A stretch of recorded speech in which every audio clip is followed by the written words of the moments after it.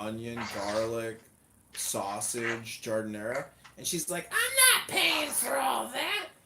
And then when the bill came out, she said, You're paying for that, right? I was like, Holy shit, you're yelling at me about the stuff that I'm paying for. Like, I'm an idiot. Like, just, do what you want to do. Don't expect anything. Why am I sitting here banging my head against the wall? Is your mom there right now? Can she hear this? No, she's at her friend's house. Oh. I dropped her off and she's like, You want to come in and have lunch? I'm like, No, I can't wait to have this break from you. Have a great day. Bye. That's so true. As soon as we got to that house, all I wanted to do was just come home and relax. Oh, I've been reading and publishing all day on YouTube, reading the Dhammapada by the Buddha to try to regain my composure and be a peaceful How person. does she feel about your... Jacob, can you mute up? You sound annoying. Yeah, why the fuck are you rolling in that like that? Rolling in what? Can you just mute up? Let me just help you there, Jacob. I want you guys to hear how I'm feeling. Oh, like friction?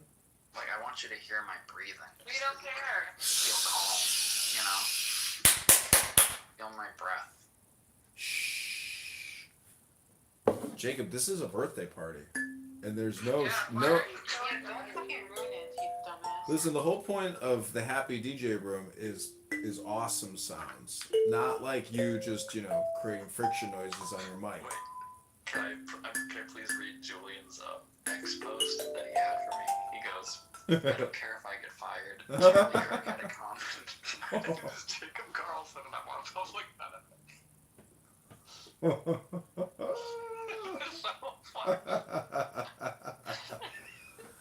Oh, Julian, how are you gonna? Can you defend yourself, Julian, against this this roast of your ex post? What do you say? Where's the roast? I don't care if I get fired. Charlie Kirk had a comment. My name's Jacob Carlson and I am on public. It's not benefits are getting are in trouble anyway, so. It's so funny because I can't get fired. Oh my God. John, put birthday party at in the title. Maybe more people will come in. It's okay. Don't worry about the title. No, it's not okay. It's your birthday. I got another room open called the official John Kitover birthday party. Yeah, but nobody's looking at that. Trust me. Oh yeah. Only me. So who's the high school teacher at Preparatory? Georgetown.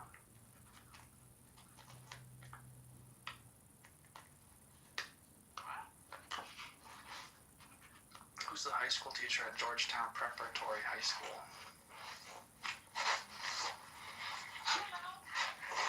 Why are you asking stupid questions? Because that's what Abby's bio is. You think her bio is stupid?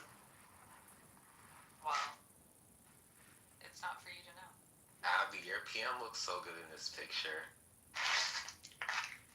My what? Your PM.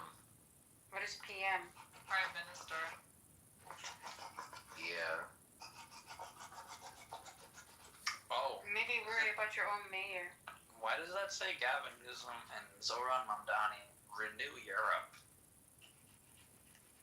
It's some political account. I don't know why they made this post, but Rob Yetton looks really good here.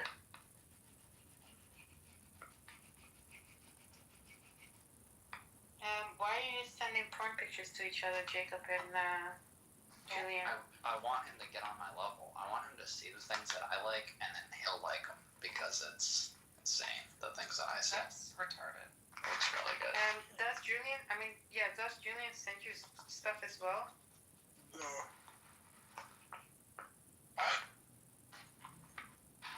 I mean, he sent me his booty. I bet he would. That did not happen. Okay. I believe. Might have happened. I'm sorry, Julian. My bad. Yeah, that definitely did not happen. That did happen.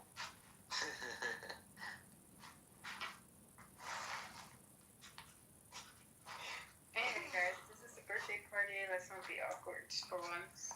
Yeah, guys. Can you guys be normal for like 2 minutes? Yeah.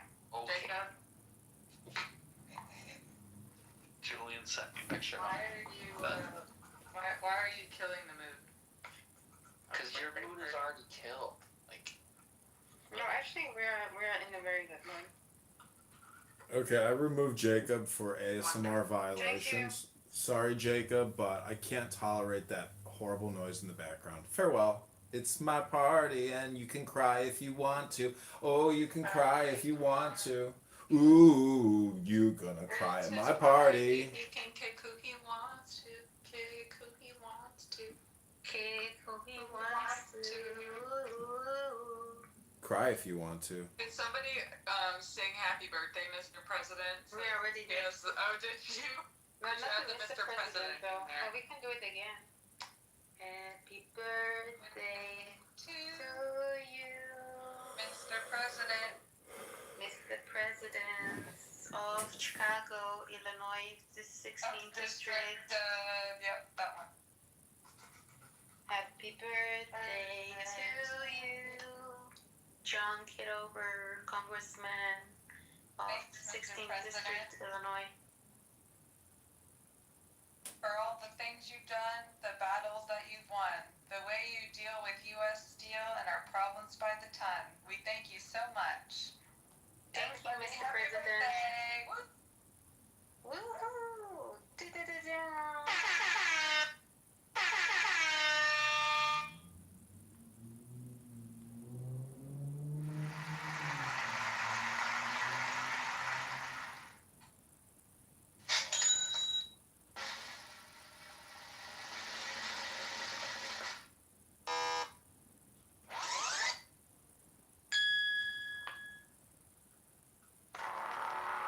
Auga, auga.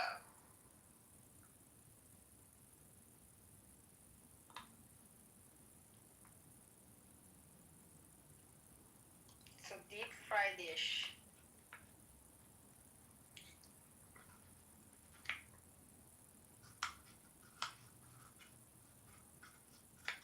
Do you have any birthday dates lined up, John Kitover? I'm texting this girl that I met at a party. She wanted me to come out last night and meet up with.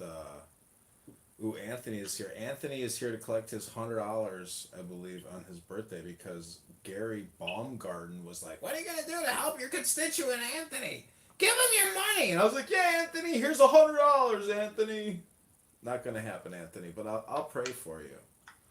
I'll pray for you. I need that $100, Anthony. And you can take it up with Gary. Anthony. Gary's worth millions, Anthony. You can just get it out of Gary. Just go back to the critical thinking forum when Gary's feeling better, and just ask him for your money, and Gary's gonna give it to you.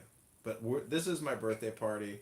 We have another room open. I'm gonna read poetry. Unfortunately, we don't have any alcohol to celebrate with, but we do have a little bit of coffee left and some clementines. Okay, let's go. Coffee ain't no gonna make anyone sad.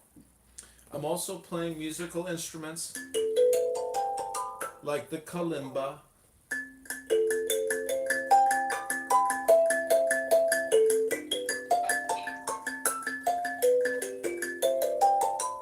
And we are live on YouTube, and the YouTube live streamers are just pouring in right now on my birthday here. We have 9 viewers, 4 viewers, 1 up thumb. Hit that like button and leave me a comment. Let me know if you think my bald head is a cap or a mask. It's all cap. People were like, is that fake? Is that a cap on your head? Nope, that's my It's brain. so shiny and round, they couldn't believe it. That's right. People said that my head is so shiny they can see their future. Wow. I was like, that's actually a great compliment and kind of funny. Maybe that's why a lot of people have such strong reactions to you, because they see their future and they're like, oh no, I'm as much of a loser now as I am wait, how would it go? I'm as much of a loser in the future as I am right now. Anthony Kaiser wrote, "Happy birthday, Congressman Kitover." Thank you, Where's Anthony. this chat? Is it on YouTube? It's in my birthday party room. Anthony just popped in and out. Everybody's wishing me happy birthday. Katie, Or me wrote happy birthday, happy birthday, happy birthday, happy birthday to you. Yeah, happy birthday. I'm a professional voiceover actor. You may have seen me in some of your favorite cartoons like Ren and Stimpy. Really? No, but I am running for Congress. We need those donations, people. Make a birthday donation to John Kitover. Yeah.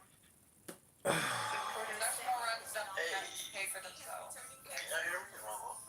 Yeah, we can hear you. Oh, okay. Elmo would like to say something to you, man. Happy birthday! Happy birthday to you! Happy birthday to you! Happy birthday, man. Thanks for playing my favorite song. Happy birthday by Elmo. Let's be friends. This is your happy DJ ASMR NLP experience you've been looking for here on Clubhouse. No more unnecessary words. Just pure happy DJ.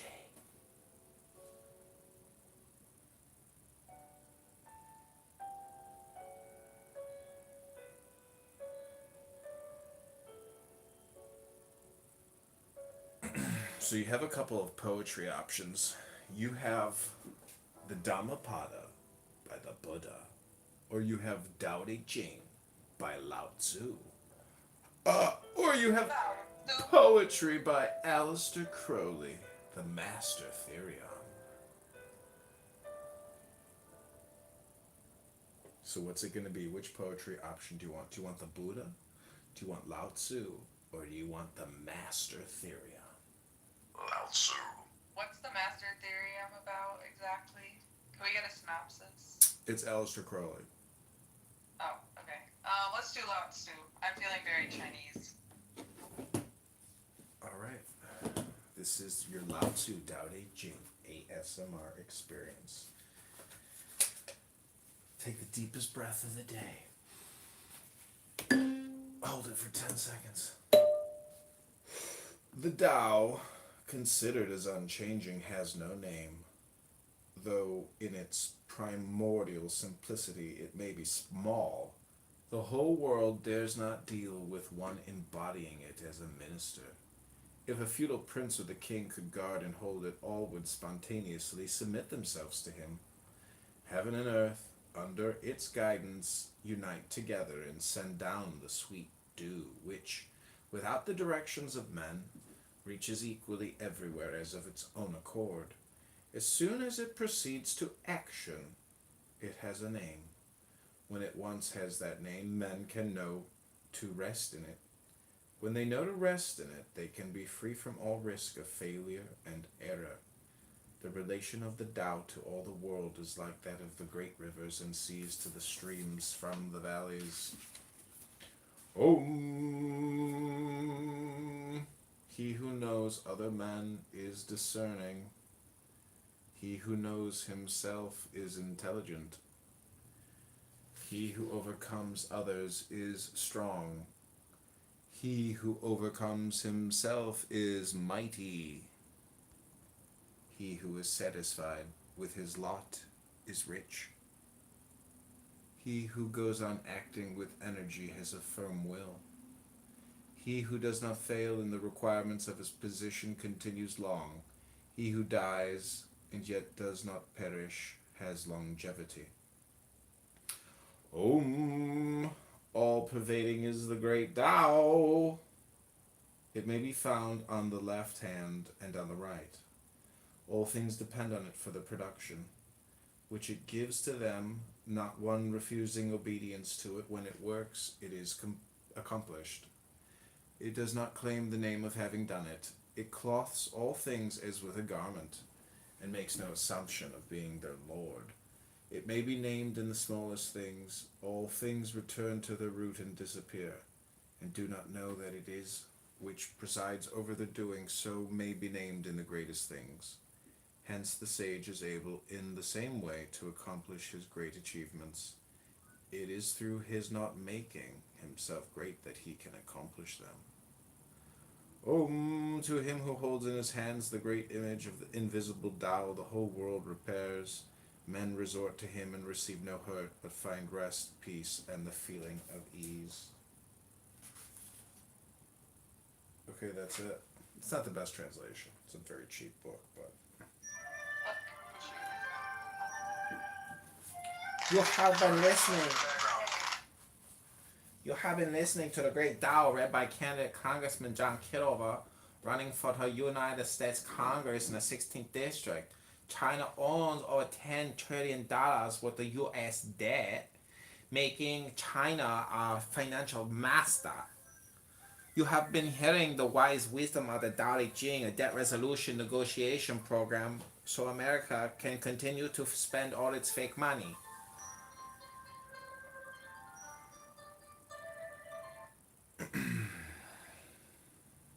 Bounty is 2 times more This message is brought to you by Bounty on John Kitover's birthday, the quicker picker-upper. Don't forget to go to Walmart and buy a new 800-inch television for $69.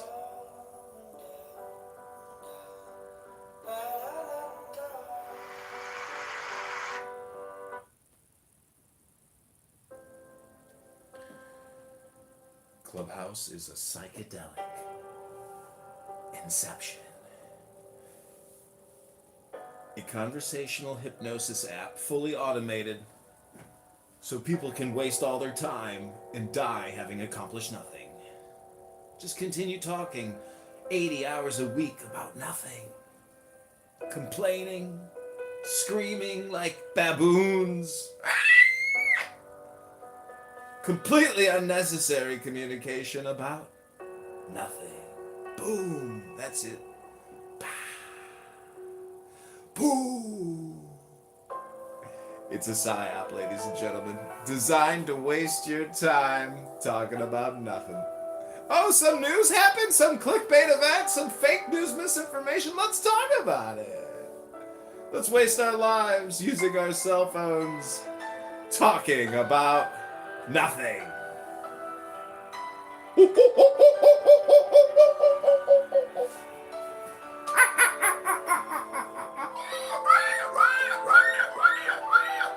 That's what's happening, ladies and gentlemen. It's just baboons screaming. Give me 2 peanuts! Give me 3 peanuts! This is your happy DJ, candidate Congressman John Kitover's birthday party. I hope you're enjoying our roast of Clubhouse users who have spent years here. Just all the time, non-stop, consistently. We are the revolution, they say to themselves. Oh, Serendipity is here. Welcome, Serendipity. Oh, Serendipity left. Went to go create her own little bogus room about nothing. Back to the show. They just come in, they just want to do a quick little spot check. Gotta go back to my own room. Can't get manipulated by candidate Congressman John Kitover. Can't waste my time listening to somebody waste his time. I need to waste my time. My way. Somebody sent us a YouTube video. We're gonna see what it is. I'm hoping it's a live stream of me talking to you. Oh, but probably not. More music, let's see. Oh, it's a happy birthday song. In the ghetto, you don't have a birth, you actually have a birth.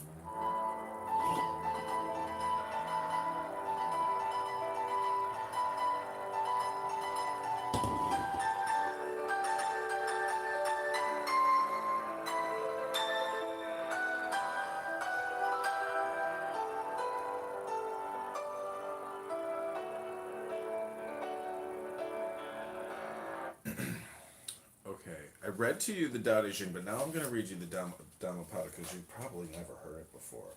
And it's very good. It's very smart. My book is falling apart here. This is called The Path of Truth if you've never read it.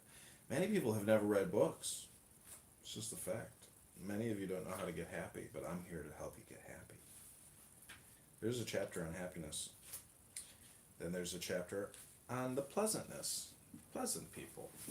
I hope this makes you all more pleasant. And just remember, don't take Clubhouse so seriously. It's all just hypnosis. Here we go. It's called The Pleasant. When anyone mistakenly pursues only what is pleasant, avoiding the true path, forgetting their true purpose, attached to the senses. When anyone sees another on the true path, they will experience their loss and be full of reproach. Avoid attachment to both what is pleasant and what is unpleasant. Losing the pleasant causes grief. Dwelling on the unpleasant also causes grief. Do not cling to the pleasant. Let it pass, so that the separation will not diminish you. Clinging to what is dear brings sorrow.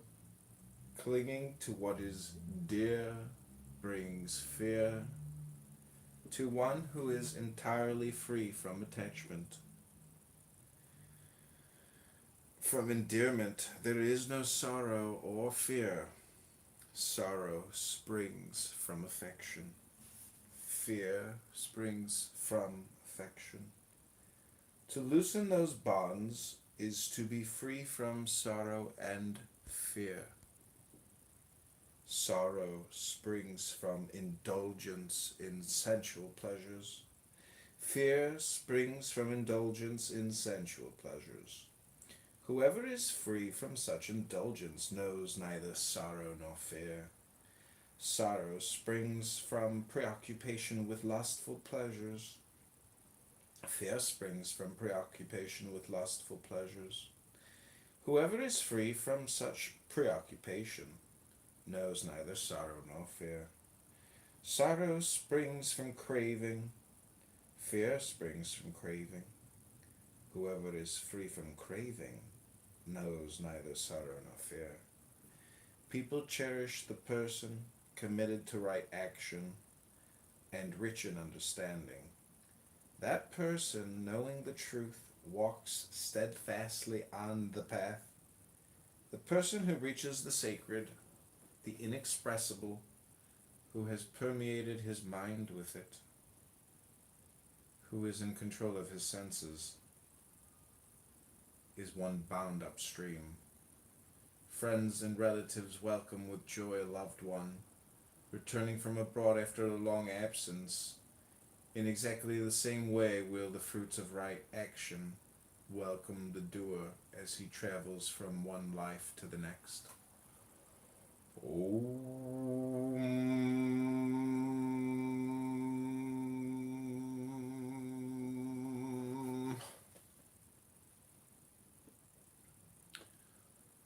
Welcome back to John Kitover's Ultimate Super Birthday Party of Being Alive, November 6th, 2025. Born in 1982, I have survived 43 years of meeting really stupid people.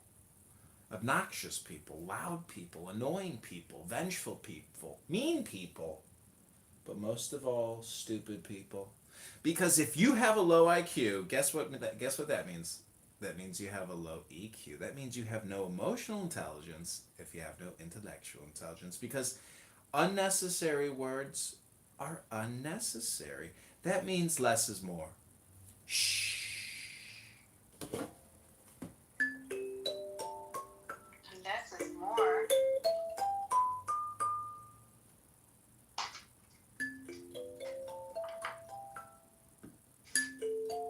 Less is more to our hearts. Hearts to beat together. Melissa says I'm a cosmic human. No, Melissa, I'm just a man. If you think a man is a cosmic human, well then that's what a man is. Ooh. Ooh. Ooh.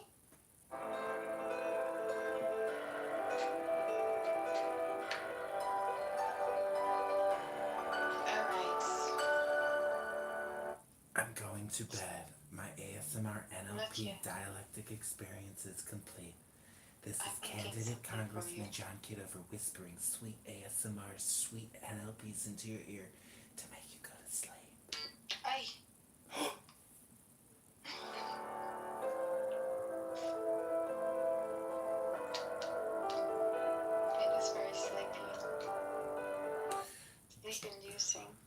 Julian, when they do the capital punishment on your hero, whatever his What's name his is, name again? can't even remember his name anymore, Julian. Luigi Yeah, Mangione. when Mangione gets executed, oh, I can't wait to hold a room on it so you can come and cry. Why did they have to kill him? Why? Why did they have to kill him?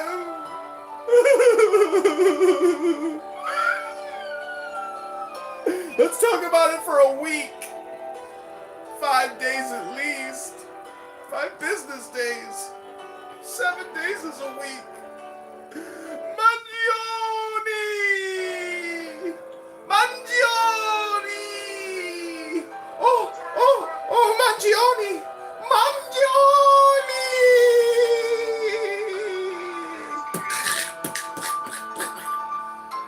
Melissa writes, you are so crazy, but you make me so happy.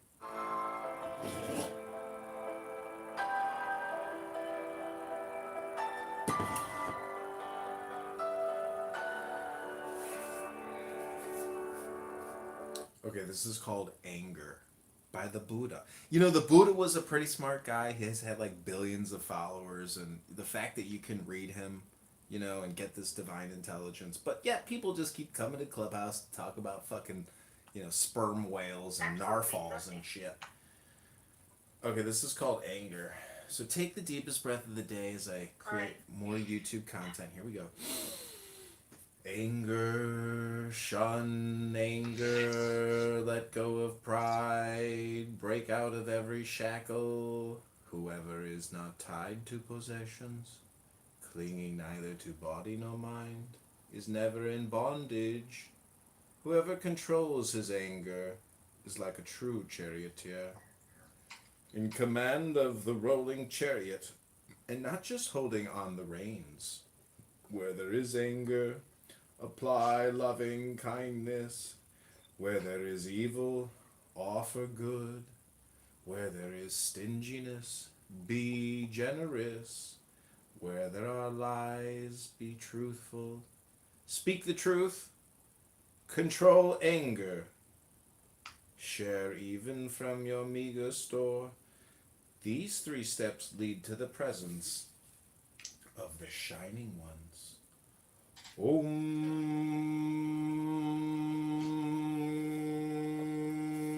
The wise ones who do no harm, ever restrained in body, word, and mind, come to the place of peace,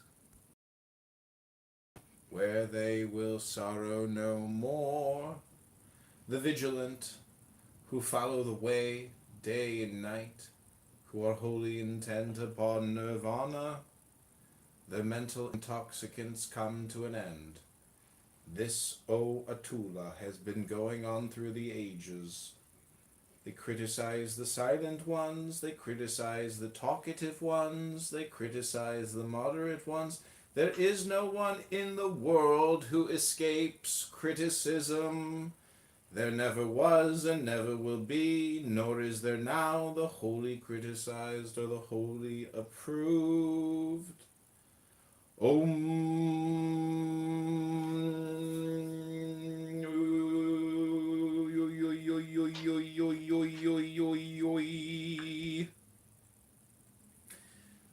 Whom the discriminating praise as behaving impeccably in life, displaying wisdom, insight, and virtue. Who is like a coin of pure gold, he is praised even by Brahma.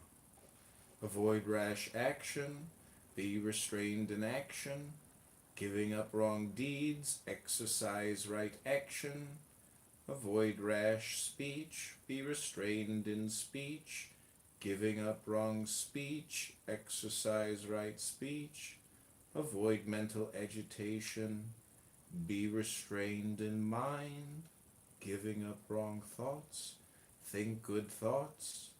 Those who practice restraint in body, word, and mind are surely in control of themselves. Oh, my F word abuela is here. Hi, friend. Hi, friend. It's his birthday. Happy birthday, John. It's his motherfucking birthday! Yeah. Let's go. Please, no profanity on my birthday. Abuela, would you... Would you like to sing Happy Birthday? Birthday. Would you like to sing? Abuela, would you do me the favor of singing to me Happy Birthday in your best Marilyn Monroe voice impersonation? Oh my god. How did you know? I'll go on mute. Okay, here we go. Happy birthday to you. Happy birthday to you. What a fucking F word. Happy birthday, Mr. President. Happy birthday to you. Let's go. Yes.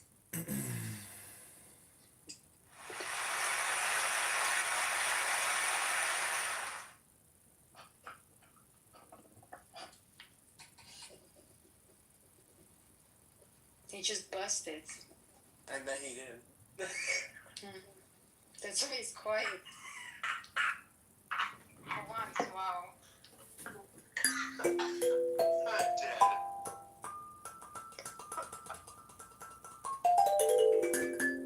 John Kitover, this is for you.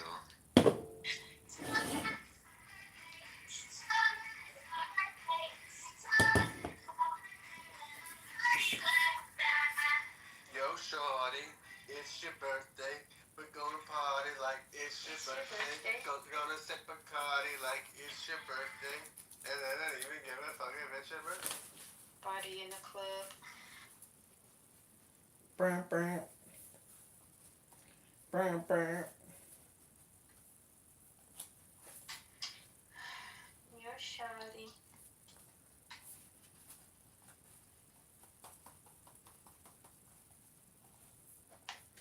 I'm gonna have to glue the binding of this book. You are very entertaining and a funny person, Melissa writes me. Okay, the next meditation we're gonna do, this one's for you, Ryan. It's called Blemishes. Okay, take the deepest breath of the day. Hold it for 10 seconds. You are now like a withered leaf, very close to the approaching messenger of death. Although at the point of departure you have not prepared yourself for the journey. Prepare a refuge for yourself. Work hard. Use good judgment. Free of flaws and passions, you shall enter the highest realms. You have reached the end of your time. You stand face to face with death. You have no place to rest upon the road, nor any preparation for the journey. Prepare a refuge for yourself. Work hard. Use good judgment. Free of flaws and passion. You need never return to the cycles of birth and death. The wise man, carefully, moment by moment, one by one, eliminates the stains of his mind, as a silversmith separates the dross from the silver. Just as rust produced by iron corrodes the iron, so is the violator of moral law, destroyed by his own wrong action.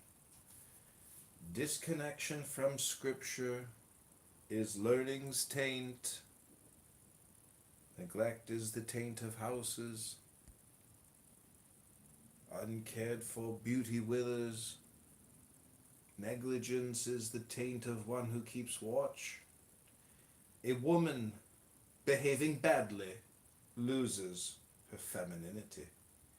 A giver sharing grudgingly loses his generosity. Deeds done from bad motives remain everlastingly tainted. But there is nothing more tainted than ignorance. Eliminate ignorance, O Clubhouse disciples, and purity follows.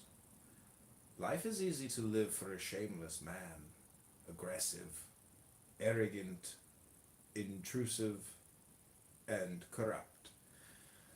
Life is not easy to live for a modest man, with high values, free from attachment, humble of right livelihood and clear vision.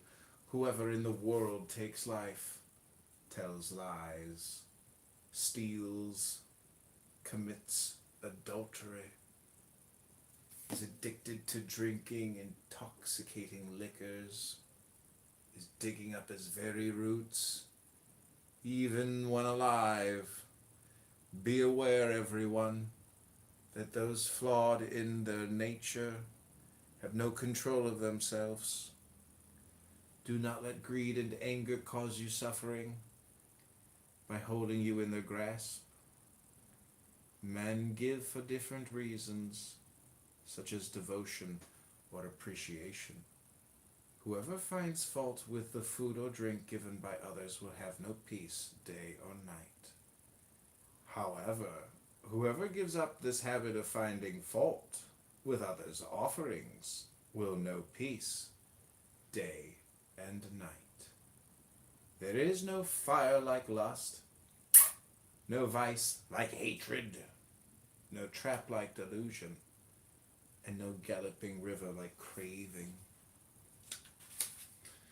It is easy to see the flaws of others, hard to see one's own. One exposes the flaws of others as one winnows the chaff. It hides one's own faults, as a cunning fowler who covers himself. Far from removal and constantly growing are the blemishes of the man who clearly sees and points out the faults of others, but is ever resistant to corrections in himself. There is no path through the air. There is no real monk outside the eightfold path. People love their obstacles. Only the enlightened ones transcend them. There is no track through the air. There is no recluse outside this Dhamma. There are no compounded things that are permanent. There is no perturbance in Buddhas. Om. Oh, speaking of a Buddha, Nora is here. Hi, Nora. Welcome to Happy DJ Time. This is the official John Kitover birthday party. You're in the music room right now. Melissa M is asking me, am I married? No, Melissa, I am single. I am not married. Happy birthday. Thanks, Nora. Would you like to join the birthday club and sing me happy birthday? I'll try. It's hard to move my mouth, but I'll try. Happy birthday to I can't. I can't. Yeah, thank you. Sing for me. Happy birthday, Mr. President. happy birthday to you. سنة حلوة جميل. Thanks, Nora. I'll be sure to let everybody know that you sang happy birthday to Azaya. Cumpleaños feliz, cumpleaños feliz, something feliz.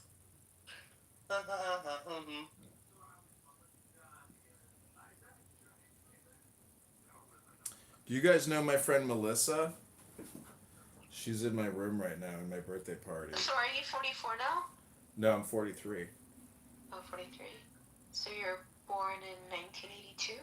Correct. You can do subtraction. I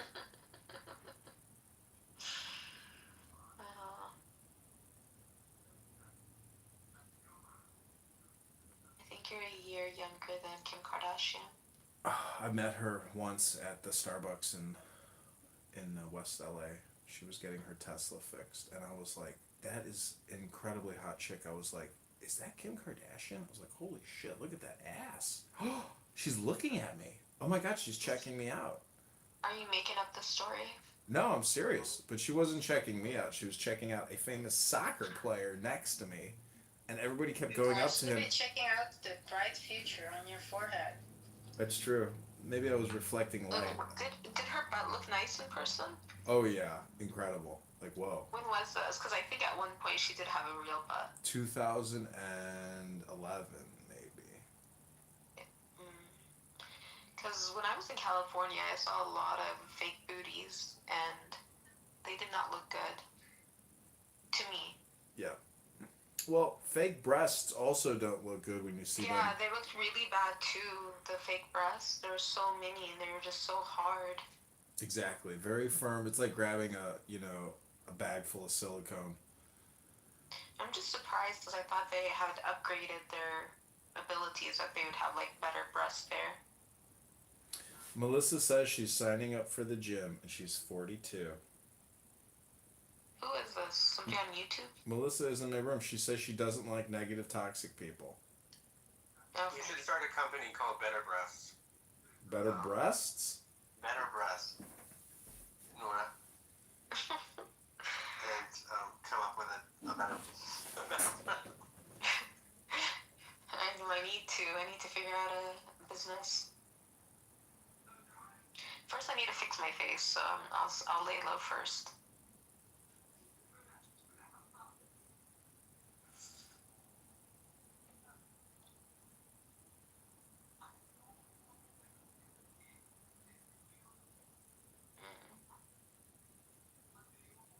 You believe them.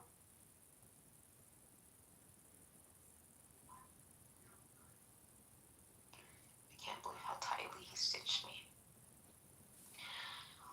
What are you doing for your birthday, John? I'm about to hit the gym and grab dinner. Oh, we haven't talked to your mom yet. Yeah, she's at her friend's house right now.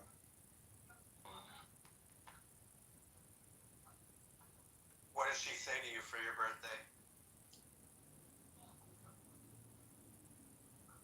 She gave me $500 and she said, "I would have given you 1,000, but you were mean to me." Oh. I said just the cost of doing business.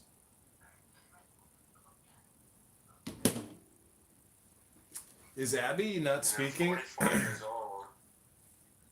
I'm 43 years old, Abuela. You said something to me? Yeah, I said, are you not speaking because Nora's in the room? Did you two make up? No, I was literally on mute because You're a I was messy making bitch. something, not to make noise when you're singing and stuff. No, I'm not speaking because she's here. I'm okay, she's here. Oh. So Nora, who's your biggest enemy on this app? John and Lucy. Oh, really?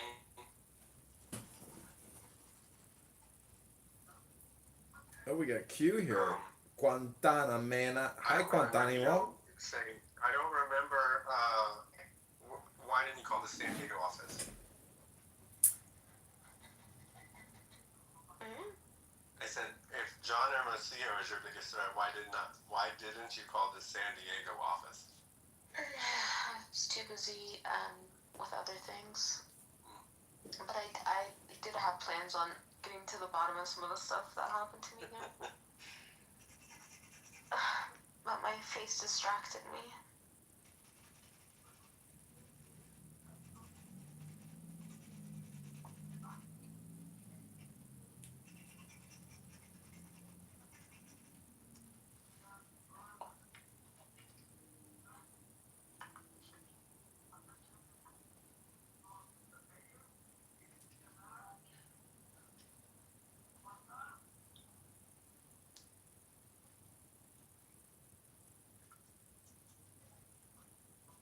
Maybe John, she can give the other Did you record 500. that?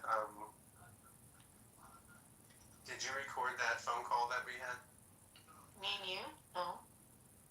Yeah. Okay. No.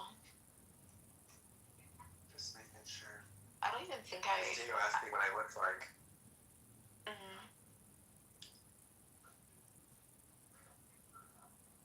Yeah, I didn't record it. What's it called? I didn't put myself on video. Did I show you my scar or my wound? Yeah, you I don't- did. Oh, okay. Mm-hmm. I didn't remember. That's the only thing I saw. And your feet. I saw your feet. Oh, okay. Yeah, I think I was at LAX when I was talking to you. You were in the car. Mm-hmm. Can you screen record Instagram? videos? Yeah. Calls? You can screen record anything. You can take another phone and film another phone if it has some Exactly. kind of privacy. Well, I don't have. Well, I do have two phones, but one of them broke. Not that one, but another one broke.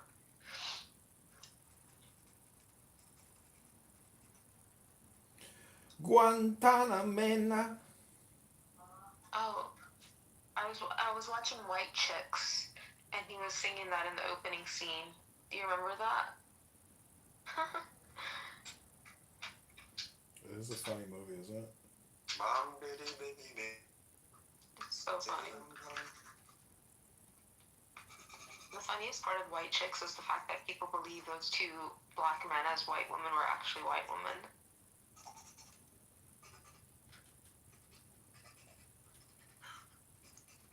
People in the movie or people in real life? No, in the movie, like how they all just acted like they were actually those white girls.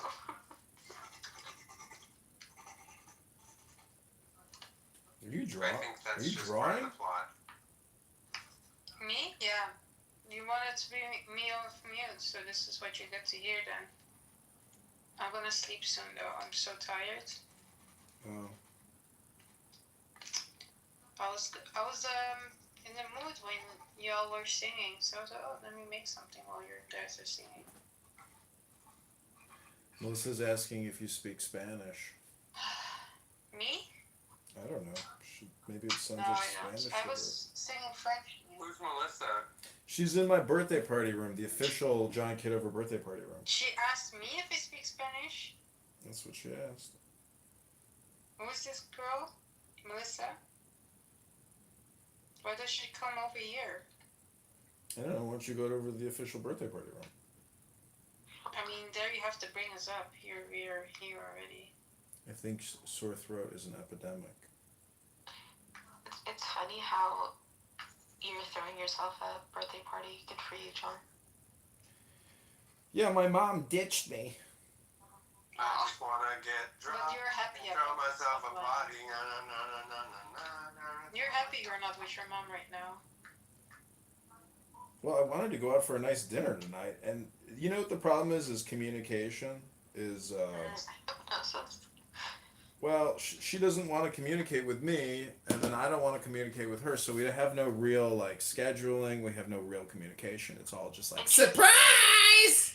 And she doesn't have a phone for you to communicate with. Exactly, and, like, she sits in the car and she'll be like, take a left here, take a right here, I think you take a right here. I'm like, bitch, you don't have a phone! Don't talk to your mom. Don't talk about your mom like Well, I that. don't say bitch to her, but, you know. I did say, Bitch. how the hell did all these sounds and noises come out of your body? I was like, good God. He gave you $500 and she was gonna give you $1,000. Yeah. That's okay, Maybe. that pays half my credit card bill. Mm-hmm. I just paid an $1,100 credit card bill, so that pays for half of it.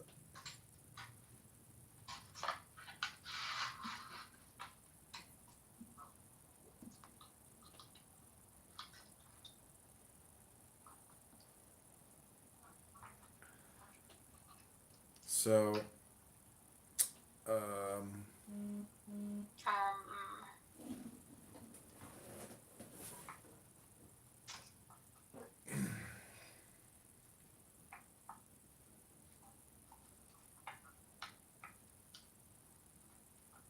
I love that poem. It was very beautiful. oh, you're welcome. I hope you liked it. That Thank was you for for you. dedicating it to me. Yeah, that was for you, buddy. Wait, what was the title again? It was talking about your intentions can taint your actions or whatever.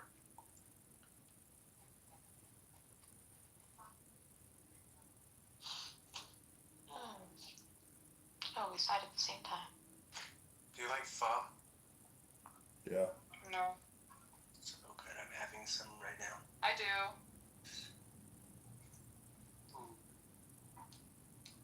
Wait, what is it again? It's almost like ramen, right? Kind of, yeah. I mean, it's soup and There's a then you have difference. noodles. Oh, okay. Usually, I think the difference is generally that pho is like broth, like bone broth based, and ramen isn't. I don't know. Oh, okay. Or then maybe I would like it. Yeah, I mean, it's just like a soup with noodles, and then you can just put some vegetables and meat in it. Hmm.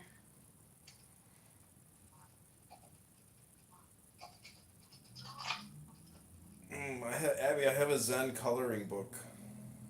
Really? Cool. We could have done a sort of art room. But I gotta sleep soon. I'm so tired. You have no idea. I'm making abstract. I made 3 paintings while I'm here in the room with you. I mean paintings, sketches. I'm kind of liking it, so good vibes.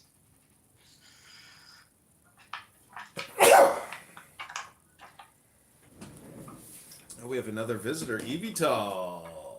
He left already. He sent me $50 for my campaign.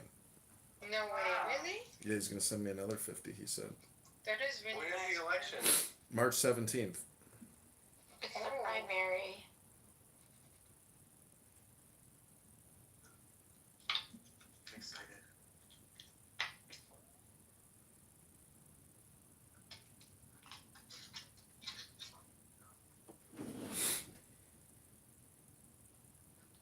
You're on the Republican ticket, John? Mm-hmm.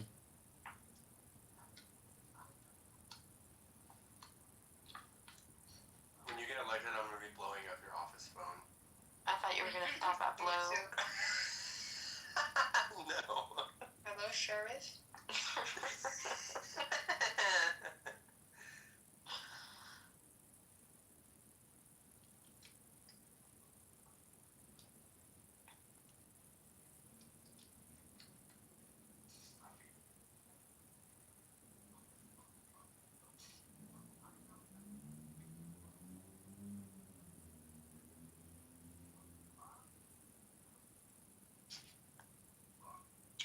Alright, I have to stop this.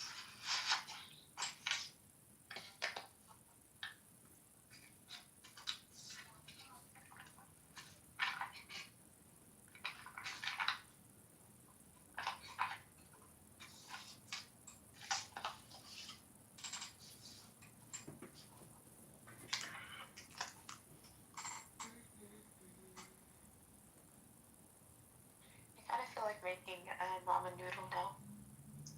You're welcome.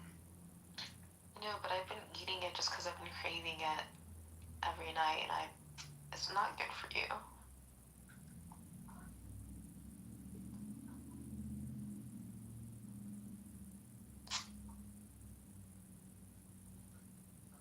Well,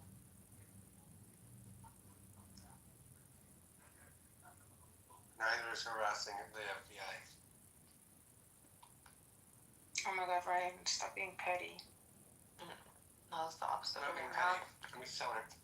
It's no, You don't get in trouble. dude. When the FBI was talking to my brother once a month, how am I the one that's harassing the FBI?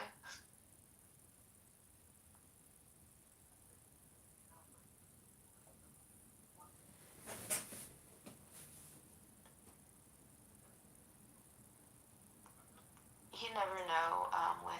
With Ryan, What do you mean? you have your I see flip moments. flops. Your flip flops. I never flip flop, sweetie pie. Yes, you do. No.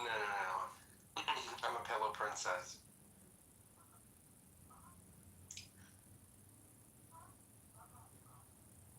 Are you okay, Ryan? Are you Mhm. okay? Yeah.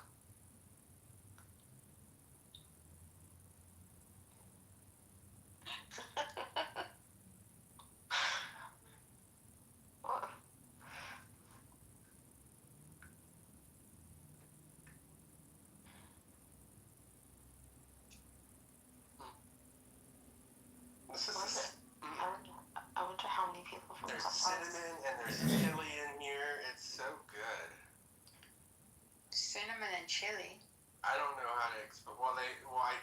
Ross has the chili cinnamon, in and your. I put chili. I think chili sauce that they gave me in it. he probably cooked it in something that had cinnamon in it already. Alright, wait to eat dinner. I went there. I ordered it.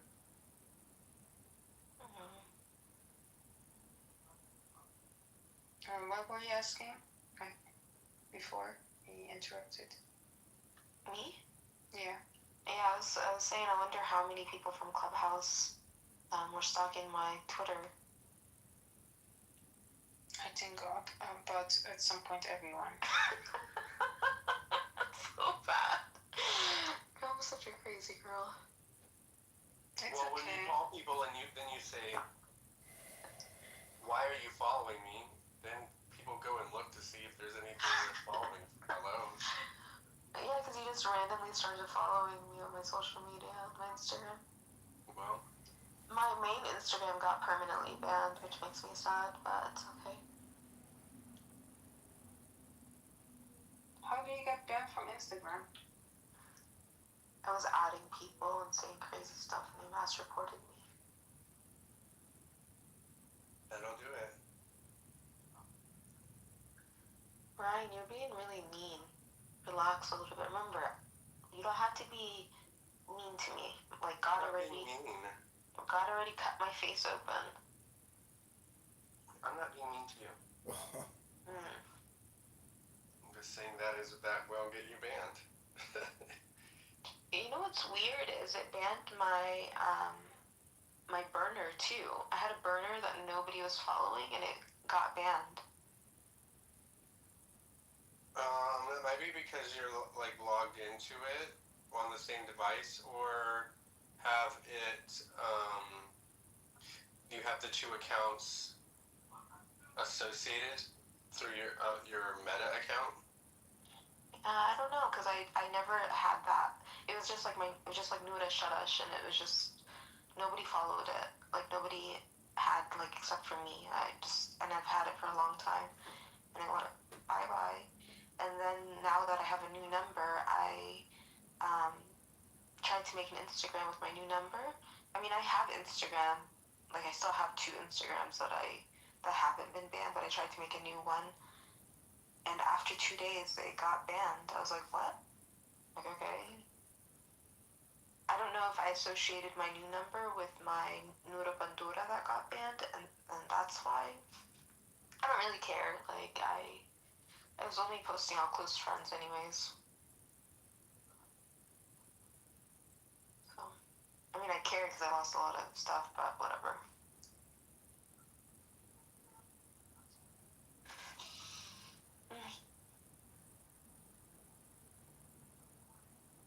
You cannot get it back. No, I tried. The Nura Bandura, I appealed, and then they sent me a email saying I've been permanently banned. They're like, you need to, like, prove your face or something. And I sent it, I don't know, maybe my face didn't look the same or something. I don't really know.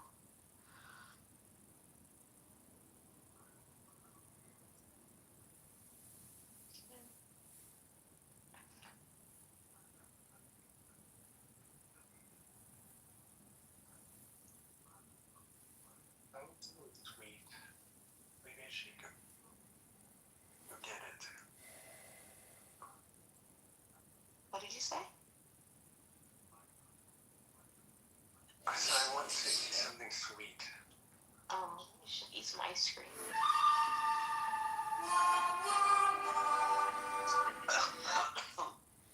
What do you think about Mamdani, Nora?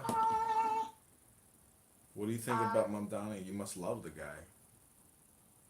I actually haven't posted any thoughts on him or New York. I don't like fabulous. I don't like the trans stuff that he was talking about. But I don't like New York City, so I don't really know what kind of things that they need. The girl Buttercup that I really like, I think she likes them. So I don't know. I don't know what New York City needs. Tell me about Buttercup. What do you like about it? Buttercup is great.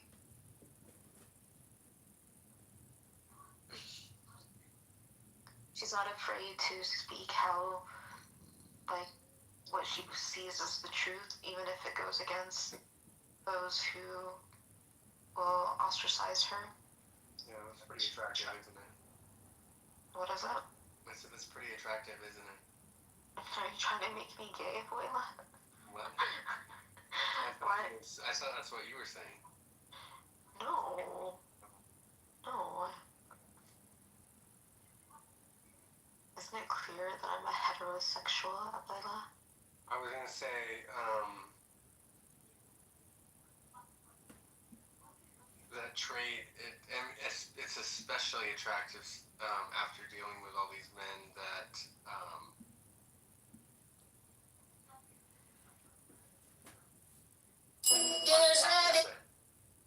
where they try too hard to tailor their message. Was that a double entendre, Abuela? Yeah.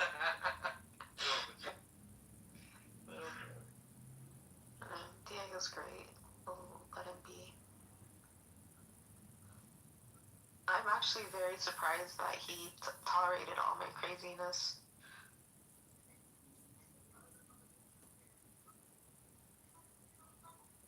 In my defense, I really, really do think when I was in the hospital and they injected me that it scrambled my brain. What do you think, John? What did you say? I've never seen you act the way that you have recently, so maybe so.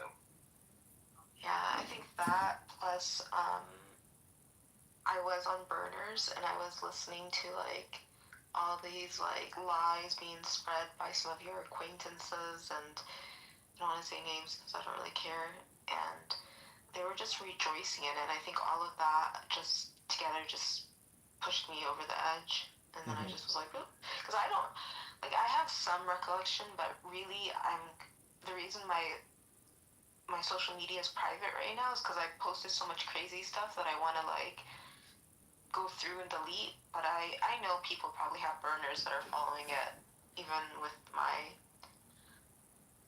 because I had posted something right before I went to the hospital, like maybe August 27th, and I was private. And Issa knew I posted it. I was like, why does this woman follow me on a like burner? Like I was private. Like how the hell would she have known? You know?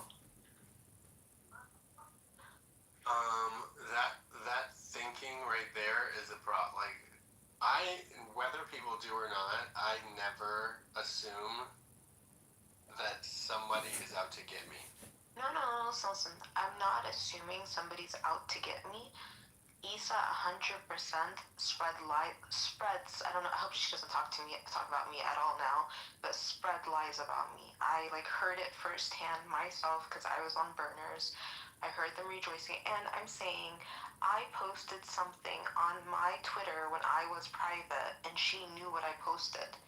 Like, how did you know that? I was private. This was like before any of the craziness. Like I thought back about it, I was like, there was no way I was public, I was private.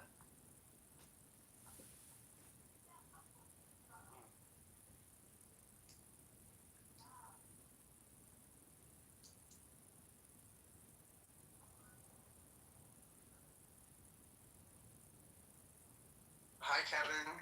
It's John's birthday. Oh, happy birthday. Putting my, emptying the dishwasher and loading the dishwasher.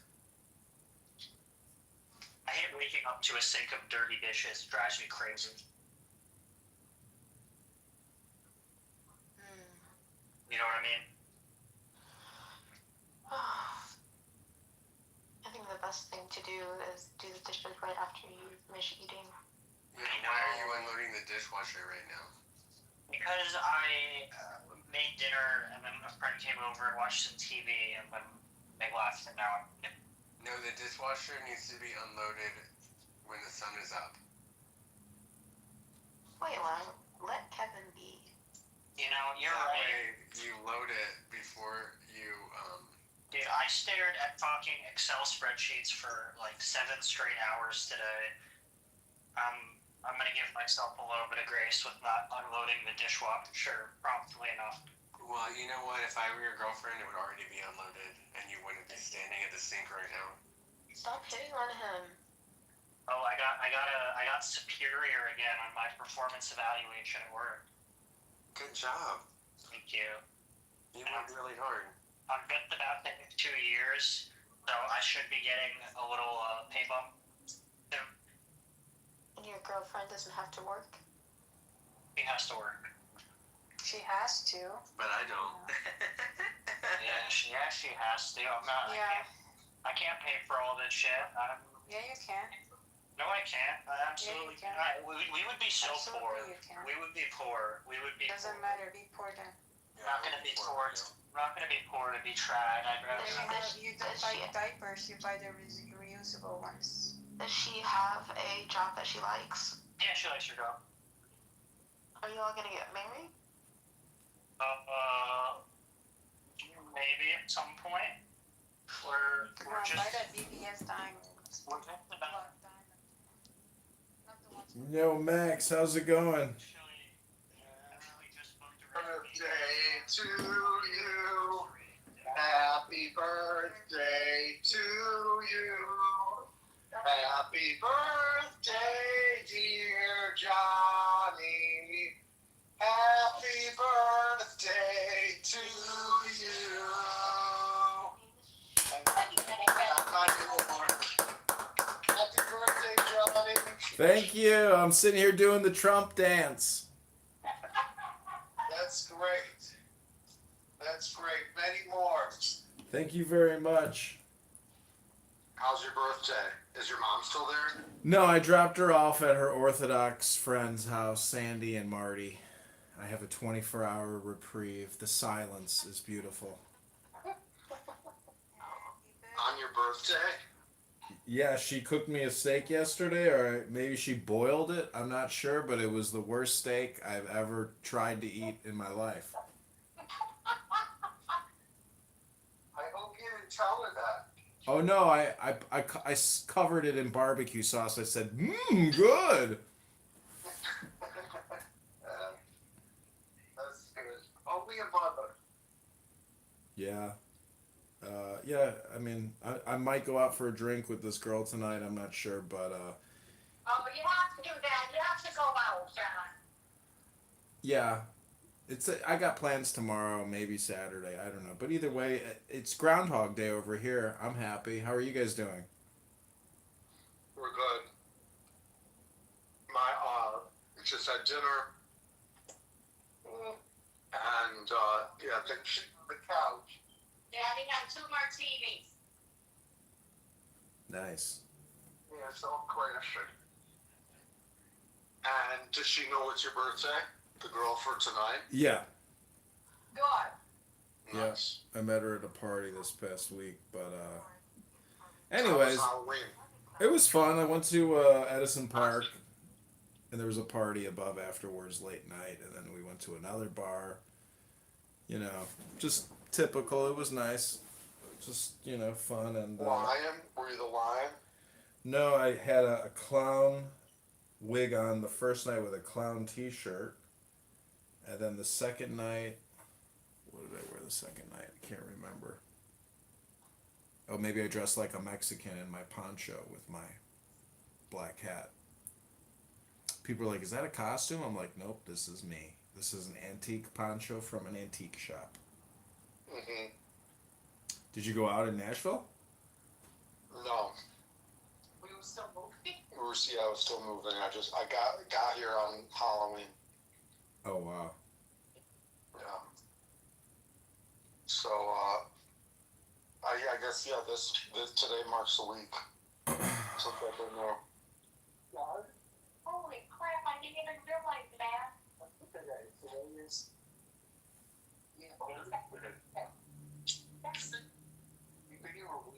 Yeah, been here a week.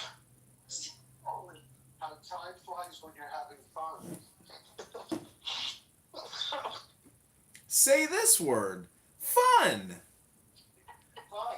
My son just moved back home with me. It's fun. Say this word. That's right. F-U-N. Joy. Exuberance. Happiness. The family's all back together again. You can be a competitor of mine, John. Oh, you got the price? Click it again. Yeah, I know, tell you, but I don't want to compete. I just want to be a provider to to people and read them poetry and get them to read poetry because poetry is the most fun way to use words. it's one way. I read in a poetry book that if you read poetry, you do live in joy. There's something magical about poetry.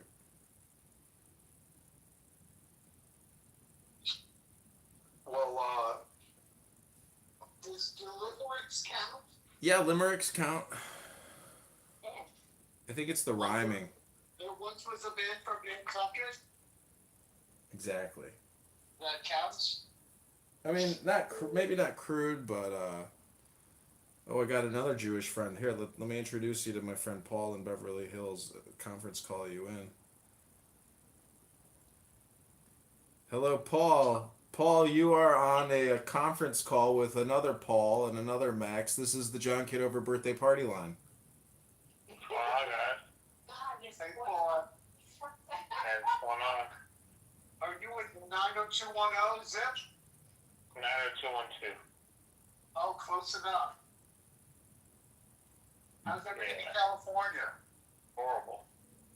But the weather is good. Max, I know Paul because we have that mutual friend Louis Eisenstein, the guy that I threw the brick through his front door. And Paul called me up one time. He's like, 160 people have been talking about how you threw the brick through his front door, and they're so happy. Everybody hates Louis.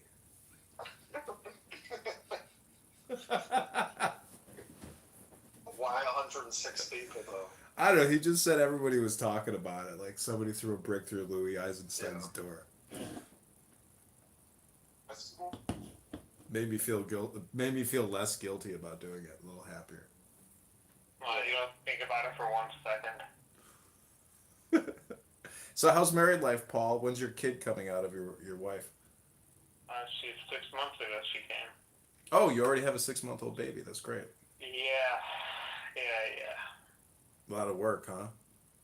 Yeah, it's different having a kid now. It's definitely a different life. Paul runs a group of Burger King franchises. He's a hamburger flipper. Wow. Hiring? Have it your way. Yeah. What's up with the meat prices these days? It's through the roof, right? Special Yeah, order. prices are up. That's a good business. It was. Margins kind of suck these days, but, it is what it is. We have El Pollo Loco also. It's another brand. We have 2 brands. I like El Pollo What's the Loco. other brand? El Pollo Loco. You can buy okay, stock. The crazy chicken. You can buy stock in El Yeah. Pollo Loco. What's their What tick? state are you in? I just moved to Nashville, Tennessee, where they're building In-N-Out burgers in the town. They relocated the corporate office there. Yeah. It's pretty crazy. California. Where are you from? Chicago originally? Yeah. Yes. And New York and Wisconsin. Where in New York? Born in Brooklyn, raised in New Jersey. It's fucked now. It's gonna be an Islamic caliphate now. It's over. That's right. It's terrible. Paul, are you originally from? Yeah. Are you originally from California? Potomac, Maryland. Oh, beautiful, right by the Lincoln Memorial. No, Potomac, no, that's Potomac like river, whatever. I live in Potomac, Maryland is a DC suburb. It's about 4 miles from the DC border. Oh gosh, nice. But it's a nice. When did you were born there? I was born in Maryland and I moved to Los Angeles about 22 years ago. Wow. What brought you to California? The fucking weather, man, and the lifestyle. It's like nobody works. Nobody does shit. He's It's beautiful. It's a beautiful place to live. If you have enough money that you're insulated, like It really is a cool, nice place to live. It's like the California lifestyle. It's like being on summer break for 23, 22 years. It's unbelievable. But you're always fighting. You're always getting sued. You're always suing. It's just nonstop fighting. Like, it's very hard to run a business, but you have a lot of cheap labor, but they can turn on you any second of the day, you know? Right. A lot of cheap labor. It's pretty crazy. And but it's hard to get staff, isn't it? Like for the restaurants, isn't it very hard to staff? It's impossible. It's much harder in other states. You have a bazillion people that fled the border that need, like, a place to work, you know? I've some employees that have worked in my stores for 30 years. Really? Yeah. Not a lot, but a few. Well, Paul's related to the Shah of Iran. They escaped the Islamic Revolution. I'm Jewish, you fuckface. I'm Jewish, you fuckface. Oh, the Shah wasn't Jewish? Shut the fuck up, man. You play all these, like, dumb games. Anyways, it's not Shabbos yet, but thanks for the birthday calls, everybody. I appreciate it. Health, wealth, Today's love your to you. birthday? Today's the B-Day. Did Yael call you? Yael? No. Daniela, you mean? Daniela Chosin? That girl's hot. No, she's too busy posting shit to her Instagram, and it doesn't matter. I don't need birthday calls. I thought you went on a trip with her to Texas. No, that's some other guy. She's at some gun range shooting an M16A4, preparing for the coming Islamic Civil War. You had her when she was the best looking. Great. You had her, listen. The guy had your sloppy seconds. Well, I just wish everybody was a little kinder, a little nicer. Coming from the guy that has like 10,000 naked pictures of her, literally. Well, not the only one. I went to her house one time and she had a whole package of naked photos of her and some guy on an island, and I was like, oh, I guess I'm not the only one. No, there was one time you got mad at her and you put up these pictures you took of her in Vegas on like Facebook. It was insane. She didn't even care. Knowing you have them right on your computer, like ready to go, like thousands of pictures. Well, when John was in Los Angeles, he would like hire like models to come over to his apartment, and he had like a whole photo backdrop and all kinds of cameras and all kinds of crazy shit. and two big ass dogs, like two fucking mugs. We got it from the shelter, like from like the home, like two fucking like horses, like big, huge, huge. How did you clean up the shit from those dogs?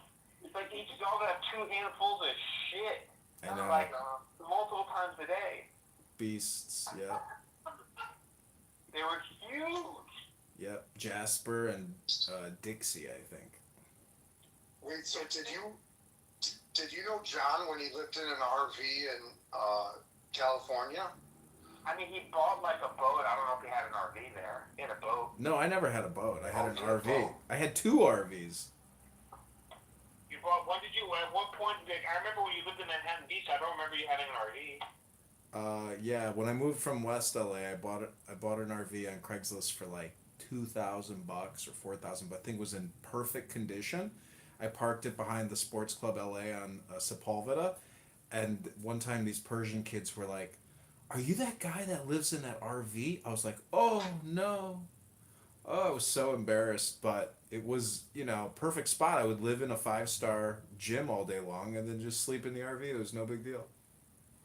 You were a member of the sports club? Yeah, I would go to the Beverly Hills, or I would go to the one on Sepulveda. It was, I wasn't the only loser doing that. There were other people that just made that their permanent office, their permanent lifestyle. It was pathetic. A lot of Persians, a lot of hairy Persians that needed laser hair removal. Lazy Persians that have millions of dollars in like Persian rugs and things like that. Come on, John Kitover. You had a boat out there? No, I tried to buy a boat. It was an incredible. It was a 2-bedroom boat, fully furnished with copper and furs, and he wanted like 10 grand. I didn't buy it, and then the next day somebody bought it. But it was cheaper to buy that thing and live in that thing and pay the slip fee than it was to rent an apartment, and it probably would have been a lot of fun, but I didn't buy it. It was fully concreted. It was not water. You couldn't take it out on the water. He concreted the shell of the boat or something. Mm-hmm. Oh, it's like a houseboat? It was like he made it into like a permanent accommodation, yeah. How do you move it though? You have to move it at some point. Maybe you just tow it. It was like a permanent fixture basically to that dock in Marina del Rey or wherever it was. Maybe Redondo. I can't remember where the boat was. Anyways, boats suck. John's lived a very exciting, very crazy life. Fun life. Yeah, what's the story about John? What's Every the story story you about can John? imagine. He's fought foreclosures, evictions. What is it called? You fought like a 5150 when you were in California.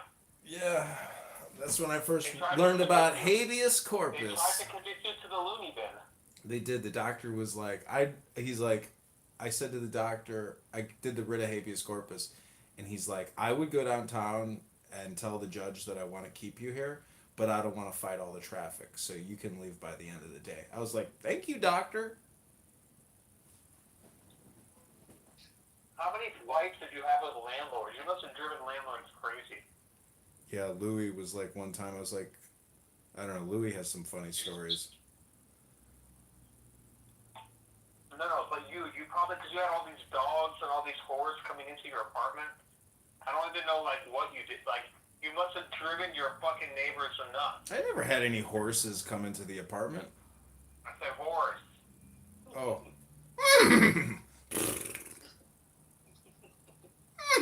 I bring a horse. And Los Angeles is too dense. You can't get a horse. Like, it's not like there's not enough land.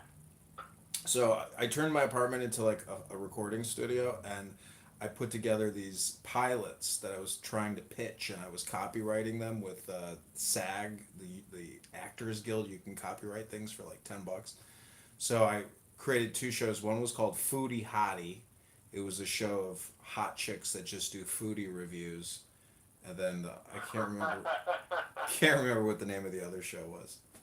But all these girls were competing for a spot on my television show called Foodie Hottie. You mean you were auditioning them? Yeah, they were coming over to my apartment for auditions. That was him. He set up this thing. If there's any way to place to do it, it's California. There's all a bunch of people just trying to do make media. something happen. They'll believe anything. Yep. But John is the only one to actually act on it. He can pretend, you know. It's a brilliant idea. Foodie Hottie. But what brought you to LA? Was it Chosen that brought you to LA? What brought you to LA? It was February. I had just broken up with my fiance, and that story's see, listen, you've gotten every story. Runaway groom. Yep. Yep. No, legit. He had an engagement party. He woke up the next morning and broke up with the girl. Did you keep the gift? The craziest thing about that story is I insured her diamond ring that I spent like $21,000 on, and I'm in West LA, and I get a call from the insurance company, and they're like, yeah, you're not entitled to any damages from not getting the ring back. Then they call me back, and they're like, okay, hold on, we're gonna have our legal team look at Illinois case law. They call me back a week later, and they go, is this John Kitover? I say, yes. They say, this is Geico Insurance. We have a check for $25,000. Where do we mail it to? I was like, really? Holy shit! Why didn't you buy the houseboat? If you had a $25,000 check, you should have bought the houseboat. The boat was later on, but I just didn't want to do the boat because I was like, there's got to be something wrong with it. For $10,000, this thing seems like it's worth more money, but I was just worried it was leaking or something, and I didn't know how to detect it. Anyways, Ooh, we got another. We got another birthday caller coming in. He's actually a political candidate for Secretary of State, but I will call him back because I don't think he can do a four-way. So who's the chick? Who's the chick on the call? This was my friend Max and his parents in Nashville. Oh wow. So So your that's parents, not you moved your whole family to That Nashville. chick, that chick is my wife. So that Well, so the whole family moved to Nashville. no, we did about 4 years ago, and Max just joined us this week. Nice, nice. What a beautiful place to live. It is really nice, very nice. Normal people, very nice people. Yeah, And Tennessee's a beautiful state. yeah. I see a lot of beautiful Instagram girls living there.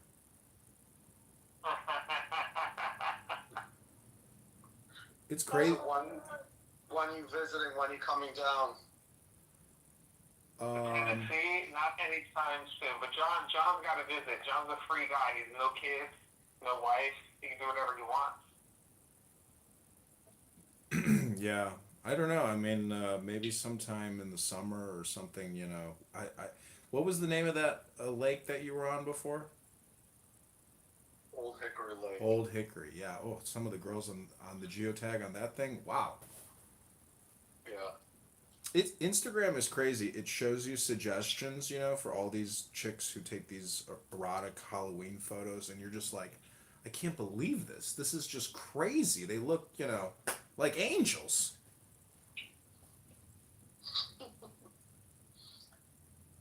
Everything now, John, in LA and all these big cities is all about money. You can just do whatever you want with any girl you want, no matter how old, young. Like, I saw a guy in a McLaren at the farmer's market, and I was like, oh my God, that's so sweet. Like, this guy's taking his granddaughter to the farmer's market, and I saw him in the farmer's market. It was not his granddaughter.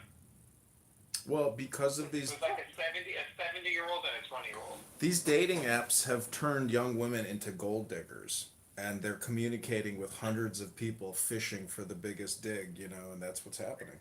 No. It's like they'll do it just, it's just transactional. Like, can you buy me a purse? Can you buy me this? Can you buy me that? It's completely a trade. Yeah, I agree. It's crazy behavior, but It's insane. It's insane. It's insane. It's insane. yeah. It's truly insane.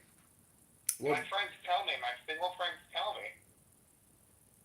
it's very obnoxious, you know. This one girl that I took out. Hold on one second.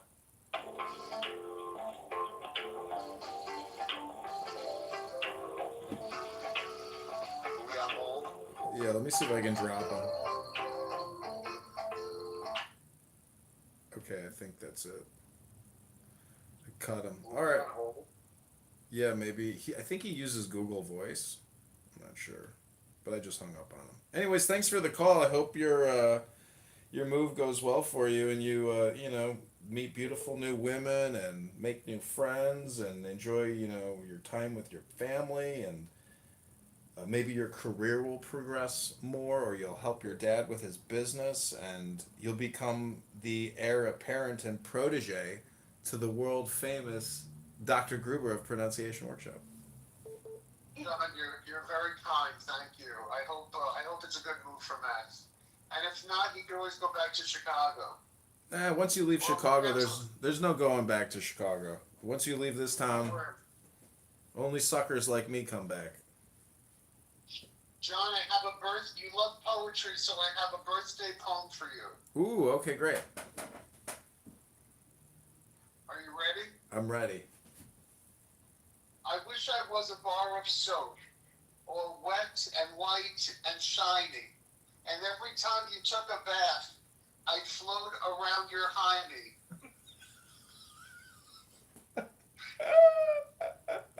I bet you never heard that one before. What was the? I remember one time you said was it your fraternity's motto? Refresh my memory. You've got some Greek motto. I can't remember. Tui tui kui. I can't remember what it was. Ubby-dubby? I'm not sure what it's some Greek motto. I think you have memorized. Sydney for Mikai and Togachua? Yeah, that's it. Are there ants in your pants or are there ants in your toga? That's Latin. That's it. Yeah, That's they're all I remember. That's all I remember from 3 years of Latin. they're ants in your toga. Yeah, they're ants in your toga. What is this line? Sudne formicaya toga tua. Are there ants in your toga? Oh, God. So, John, how old are you today? 43. Oh, God bless you. You're a baby. You're a baby. If I make it to 86 and Another trip around the sun. It's a beautiful day to celebrate.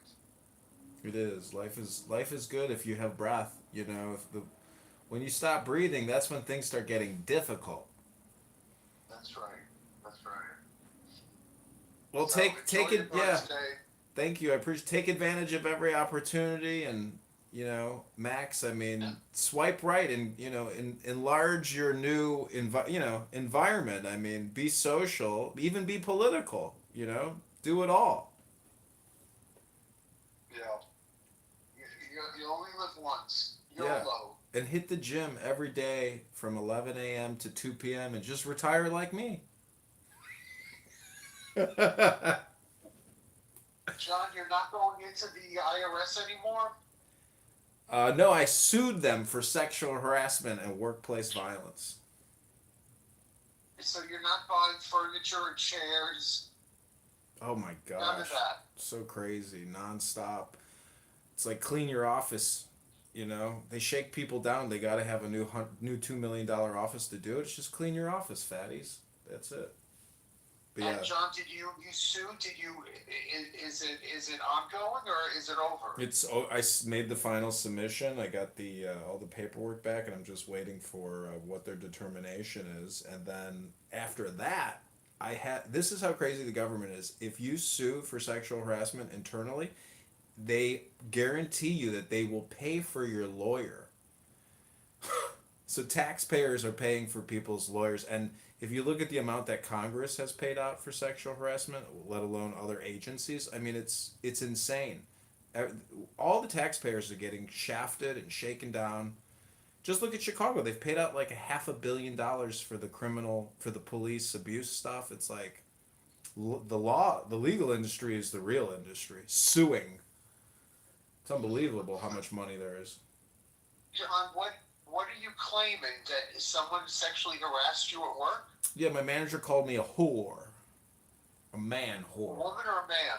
A big fat obese black woman called me a man whore. Seriously? Yeah, I told her I had to schedule 3 dates on Hinge just to get one date because women are so flaky. And she said, "You a man whore."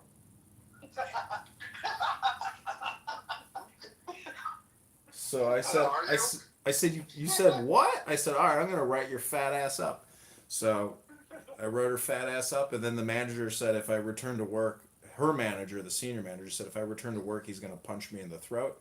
So I wrote him up for threats of workplace violence, and I sued them for $210,000. I anticipate some type of settlement. We'll see what it is. Oh, and I also got a settlement from Airbnb because of the guy and his dog. How did it work with Airbnb? I submitted over $4,000 worth of invoices. I'm waiting to hear back to see how much they're going to give me. Wait, so she was there for less than 24 hours. She left. Mm-hmm. And then have you gotten a new tenant, or what, did you fix up the No, place, I haven't or fixed. what I happened? haven't fixed it yet. I tore all the carpeting out, and I went to Home Depot, and they can do the carpeting and the flooring. So I'm gonna repaint, fix the toilet, fix some other stuff, and then do all the carpeting, and then relist it. Wow. So what did Airbnb do for you, or you're still waiting to hear back? Yeah, I'm just waiting to see what they want to offer me.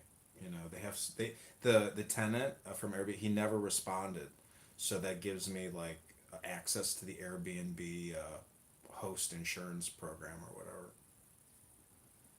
Oh God. Yeah. Wow. If he would have responded and said, none of this is correct, or I mean, he could have just denied the whole thing, and that would have hurt my complaint, So, and he didn't respond, and I left him a 1-star review saying you trashed the place. Uh-huh. So yeah, it'll go back up, and next year I'll make another 20K plus, hopefully 30K just off of Airbnb. I mean, the money, the people, it's like catfishing people. They got no. What was that? Wow. It's like catfishing people. Yeah, because they got nowhere to go. There's limited availability. It's cheaper than a hotel. It gets them to the airport or downtown. So it's like people just click to reserve, and it's a lot of money, because just think about it. Like even moving into a new apartment, like the application fee, the move-in fee. There's just so many things you have to pay to move into a new place that, like, if you're paying an extra $1,000 to have immediate access to what looks like a clean and livable place, you're gonna book it. So, I got a good thing going, um, you know, but you just got to stay on top of it. And but I'm never doing dogs again. Definitely, I took dogs out of the availability. I did not, because when a dog stays, like the dog stayed in the first floor, I had to clean up dog hair for like 3 days, and it's everywhere. It gets into everything. Yeah. It's unbelievable how much cleaning is required. It just never ends. It's horrible. And how about the coach house? Yeah, he seems to be good, but again, he has a dog, and I'm sure that is now that dog's toilet, because I don't see the dog being walked 4 times a day. So I'll deal with that flooring when he moves out, but hopefully he'll never move out. And is he? Oh, that's not Airbnb. That's Yeah. you found him on Craigslist or something. Yeah, Craigslist or Zillow. Okay. But all is well, just a day at a time. That's all it is. You just have to do your best every single day, and just stop worrying about the future. That's all you can really do. Mm-hmm. You should write a book. Well, maybe pronunciation work presented by Pronunciation Workshop. How to make yourself happy again. I'll do the intro. Josh, how is your campaign for Congress going? Good. Monday, my mom and we submitted the petitions, and he can challenge, and we get notification via email. He has till Monday, and I will probably challenge him on Monday. And Max Rice is pulling his petitions, and we have till March 17th to campaign, and it's possible the Democrats vote for me to knock him off the ballot, because there could be enough Democrats to overcome his organized Republican vote.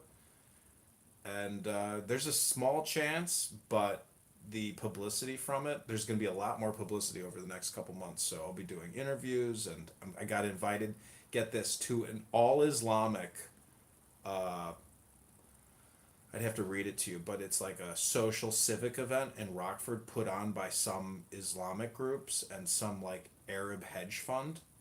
So these Muslims, they're organized, and they've invited me to speak. I'm not going to say anything controversial. I'll just read a poem and listen.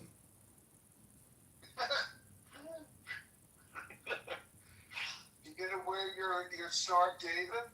Could you imagine if I went in there with some tzitzit and some tefillin on, and I'd be like, "Oh, you guys, I'm a Zionist. How do you feel about that?" Like, I'm not gonna, See, I could try to do more controversial stuff, because that could go viral. I will probably record that experience and publish the whole thing, because chances are they're up to no good, and they just don't know. They know who they're effing with, because she's like, I'm sure she's researched me. She added me on multiple Instagrams, but she is private and she wears a burqa.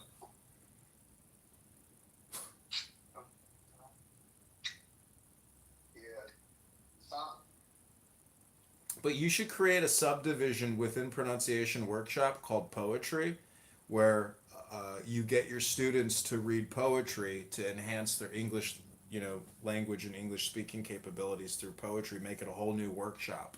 Poetry by Dr. Gruber and Max Gruber. It's a good idea. Oh, it's brilliant. Probably 80% of my clients are Muslim and Muhammad. Like every person is a Muhammad. Oh, have them read Rumi, and then you'll fully hypnotize them. But you'll make so much money they might come back against you. So you got to just take enough not to get in any trouble. Okay, sounds good. This is a joke, but read Rumi. Do a Rumi workshop. Rumi is super hip. What's Rumi? Rumi is the famous Muslim.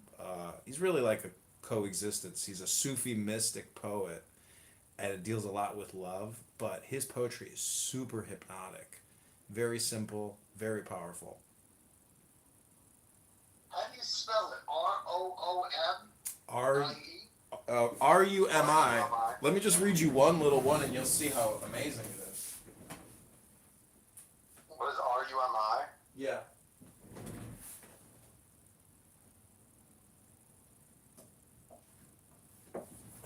Yeah. They have many of his books. He wrote a lot of poetry. This one is a short one. It's called Drawn by Soup. This is just a random one. It says, I try to imagine the most sumptuous meal. Bughra Khan, general of the armies east of here, has an autumn night banquet celebrating himself. The archangel Gabriel arrives as Abraham's guest, fatted calf roasting. Then the perfect setting, unimaginary, your voice at dawn and the fragrance of soup. I follow the simmering that pulls me into a light-filled kitchen. I ask the cook for a taste. This is not for human beings. Please. You strike my head with a skimming spoon. Mind drops away. True hospitality. Hypnotic. Yeah, but there's what's called the quatrains, which are the stuff that really gives people the ecstasy feeling. Because when you read it, it can create like a sensation, like a kundalini type of awakening. It's because it deals with God and the self and the mind. It's very powerful poetry, and many Muslims don't know it. I've had Persian taxi drivers, and they just love talking about Rumi. Persians love Rumi. Or that guy on the former call, Paul, he's too stupid to ever read Rumi. You heard him on the call. He's like, yeah. Anyways, read Rumi. That's funny. Serious, I've read Rumi for years now, and every time you read it, it's jaw-dropping, eye-opening. You read it from online or you have books? I have books, and it's called the quatrains. They're little short verses of his, and they're very, very powerful. Like, it's magic. You could say that he's a magician. His poetry is magic. But, so if I wanted to read him... Is he anti-Semitic? No. He's online? Yeah, but just go on Amazon or eBay and just type in Rumi book, and then just buy the cheapest ones for like $5. And I see. it's much easier to read from a book than it is to read from your cell phone. Because also the books are all formatted, and you're going to get the quatrains and the special stuff. But get the books. Read the books. Does he hate the Jews? No, he's got a lot of stuff in there about the Jews, a lot of stuff in there about Christians and Muslims and he's got everybody in there. It's very, very peaceful. There's nothing, unsavory about it. He doesn't say, like, kill the Jews, death to the Jews. That's not in any of the lines. Nothing like that, no. Oh, that's good. That's good. Okay, John. Happy birthday, buddy. Okay, thanks for the call. I really appreciate it. I hope you guys have a splendid night. All right, nothing. I don't want to have to celebrate. Okay, if she calls, I will come. Okay. Okay. Okay, take care, guys. You got it. Bye. Bye. My friend is here. Southern! He's a man with a plan. And it involves a Miller High Life and a little bit of herb. Welcome to the birthday Man, I party. ain't trying to do none of that. I just ate a banana and mayonnaise sandwich with a whole glass of milk. I'm laying in bed right now. Oh, you got an upset tummy. Mayonnaise and milk never go well together. What are you talking about? I've been eating it my whole damn life. Oh, I see. Banana and mayonnaise sandwiches are like my favorite. Mom, why are you acting so crazy about it? Interesting. I like them better than peanut butter and jelly.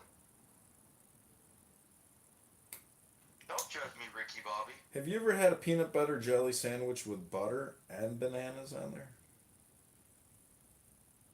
I've had peanut butter and banana sandwiches Hmm.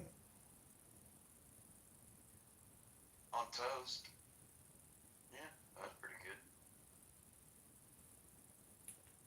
Well, I mean, you grow up poor, man. Like, bananas are cheap, bread's cheap. Back in the day, condiments were cheap, You made it do what you did with money you had. I hear yous. Oh, Grace is here. Hi, Grace. Grace is a cantor. A can well, I know what a decanter is, like for wine. What is a canter? She's a singer. I am a decanter. I am. A cantor is in the Jewish faith. Oh yeah. There's Okay. a rabbi and a cantor, somebody who sings, who has the same responsibilities as usually a rabbi. Yeah. She sang me a really nice song a couple weeks ago about like Right. the Lord's yeah. wings protecting me. I was like, oh wow, I really felt it when you sang it. That's the best, John. That's the biggest gift that you felt, and I'm glad. Yeah, I did feel like you were really calling in divine, protection. I was like, I really felt it. You deserve it. You deserve it, my friend. It is those moments that make life only good. Well, I'm not Jewish, but I play bass and I sing in the praise and worship band, and I'm part of chorus. That is So the I'm guessing best. that might make me a version of a cantor, I guess. It is.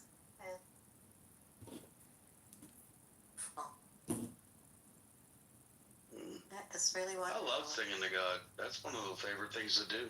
That is. I agree with you 100%. I still wouldn't be doing it. Well, I like getting like when I was a kid, somebody got me excited about being in like chorus and then being a part of the praise and worship band. Back when I started playing violin when I was like 9. Did you really? The silver bells for like Christmas, and we would do like Silent Night with the bells. I do know because I didn't grow up in a Jewish community, so I grew up in a town that was a mile long by a mile wide, and there were 4 churches and 1 synagogue, so I do know a lot of the Christian hymns, and I did a lot of that around Christmas time. Yeah, I mean, for me, it's like we could talk about religion to the point where we like divide ourselves, but I always stick with like me being a Christian. Genesis chapter 12 verse 1 through 3. Abraham had a covenant with God. God said, "Leave the house of your father to a land that I will show you. People that will bless you, I will bless. People that will curse you, I will curse. But through you, all families shall be blessed." I know that within the Jewish faith, y'all believe that. I know when I was in Iraq, like the Muslims also believe that. That's why we are all Abrahamic faiths. I'd rather work on the things where we get along than try to figure out where we're all divided. Yeah, I don't really go to the divided. I always go to what? Wow. They're calling me from Israel. I'm sorry. Yeah, there's not a lot that divided us. There's one God, and we all have different paths to get to that one God. So, what's the problem? I present. Well, I only have one path, but that's only because my belief system. But my belief system doesn't necessarily mean it's yours. Uh-huh. So I have 0 judgments to give. Yeah. I mean, as long as your people aren't trying to hurt my people, we're gravy. Yeah, I don't have any idea that it's a hurting. I think that there's one God, and we all have different paths to it, that one God. We have a clear understanding of that, right? There are different. I've seen the worst of human nature, though, so Yeah. it's hard sometimes because like there's an asshole in every group, and it's easy to judge a group because of some assholes you ran into, and it takes a hard second to still your heart to understand that not everybody in that group behaves in such a manner. Well, they don't really understand godliness if they're acting like that. Yeah. So that's the problem. That's the problem. People don't understand what that means. It's not just worshiping a person. It's understanding the ideologies of how we get along with each other.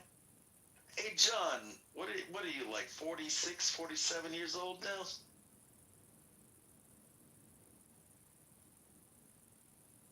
It's your birthday boy. How old is you? Is he here? Oh, he went to sleep, I guess. Or he's in the bathroom or putting an orange in one of his beers. Oh. He's the only person I know that puts oranges in his beers besides Belgian people. I never heard of that before. Yeah, that's a Belgium thing. Mm. Yeah, like, if you get like a Blue Moon, which is a Belgian beer, they'll put a slice of orange on the rim of it for you. Well, look what I learned today. John, I was going to sing you happy birthday before I go to bed. And now you're not here. He really is not here. What a joy. John.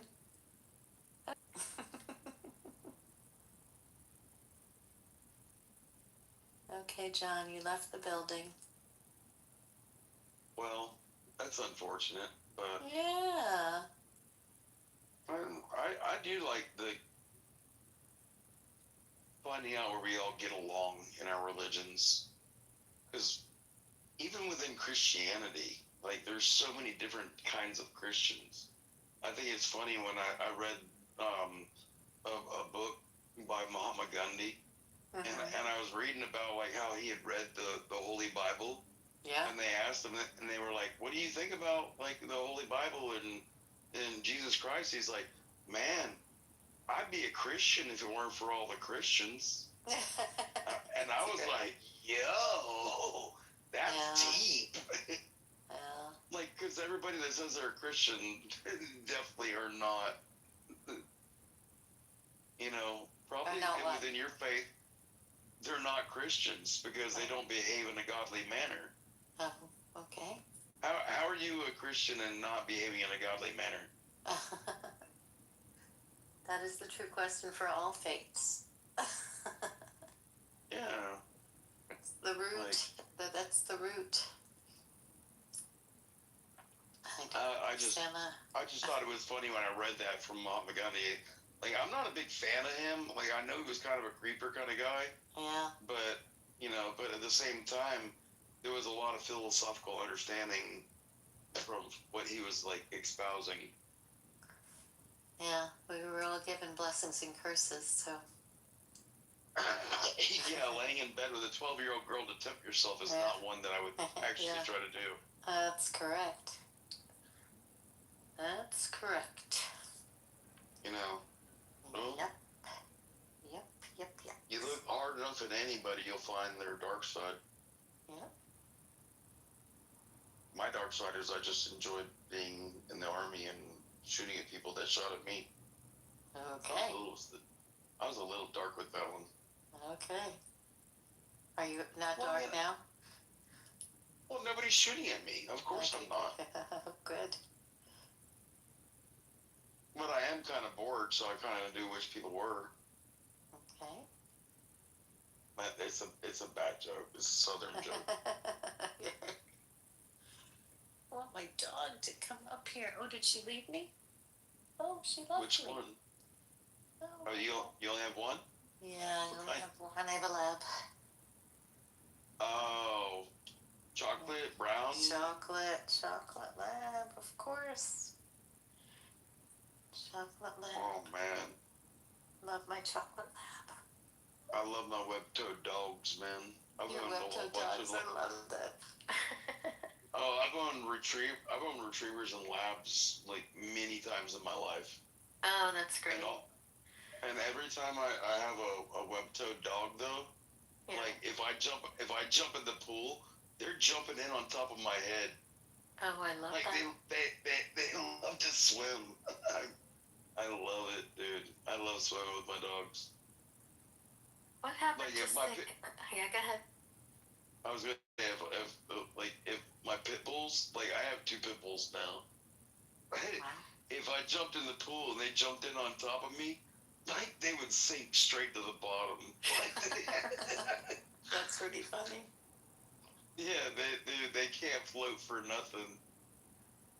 I mean, my labs would sit in the water for like an hour. Oh, really? I never have, but really mine hasn't been in the water. Well, get them in the water. They're web-toed. You know they're web-toed dogs, right? Yeah, absolutely. Yeah. So they swim really good because of the webbing on their feet. I never put her in the pool. That's interesting. I don't think we can. It's like, We share a pool well, out here. oh well, yeah. If you got a Yeah, community you can't pool, do that's that. like, Yeah. yeah. There are rules around here. Even though I live in the woods, it's a very special community. It's in the middle of the woods. But labs and retrievers, yeah, they're all web-toed, and they all love to swim. Oh, Like I had a yellow lab. I could throw a ring that would sink to the bottom of the pool in the deep end, and Wow. she would flip upside down and swim down and get the ring off the bottom of the pool. That's amazing. That is amazing. I play ball with I have like 5 balls. Oh my God, she jumps so high. I cannot believe she's an older dog. And we were worried, because we saw that she had a little arthritis. But let me tell you, me playing ball with her, she jumps like 3 feet up. I cannot believe it after all these years. Do you do glucosamine? I don't know. My husband's in charge of the vitamins and everything that he gives her. But he's given her, I call it marijuana. He's definitely given her that she's really changed. Well, glucosamine is like really good for like Joints. the cartilage in your joints. Yeah. Yeah. I think he gives her that. I've never had a lab that died before the age of 12, Yeah. and I've had retrievers lived at 16.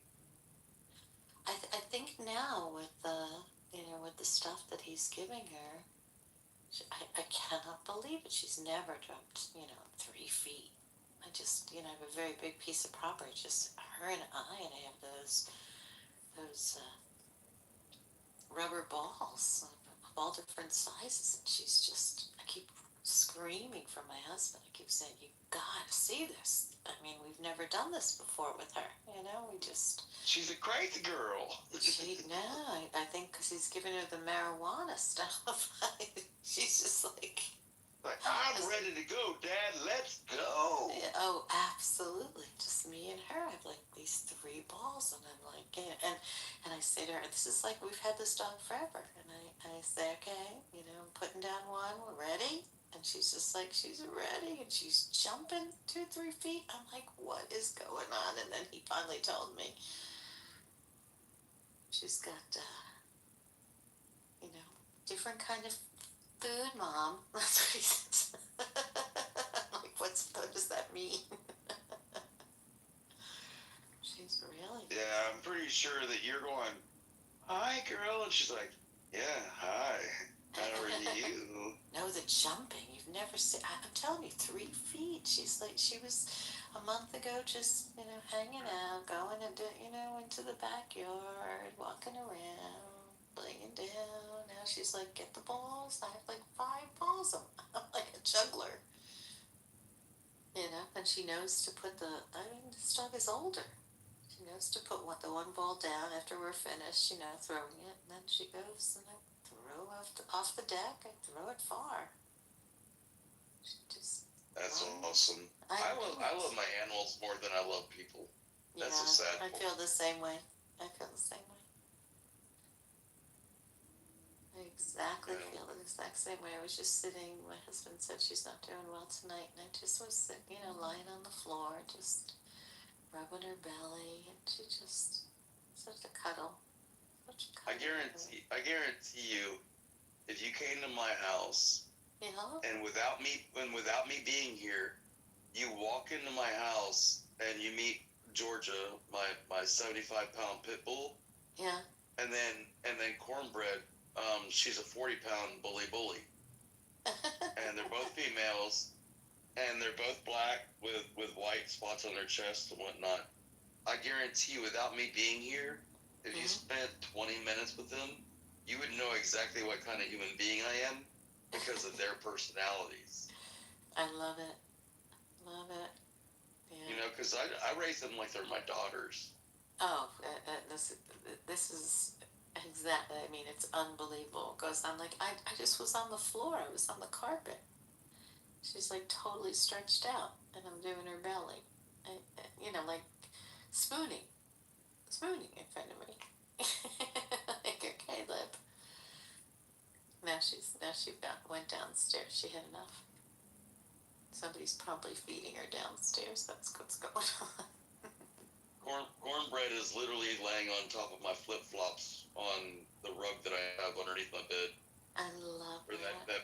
I don't know how people live without animals. I really don't. Like it's been my life, you know. And this is our second dog already. Well, I've been trying to like potty train John for 4 years, but he always tries to escape the cage. Really? Yeah, John Kitover is like the worst to potty train. Oh. He doesn't even know how to go pee outside yet. Oh no. Oh no, that's not good. I'm just talking stuff. He doesn't have to go outside yet. That's an interesting thing. No one's ever said that to me before. Doesn't have to go outside yet. Where I come from in Georgia, if you're a boy or a girl, it doesn't matter. You know how to go to the bathroom outside. That's. I love it. I love that. You know what? Living in apartments, and now I have a very big property for years, but God, it's different. It's different. I don't know how my parents did it with all those dogs walking in the city. Yeah. We have such a big piece of property that she's good. She's good about where she goes, and just wonderful. She's a love bug. Yeah, I got like an acre, you know. Yeah, with me my, too. With my, you know, but I've got 50 acres. My acre is like grass, and my 13 pecan trees on my acre. But then I got like 50 acres of cotton behind my house. Then I own like I got like 16% ownership in the field. Wow. Cotton. Wow. Well, I mean, it's cotton right now. It'll be out in like another week. And then it'll be peanut for the winter crop. And then for spring, it'll be corn. And then for like the end of summer, it'll go back to like cotton. But not before, but after corn, we till it over and we like put in like seasonal flowers. Wow. Like springtime flowers. And then we put bee boxes all around the outside of the field, and all the bees go and like pollinate, and make them honey and whatnot. And then we, you know, pick up all the bee boxes like 2 months later, and then still going. like till it all over, and then it'll become another crop. But that way you don't burn the soil doing the same crop over and over. I'm fascinated that I have the reddest maple tree I've ever seen. I've never seen a real red maple leaf. I've never, I've seen it in garden centers. I grew up with them, so yeah. Oh, you did? Oh my God, I have the most beautiful red maple. That is just. I'm a Georgia boy, so like that would just be me going to North Georgia for fall and watch all the change. Everything turns like golden, orange, and brown and that's yellow. That's exactly what's happening in my. But I have not seen the red. I have not seen the red. I mean, we've lived here 20 years, even more, and I have not seen that. This maple is just incredible. And I'm just so, I'm at the top of the mountain, so I just see only beautiful colors. I feel the same way about my pecan trees. Yeah, I can imagine. How do you think, I have a totally. how do you think I pay for my property tax? Wow. I make more money off my pecans than it costs for me to pay for my real estate tax. Wow. So my property pays for itself. That is incredible. That is really. Yeah, I love being self-sufficient. Yeah, that is really amazing. What happened to John? Who started this? Oh, I'm here. He fell asleep. I'm here. I just went downstairs for a minute to check on my other Clubhouse mole burner spy cam accounts. You're what? Say it again.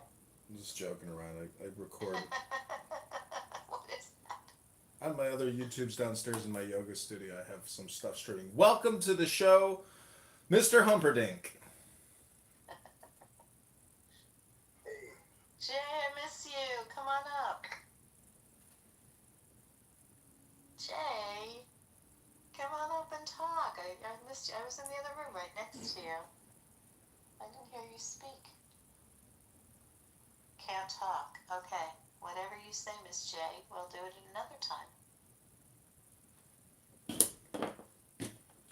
So Dr. Jordan Shaw here is a press agent or a talent agent and a publicist, and he's going to get me on Turning Point USA for the campaign. I actually did. I did talk to them today, and I brought it up. So he's giving me some contacts. So we're moving forward, but we'll see. It's tough enough. The problem is it's tough to get people who are running. It's tough enough. I'm having trouble getting this one person who's a journalist and an advocate. So we'll see. John, what state or what are you running for? U.S. Congress. Congress? Yeah, the 16th district. Yeah, District 16. In what Chicago, state? Illinois. Oh, in Chicago, Illinois.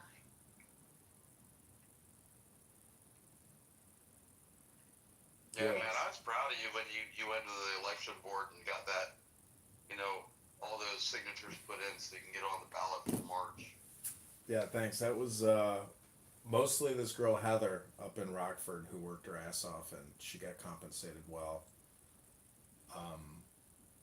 But yeah, just getting down there was difficult, and yeah, it felt great to finally get all those petitions submitted. It was a lot of work. Grace here knows how difficult it is. I do know how. I'm just thinking about all that, everything that you're saying. So, I worked for Jimmy Carter and I worked for Nanny to get them. Do not judge me because I have peanuts behind my house sometimes of the year. I never told And I'm from Georgia. Well, Tim, he was really a scholar. People just gave him a bad rap. He was an amazing scholar. I liked him as a person. I knew him as a person, but I didn't like him because of his, politically, because of his, foreign policies. And that's just a personal preference. But as a human being, I've been to church with him many times. Great man as a human. And he did a lot of good work as a humanitarian. Once he got Yeah, he just screwed up with the Ayatollah in Iran really bad. He was over his head. Yep, I know. He was over his head, but as a human being and as someone who has been with him, I still think about him all the time. There couldn't be a more. Yeah, rest in peace. Was it just now under 2 years? Yeah, such a solid human being, solid, and he was one of the few presidents who, when you were in front of him, he just looked right into your eyes and into your soul. He was just so genuine. Like I said, I knew him as a human being. David Harbour. Do you know David Harbour? He's an actor on Stranger Things, very popular show. Is that so? Is that so, Bob? What about him? Yeah, where are we going with this? I don't know. You can't come to my birthday party and say assalamu alaikum. It's just not gonna happen. Can I show up and say Aloha Snack Bar? You can, as long as you got snacks. Oh my god, that was too funny. No, we used to say that. We used to say that in Iraq when I was there. On Lilo and Stitch, when Lilo takes Stitch to the Buow, Yeah.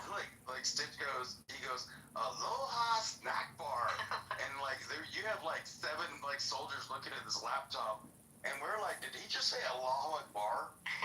and like so after that, instead of saying Allahu Akbar, to everybody when we would see them, we would say Aloha Snack Bar.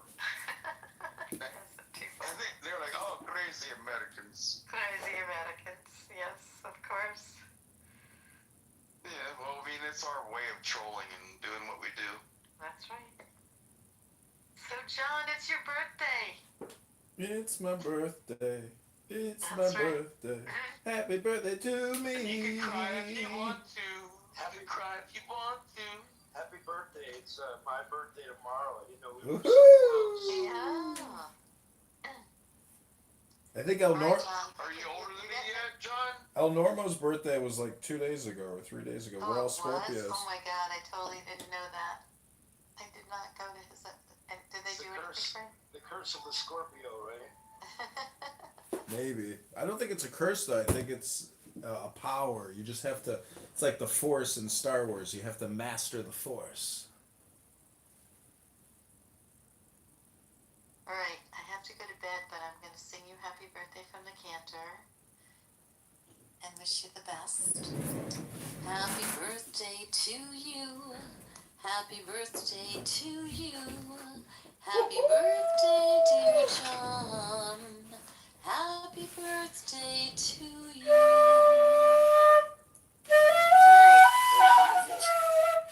It was my pleasure. You had a great night. It was great night to see you. You got a pretty voice, girl. Well, the pretty voice is that I'm a cantor by trade. I don't think it's that good tonight, but I wanted to make sure that I sang, Tom. It was my pleasure. I'll sing to you, but it'll sound like crap, and it'll probably be Cyndi Lauper. At least it was Cyndi Lauper. Wow, that's pretty good to be a male and be Cyndi Lauper. Can you give me a little of that before I go to sleep? Do something. After my picture fades in darkness, it's turned to gray. Watching through windows, the ocean with nothing new. And you flash back and it goes slow. It's deep in time as the second hand unwinds. When you look and you look and you will find it. Time after time.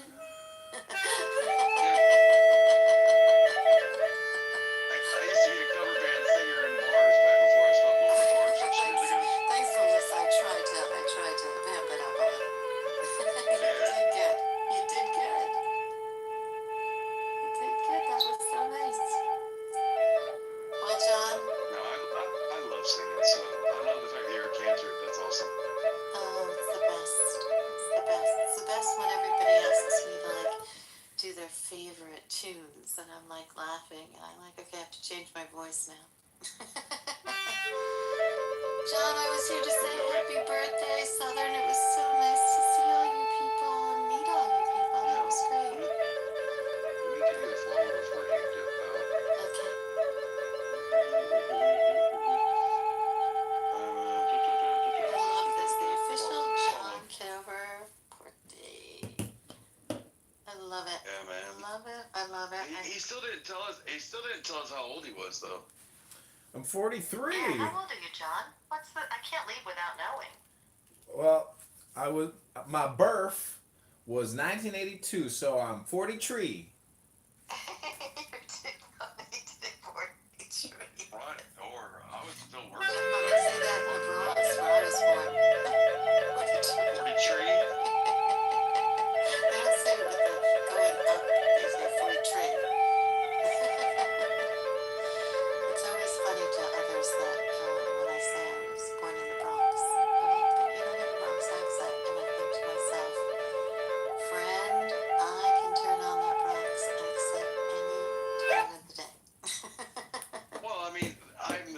funny, Grace, because I'm a Georgia boy, but I also have 3 college degrees, and I talk like this. But if I want to get like when I'm talking like with a southern pentameter with a drawl, I can be quite convincing as a southern gentleman when I'm articulating my conveyance of words.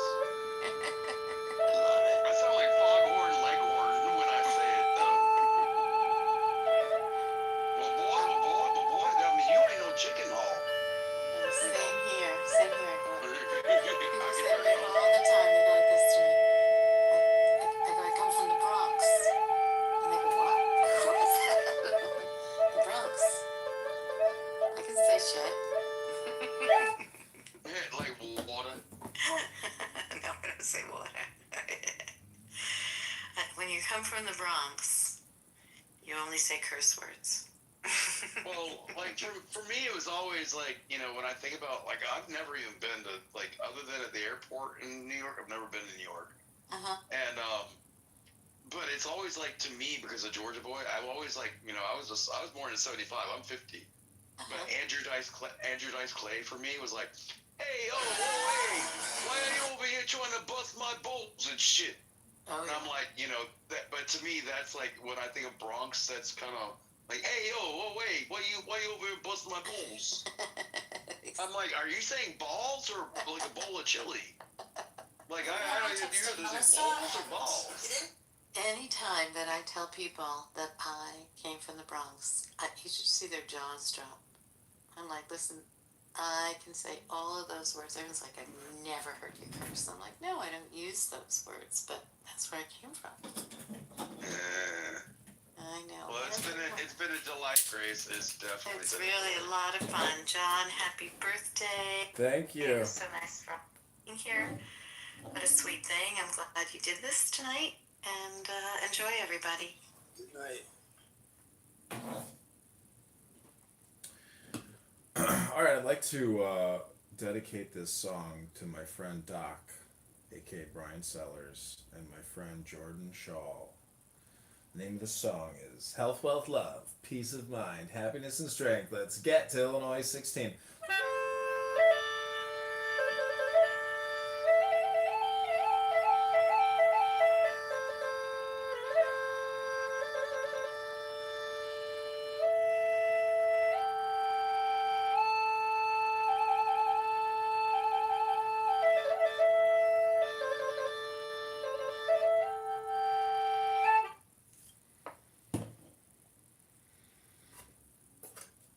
Ladies and gentlemen, and he never even had one lesson.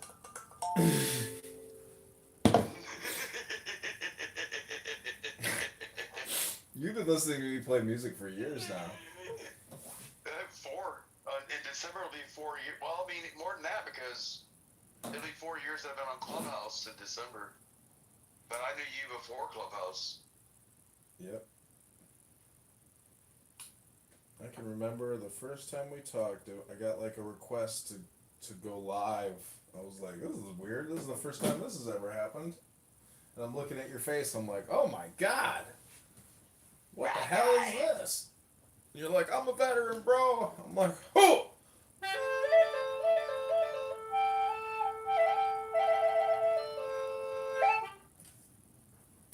The first instrument you played, though, was your space drum. Yeah, that's in that I saw. That's in my other room, and I'd play it, but it's kind of, I like jamming out on that thing when I'm in the sunshine, tanning. Jordan, are you? On that back porch that you repainted? Yeah. Jordan, are you at the gym right now? Yeah, I am. Nice. Good for you. At 11 o'clock at night? No, he's West Coast. It's 7:40 there. Oh, so it's, yeah, okay, so he's getting his laid out. Alright. Shit. I was about to say, dude, I'm about like 30 minutes from hitting the rack hard. I had a peanut butter, or banana mayonnaise sandwich, that milk.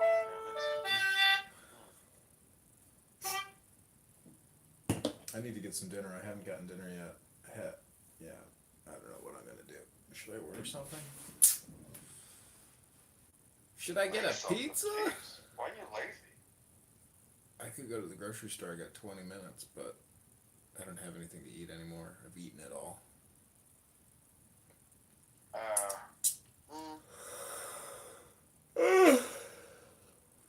You ain't got a little corner store you can go get a Cuban sandwich at or something? No, everything closes at 10 o'clock here. Oh. Yeah, I got one that stays open till 11. I can go get a Cuban sandwich right now. Love me a good Cuban. With extra mustard and extra pickles.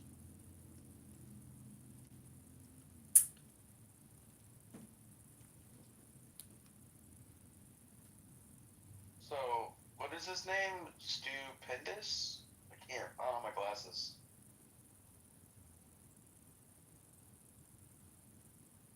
We're gonna go with Stumper. I'm gonna go with Stumper. Stumper. What is the max bench that you could do 8 times in a row? 400. Oh, Jesus criminy. Holy shit. Like, I made it to 250. I could do it 8 times in a row, no problem, but when my dad was teaching me to do weight training, like, he says if you can't do it 8 times, then you didn't do it. That's why I asked 8 times. Damn, On my 400, dude. on my Instagram, I put up a video collage photos of Mom Donnie and his wife with the Good, the Bad, and the Ugly theme song, and it went viral on Instagram. What is it, dude? What is wrong with New York? Why? Why did they pick that? Well, the other option, Cuomo, was the biggest loser in the world. Oh, Como, yeah, I wouldn't have wanted him to be in there either.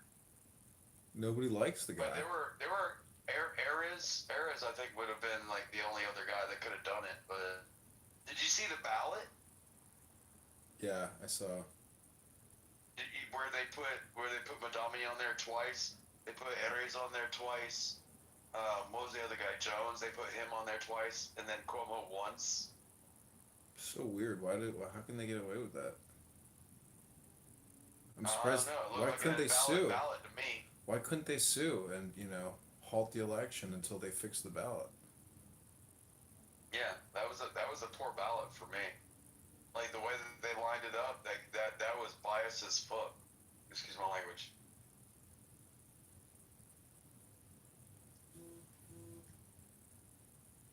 Yeah, I don't think that was fair. And I'm not even a New Yorker. I mean, I don't even have a dog in that fight. And don't put me in jail like Michael Vick, because I don't fight dogs.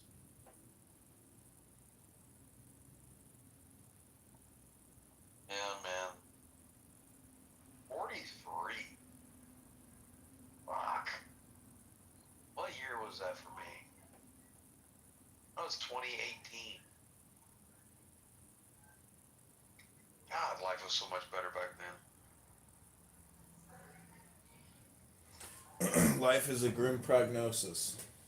It just gets worse and worse and worse till the day you die.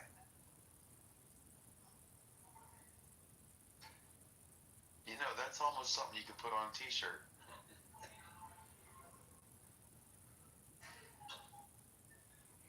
Yeah. How are you getting it set up for the online campaigning that you're trying to do for 90 days? You got it set up?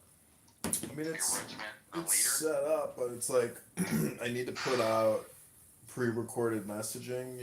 Reading the script, and then run those ads in Rockford, Peoria, Bloomington, etc. And I'm gonna try to find campaign volunteers to create content in the top towns, and then film speaking engagements. I got invited to some Muslim civic engagement for candidates to do Q&A with interested voters. So I'll turn that into. Oh, please do not do that. Well, I feel. Because I could see that turning really bad really quick. Well, I was thinking I would read a Rumi poem and then just listen, but record them and expose them as being potential terrorist supporters. Yeah.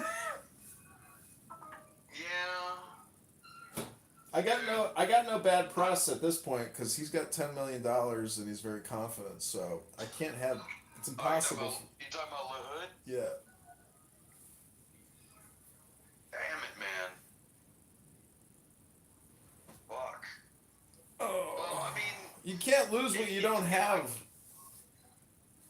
yeah, but if I can get like phone numbers for people in your district, I'll spam call them. But at least it's not like me going, "Hello, my name is Daniel." Yeah, we might do a phone bank, weekend phone banks, because we do have the voter registration list and all the telephone numbers and emails. So if I can get people to come to my house. Shoot me a PDF and I'll sit around one day for 3 hours completely sober and just campaign for you. Yeah, I will. We'll do phone bank weekends. Yeah. We can do it like we did when we were reading the Dominion voting systems book. Make it a day of it. Yeah. I need to create a calendar of events and to-dos and schedules and share it with everybody so if they want to participate they can. Man. My money's fucking kind of hurting right now, so I'm not good with the tender, but I've got the time and the talent, bro. Yeah, that's all we need. We don't need any more money, really. My mom just gave me $500 for my birthday. We're flush with cash tonight, ladies. Who wants a big one?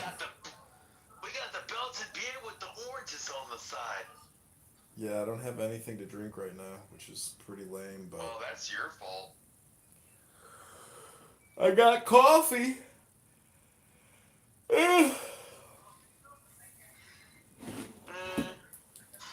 That's only fun if you mix Kool-Aid with the coffee and give yourself a sugar high.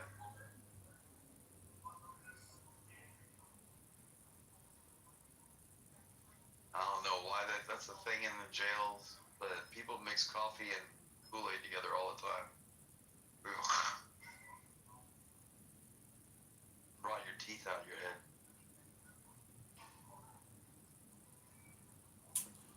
This girl I know, she was like, I don't brush my teeth before I go to bed. I brush them in the morning. I'm like, what? What? Why wouldn't you brush your teeth before you go to bed? I have to floss before I go to bed because otherwise I'll be sucking my teeth all damn night. I know, and she doesn't floss. I'm like, what the fuck?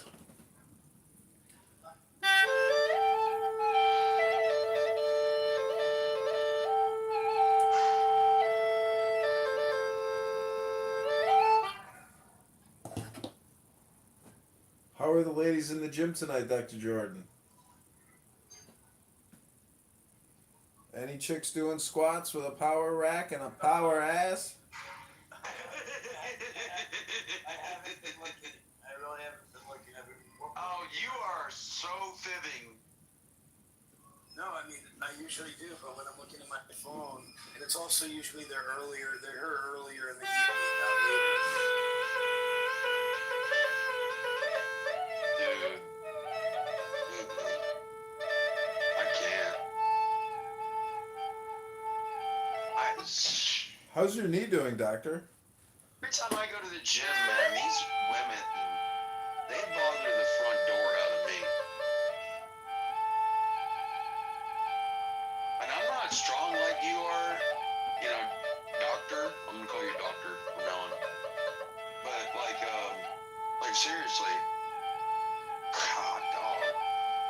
Even when I'm at my 50 years old age, if I go to the gym, it's like catnip to a fucking kitten.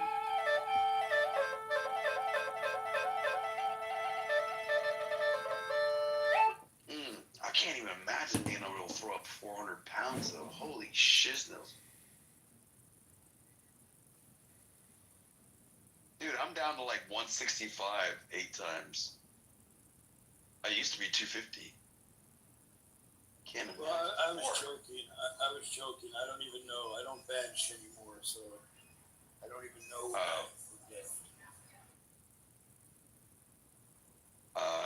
my dad was military. Trust me, I had to know. Because he made me. So. Although I'm now older than my dad was when he died. My dad was John's age when he died, actually, 43.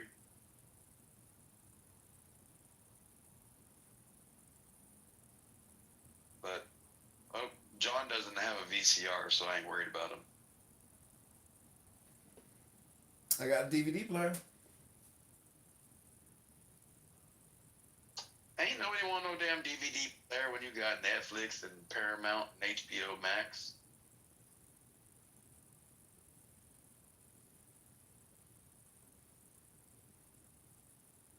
No, in 1992, that VCR was $400 though. Dad lost his life for a stinking piece of technology you can't even really buy anymore. And who would buy a VCR? Didn't even make damn sales. We live in an ever-changing world, man.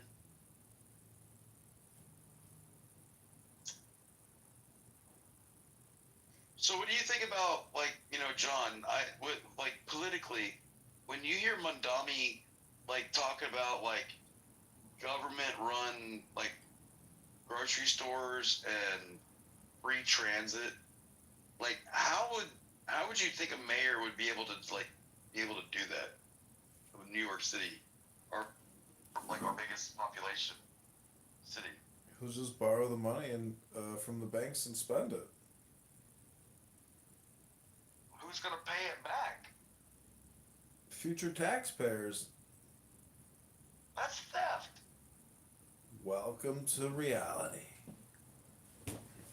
Back to life, back to reality. Oh, not here and now. I don't know, little 80s. However do you want it? Whatever do you need it? I don't even remember what song it is. Why is that song stuck in my head? Man, I hope you can get Lil Hood, like,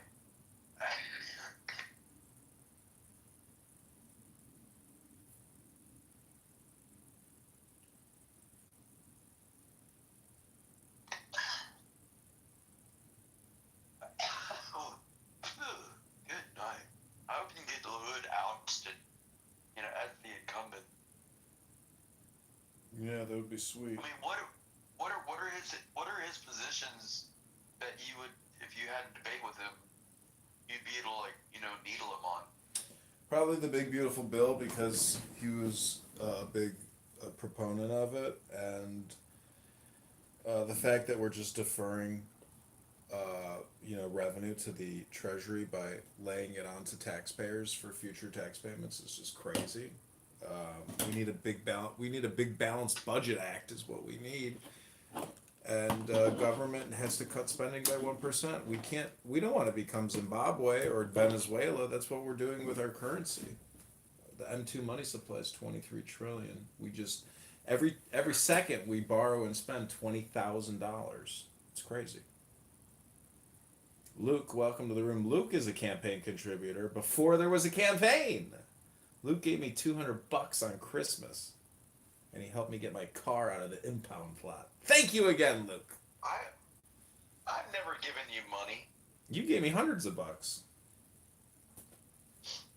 I don't remember what it was for. Make me a campaign contributor. Yeah, I just gave it to you for shits and giggles. It was for no reason. Yeah, you're already a campaign contributor. You're locked into the upcoming campaign party. Welcome to the room, Luke. Hello. Hey, when we win you that seat, we're gonna take the Lady Hawk out, and I'm gonna teach you how to sail it right. Well, that boat is sitting up on some blocks right now. It's probably impounded in some chains, being ready for auction. I'll donate if you win, you know, as long as you're really tough on cybercrime. Yeah. I'm with that. Yes, we need to go to India and kick in some doors in some big offices for the cyber criminals over there. That's right. What are you doing here? We're from America, bitch. We're here to destroy your scam. No! home. Banton, go home. Do not redeem. Do not redeem. Yeah, Majagaro.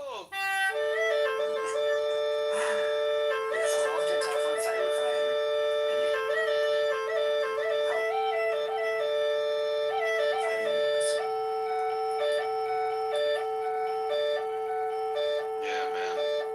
No, I hope you get a fair shake at it, though, John. You know, and I wouldn't be afraid, dude. Knowing you and like your intellectual background, like I would never, if I was going to debate you, ever bring up religion, because I know you'd wax the floor with like me up and down the hallway.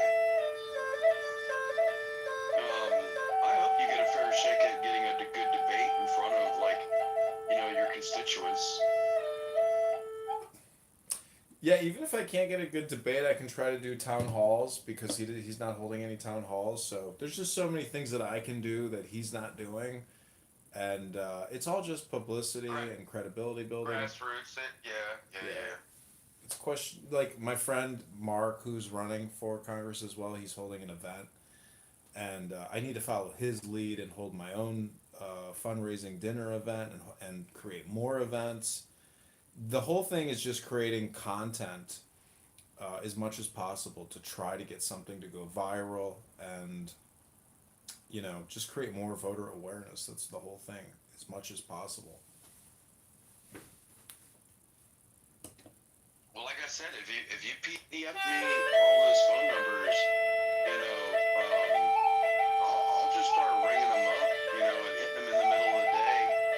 Like I said before, I started drinking, from like 9:30 in the morning, Chicago time till noon, for like 2.5 hours. I'll slam it 3 days a week and go through the whole list and talk about like a set of like point bulletins that you can do a Word document for that you want to be, the points of your, positions. Why don't you just have AI robocallers call everyone for you? There we go, Luke. Because they do that to me and it pisses me off. Yeah, but the AI is so much better today. No, not over a human being.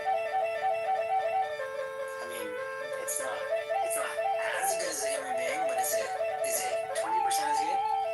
Because it's 100 times more efficient. Well, we have the voter registration file of over 650,000 voters. So, Luke, if you could possibly find out a good AI automation, robocaller, let's do it. Yeah. I definitely could. I can't commit to doing it. I'm more of a grassroots guy.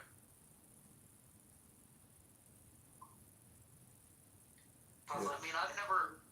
Nowadays, you could set up a whole GPT model. It's not just like... It doesn't just say stuff. It will respond to questions and stuff, I'm not talking about just like, sending audio files over the telephone. Right.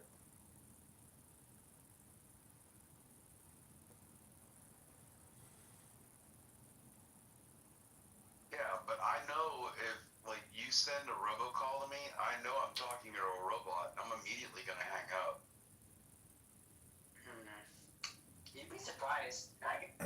The whole thing is to get my name into as many voters' brains as possible and give them a positive reinforcement, feedback through the words. It's all communication is hypnosis. So we just need to implant positivity in my name into as many people's brains as possible. Do you have the ability to fundraise? Yeah, we have a. I mean, really fundraise, John. Not just Clubhouse. I mean, really Yeah. fundraise. Yeah, it's all set up. We have the donation, we have the processor, we have the bank account. We just have to get people to listen to a message and encourage them to donate to the campaign. Do you have a budget of say $1,000 that you can buy surplus food and then deliver it to your local food bank and pass it out? Because that's the shit that's gonna get votes. Well, especially under the current, Especially with the snap thing, yeah. under the current, like, environment, like, being a man of the people is gonna be your best, like, leg to stand on, honestly. And yeah, that'd be a great, and you've got great the, like, opportunity. right outside your house, you've got the community garden right next to your house. Yeah, Go donate your time and your money. yeah, that's But smart. like, but be a man of the people, and let the people that are in your area know who to the front door you are.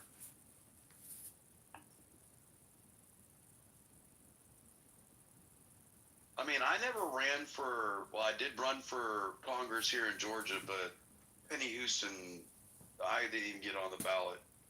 But that's only because there's only 27,000 constituents in my whole region, and it's very rural. So, like, door knocking is getting on a four-wheeler and spending all day and only seeing 10 people. So it's a little more difficult rather than a dense population of a city. But, like, dude, I think going to where people are going to want to be, and under the pretense of, like, SNAP being the way it is, food banks and, like, I'd say the health department's going to be big too. John, do you have a social media account with a lot of followers in your district? No, it's just John Kitover on Instagram, or John Yeah. Kitover on Yeah. Instagram. Do you have a lot of followers in your district, though? No, I do not.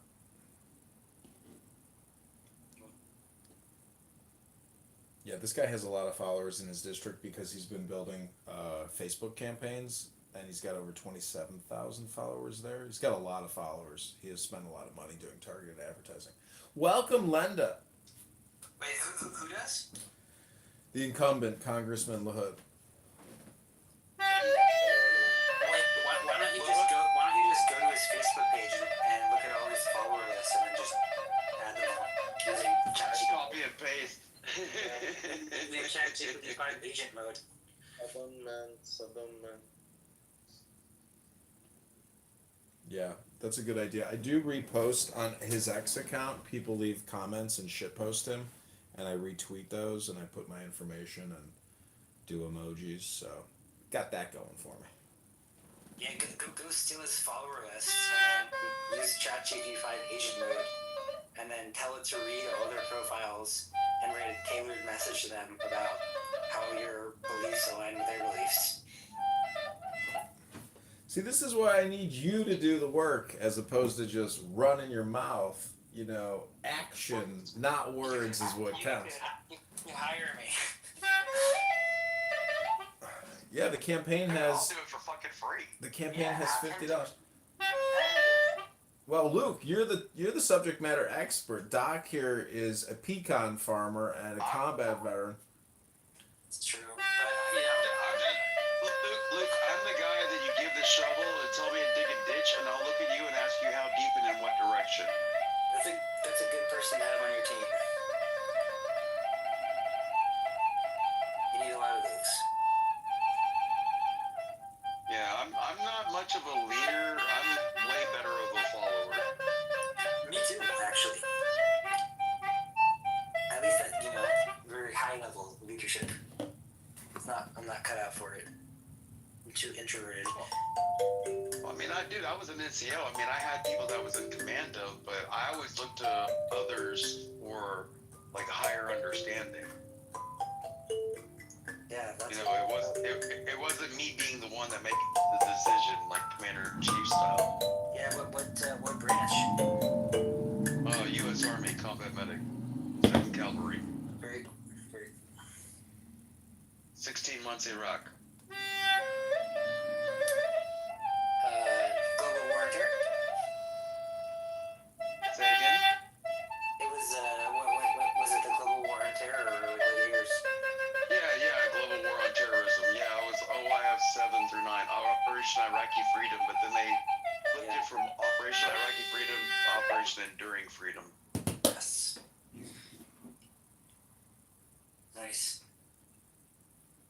Dr. Jordan, you got a Yeah, you got a date tonight, Dr. Jordan? Was under fire. I've been there, done that. Good t-shirts. And John, you know, he's an all right kind of guy for an officer type Citadel guy. I mean, I'm not a big officer kind of guy, but he's all right. He's okay. Dr. Jordan, do you have a date tonight? Got it, no date. No, I went. Do you have a date tonight, Dr. Luke? You have a date, you said?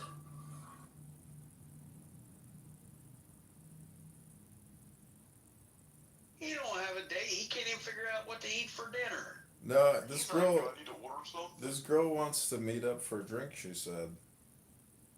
I should text her and say, how's the pool going? She's playing in a pool tournament.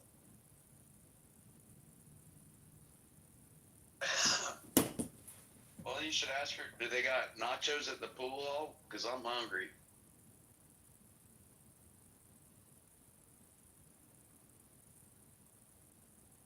You were just talking about food, John. Dang, man. I know, but I can make myself an omelet He here. started thinking about women. Food goes right out the window for him.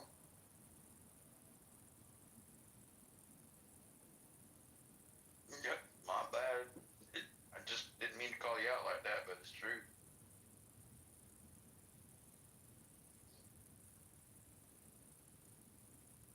Is it a chick you've been out with before, though, John? Yeah, I met her at a party last week. Or on Halloween, actually. Oh. Nice. Nice. Polish chick. Now you're just trying to pick fun on me. Luke, how's your love life? It's complicated. Yo.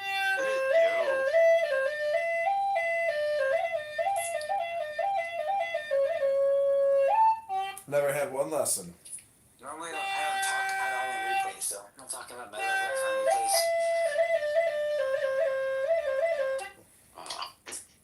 I got zero skill on replays.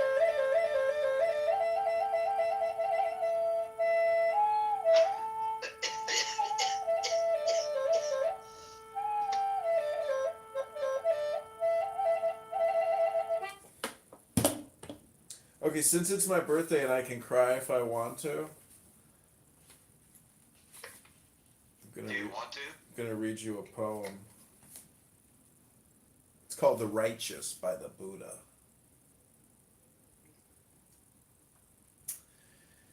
This is a meditation. Take the deepest breath of the day. Hold it for 10 seconds. It's called The Righteous. He is not righteous, who judges a situation impulsively. But whoever distinguishes between right and wrong, that one is righteous. Whoever leads others even-handedly, but not by force, is a guardian of justice and is called righteous. A man is not considered wise because he talks a lot, but he is secure and called wise who is free of hate and does no harm.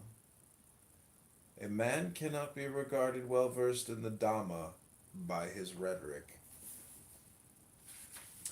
However, even with little learning, a man who does not neglect the practice of virtue may be considered well versed in the Dhamma. Gray hair does not make a man an elder. He is but ripe in age, and may simply be called a foolish, doddering old man.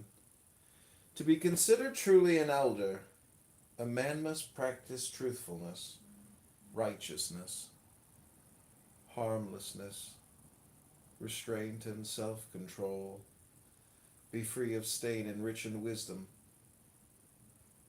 Neither good looks nor a glib tongue make a man attractive if he is envious, stingy, and dishonest. However, once he has cut down and rooted out these traits and found wisdom, then can he be called attractive. A shaven head does not make a man a monk. If he is still undisciplined and dishonest, how can he be called a monk? If he is filled with desire and greed, A man may be called a monk if he is cleansed of evil, large or small, free from unwholesome tendencies. Living simply on alms does not make a man holy, if he also behaves badly. He who lives the higher life, full of understanding of the world but free of its good and evil, that one can be called a holy man. A man cannot be called wise simply because he is silent. Whoever is aware, conscious of what is, choosing wisely, that one can be called a sage, having discerned both worlds, both the inner and outer life, and having chosen good over evil, a man may be called a sage. If one harms living beings, he cannot be considered noble. Only by exercising harmlessness towards living beings can one be called noble. Not merely by keeping precepts and observances, not yet by scholarly learning, not solely by attaining meditative absorption, not by lying alone, do I weave ascetic bliss, not experienced by the worldling. The bhikkhu should not rest content until mental intoxicants are fully extinct.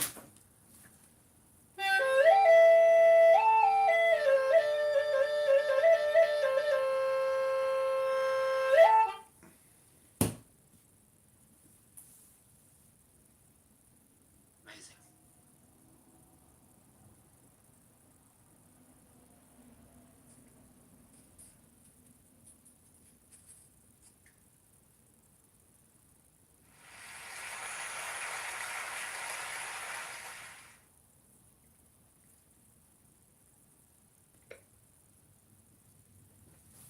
Yes, being a monk would be awful. It's just very hard.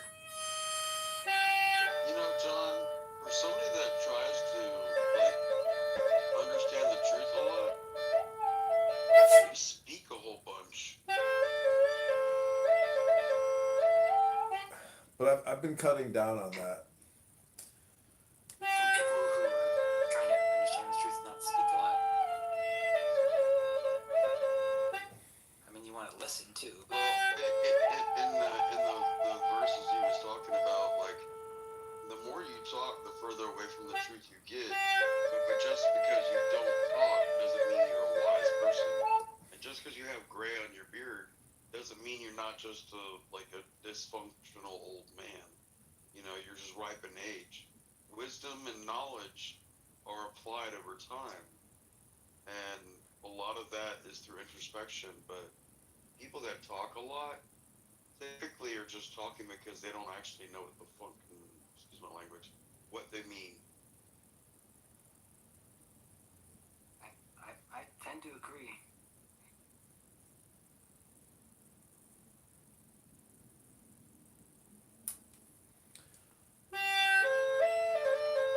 Although I knew none of these philosophies before I met Dharma. This is just me repeating back to him what he's taught me over the last 4 years. But John's an artist. He's a content creator. He's on a mission. He's got to evangelize. He's got to say things.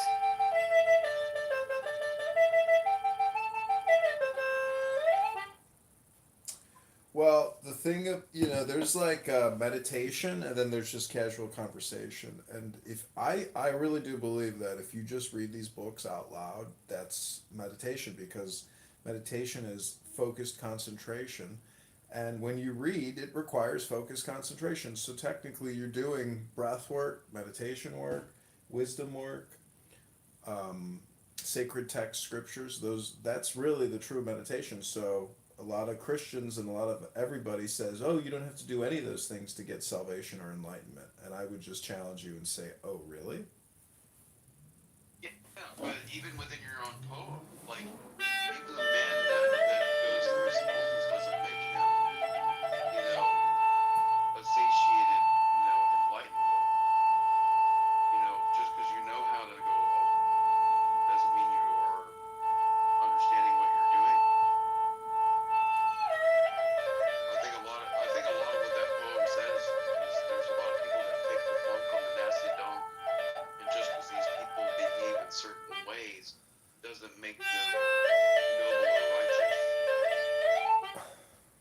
Yeah, I'm not professing or claiming any type of holy man status. I'm just merely reading books, and that's why I call it the book club.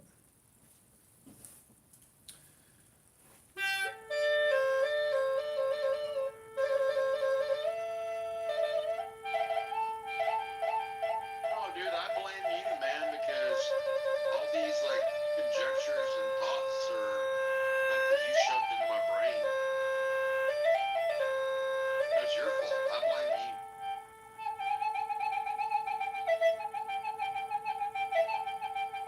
Yeah, John's up spiritually radicalizing people.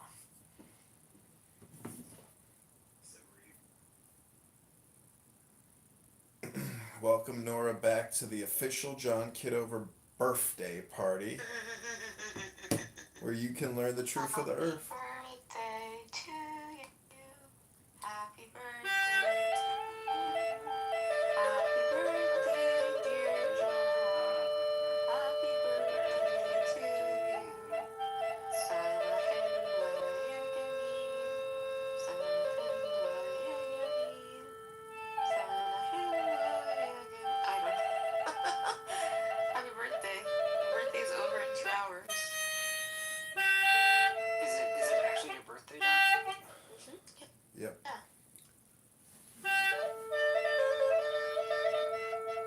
John would never throw a birthday party if it wasn't his birthday.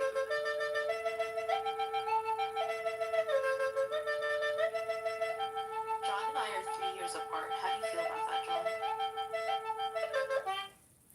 Well, life is a, very grim prognosis, but, if you go to the gym and you eat right and you read a lot of books. John, you know what you're saying is not true. Because I can't really work out now because of my face. I want to go to the gym, but I feel like I can't. You didn't take that into consideration. The handicaps.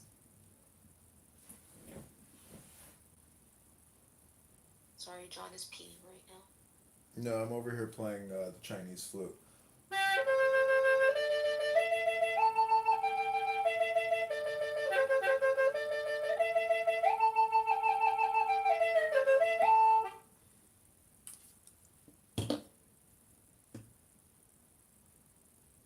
can't believe you kicked your mom out. I didn't kick her out. She went to her friend's house for the night. It's your birthday. You should have spent it together. We did. We spent it last night, and she wanted to go see her friend. But we need a break. You don't understand. Like, it's too much coexistence or duality with her. She just, it's just too much emotional stress. It's like you're always thinking about, the other person. What can I do for the person? How, it's just like it's nice having her away. So it's like she's being babysitted by her friends. Yeah, but we didn't get to talk to her on Clubhouse yet. I asked her. She doesn't want to talk to anybody. She hates what I'm doing. Even she's like, She wouldn't even talk to me on the phone. No, she just wants to be herself and avoid all of this communication that I'm doing. She doesn't want to have anything to do with it. And why did Doc lose his account? Probably because he was, screaming at people, drinking, and being obnoxious, and people reported him. Same as ever. Same as ever. You're friends with the Jews. The Jews? It wasn't the Jews that got me kicked out. Who is it? It was the Talking Apes. Black people? Well, Talking Apes is literally atheists, Christians, blacks, white, Jews. Like, it's a debate club. It's literally it's all debate. That's a joke. Oh, I was being sincere. But no, I was like, somebody came in and started talking about, like, I should commit suicide and all this stuff, and I started agreeing with them to take, their side of it and the argument, and they clipped my account because people thought I was going to hurt myself because I was taking the viewpoint of the person that was telling me to kill myself. So when somebody's suicidal, they'll, like, cut their resources. That's crazy. Yeah, nah, it's all good. I mean, I ain't worried. I would never hurt anybody that knows me knows I would never ever do that. I think I was made in the image of God, and the idea that I'm gonna hurt the image of God, you're made in the image of God. The only reason I'd hurt you is because if you're trying to hurt me. If you're not trying to do that, then I ain't got no problems with you. So what happens if your image of God gets like hurt? Does that mean that like God is like hurting you? Well, I've hurt the image of God, but like they try to hurt me first, and I was protecting this image of God.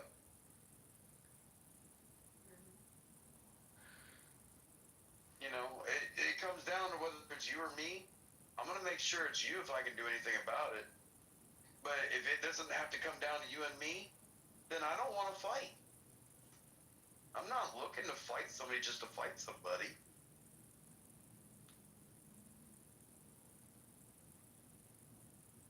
You know, but the idea that you would tell a veteran to commit suicide knowing more than 500,000 veterans have committed suicide since we left Iraq. We only lost like 5,000 something people in Iraq, but we've lost 500,000 of those soldiers that went through Iraq through suicide. Like there's real things that we need to worry about rather than like the dumbest, you know, there's too much dumb shit.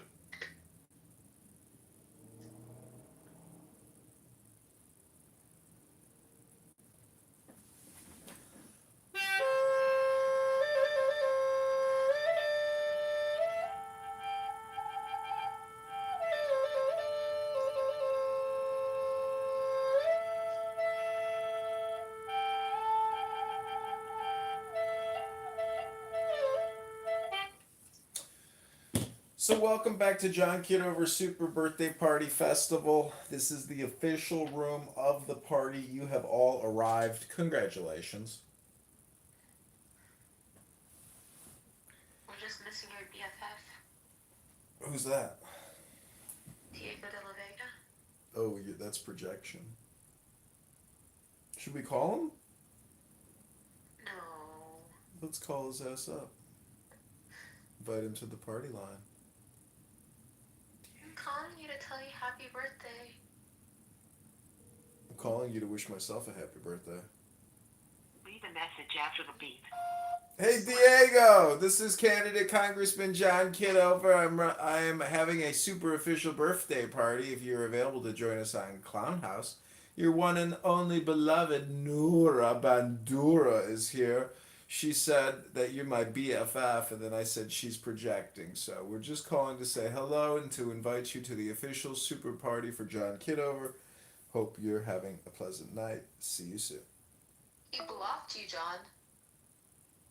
I doubt it. You know, one ring? I don't know. Maybe it's his Google Voice number.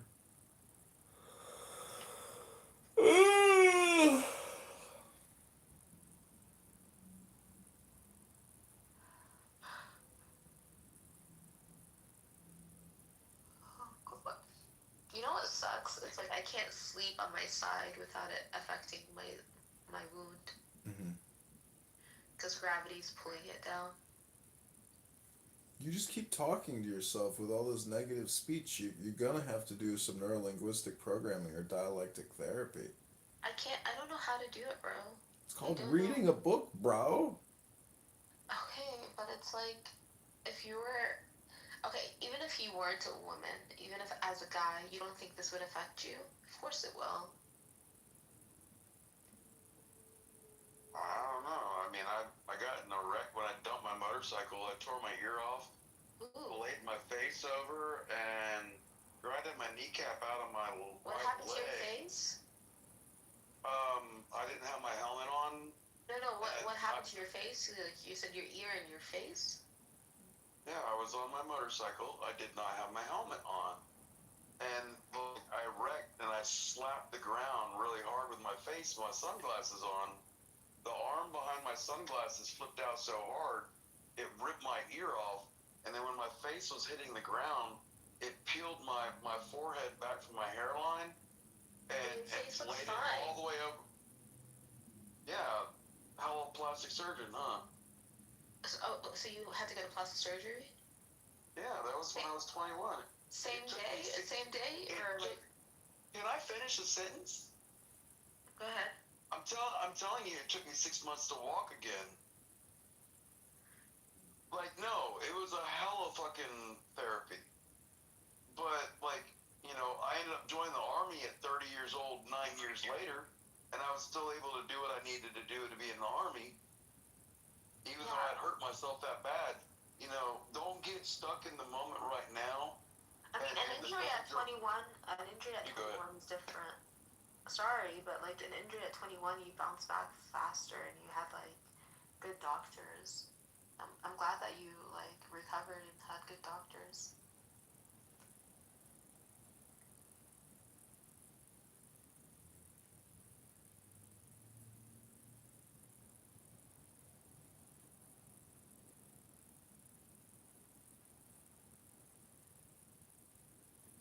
All I'm saying is just don't get caught up in a moment. Things will change. You know, because you can get stuck in a depressive spot because of your ailments and your injuries. And, you know, I got better. Joined the Army, did my thing, but then also when I went in the Army, I got blown up by an IED and I got shot. That's why I have a Purple Heart. You know, like, shit's gonna keep happening. Yeah, it happened all throughout my life, versus when I was young versus when I was older. But just don't get caught up in a moment because things will get better. You just gotta give it time to heal. Yeah, did you have nerve damage? Did you have nerve damage? I can't feel my pinky, my ring finger, and my middle finger on my left hand. What about your face?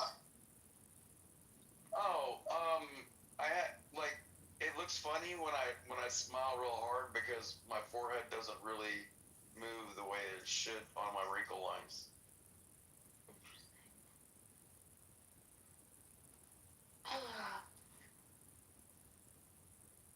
But it is what it is. I mean, like, shit's gonna happen. Like, but don't get caught up in the moment and become so, like, melancholy that you can't realize that things will change and get better. Yeah. Like, honestly, your attitude's gonna be your best healer. Yeah. It's just like as I'm just sitting here, no matter what I do, I feel it because my face is constantly tingling, and they stitched me so tightly, like I can feel it pulling. Yeah, it's called your face healing. Now. Yeah, it'll heal, girl. It'll heal. Google said that they could have stitched you too tightly and it could have messed it up. I Do don't not think Google so. that crap. You gotta stitch it tightly. What are you talking about? If you don't stitch it tightly, it's not stitched. No, I'm saying on the inside when they stitch the muscles together. Oh. Well, I wouldn't panic. It's like going to the dentist. You feel it, you know, it takes time. These things take time. The face is healing. Yeah. Do you know what, like, redos is? I went to nursing school before I joined the Army. Went to RN school, so we have this acronym we call redos, REEDAS. And when you're looking at the sutures on your face, you want to look for redness, edema, which is like, you know, swelling and fluid like retention, ecchymosis, which is like bruising, and like you want to make sure that, you know, you're acknowledging what the drainage is, the D, and then like, you know, A is going to be like, are the wound edges proximal? Are they stuck together, or are there gaps opening up, or is it all like, you know, a suture line that you can like definitively see? And then like then you count your sutures. So REEDAS, redness, edema, ecchymosis, drainage, proximal edges, and the number of sutures. And like you want to make sure that they are done tight. And trust me, I know how to do 3, 2, 1, 1, 1 because I've done arterial cut downs. I've done like every kind of suture you can imagine on a human body. You know, as a medic in Iraq. And like, you know, so you're just going through like the discomfort of the healing part. But like, just don't get caught up in the moment is all I'm saying. I saw on social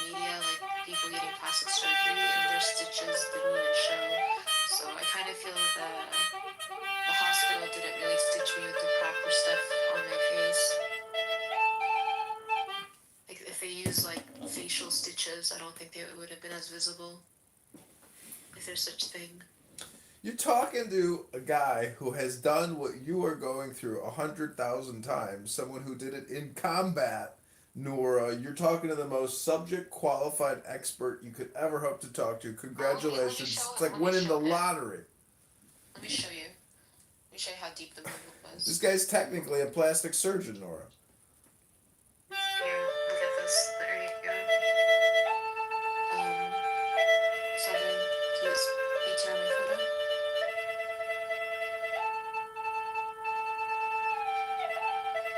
Do you see it? Shit, girl. That's the mouth. That's not the head. Well, I mean, the mouth is the head, but like the head is like, to me, is like the forehead. The mouth, you know, the mouth is actually the quickest healing part of the whole human body. It's my chin. It cut through my nerves. Yeah, your mouth. Like it was what holds your tongue inside Yeah. your face. So I feel it all the time, yeah. Yeah, but your mouth is literally the fastest healing part of the human body. I am not fucking kidding you. Like, I got in a fight with this Samoan dude when I was in But do you Germany. see how deep it is? Like, and how they had to stitch all that shit on get their it. set? I get it. I guarantee you, with like some aesthetic lasers, after like it's healed, you'll be able to minimalize anything that you'll be able to see cosmetically. How long do we Because have that's to what- wait? I would say I would try to go get a consultation with a plastic surgeon now. I did, and You they get- wanted to inject me with Kenalog. What do you think of that? Catalog? What the fuck is that? You don't know what the Kenalog is? Like, is it collagen kind of? No, it's a steroid, and it's a steroid that like makes your face. Because I've had a Kenalog injection in my head before because I had a bald spot, and they used that Kenalog to like help with inflammation, but it made a dent in my head. So the idea was where it's like where I have scar tissue. If she injected it, because I already had developed scar tissue, where she injected it, it would make my it would make it go down. How fresh is this wound, may I ask? It happened September 12th. September, October, November. You must already be almost damn near like closed up by now. No, the stitches were dissolvable, so they came out like. Yeah, well, the secondary ones underneath, and then you have the top ones. Yeah, but what I'm saying is like it's so tight. Like when I talk, when I eat, when I'm just it's just not relaxed. You're just gonna have to give it. You're gonna have to give it time. You injured your face. You don't think it's gonna stay tight forever? No. Ligaments loosen when you get old. Your face starts to droop because, you get old. No, it's drooping already. It's drooping already. Oh my god! I'm glad you listen as much as you talk. Doc, she's gonna go on all night. This is what Nora does. No, but what I'm saying, girl, is you got to give it time. Like, you're expecting it all to be fixed within now. And it's not I Dream of Jeannie. You're going to have to go through the heartache of it. But it will get better. I'm just saying, don't get caught up in a moment and become depressed thinking it's always going to be like this. What about the nerve damage? Will that come back, or is that permanent? Can you smile? I can, but it's not my same smile. Alright. My lower lip is tingly, and my Yeah, but there's on my chin. Nora. There's neuroplasticity, which has yet to take place. Like 3 months from now, you're going to be telling us a different story. 6 months from now, it'll be a different story. A year from now, it'll be a different story. I hope you're right. It's not hope. It's called yes, I am right. Well, Nora, let me ask you, without you interrupting me, after I ask a question, you just tell me a yes or no, right? You said yes, you could smile. Yes? Yes. That means cranial nerve number 7 works correctly. Can you close your eyes? Yes. Cranial 7 is working. Can you open your eyes? Yeah. Cranial nerve number 3 is working. Those are the nerves from the human brain that come out through the external auditory meatus, which is like your ear hole, your skull, that interface your face in order for you to be able to smile and blink and open and close your eyes. If you're able to smile and show your teeth and close your eyes and and open your eyes, your nerve function is working. Can you stick your tongue out and move it side to side? Oh, yeah. That's your glossil nerve. That comes out from another way. Can you smell okay? Yeah, I can smell. Yeah. Can you smell this? Number 1 is one nose, and you have cranial nerve is 2 eyes. Can you see out of both eyes? Yeah. So Then what's I the wouldn't tingling? worry. Then I wouldn't worry about neurological degradation. What's the tingling like in my lips, and why can't I feel my chin? It's called healing. Okay. Because when I just like if I put my nail, I can't feel my nail because you just. Well, the reason I can't feel like my pinky, my ring finger, my middle finger, my left hand is because when I got shot right above my elbow on my left arm, it took a big chunk of my ulnar nerve, and the ulnar nerve is the one that goes down to the outside of your fingers. Your radial is the one that goes to your thumb. That's what you do. Because the big chunk of my arm went away. I will say, oh, that's horrible.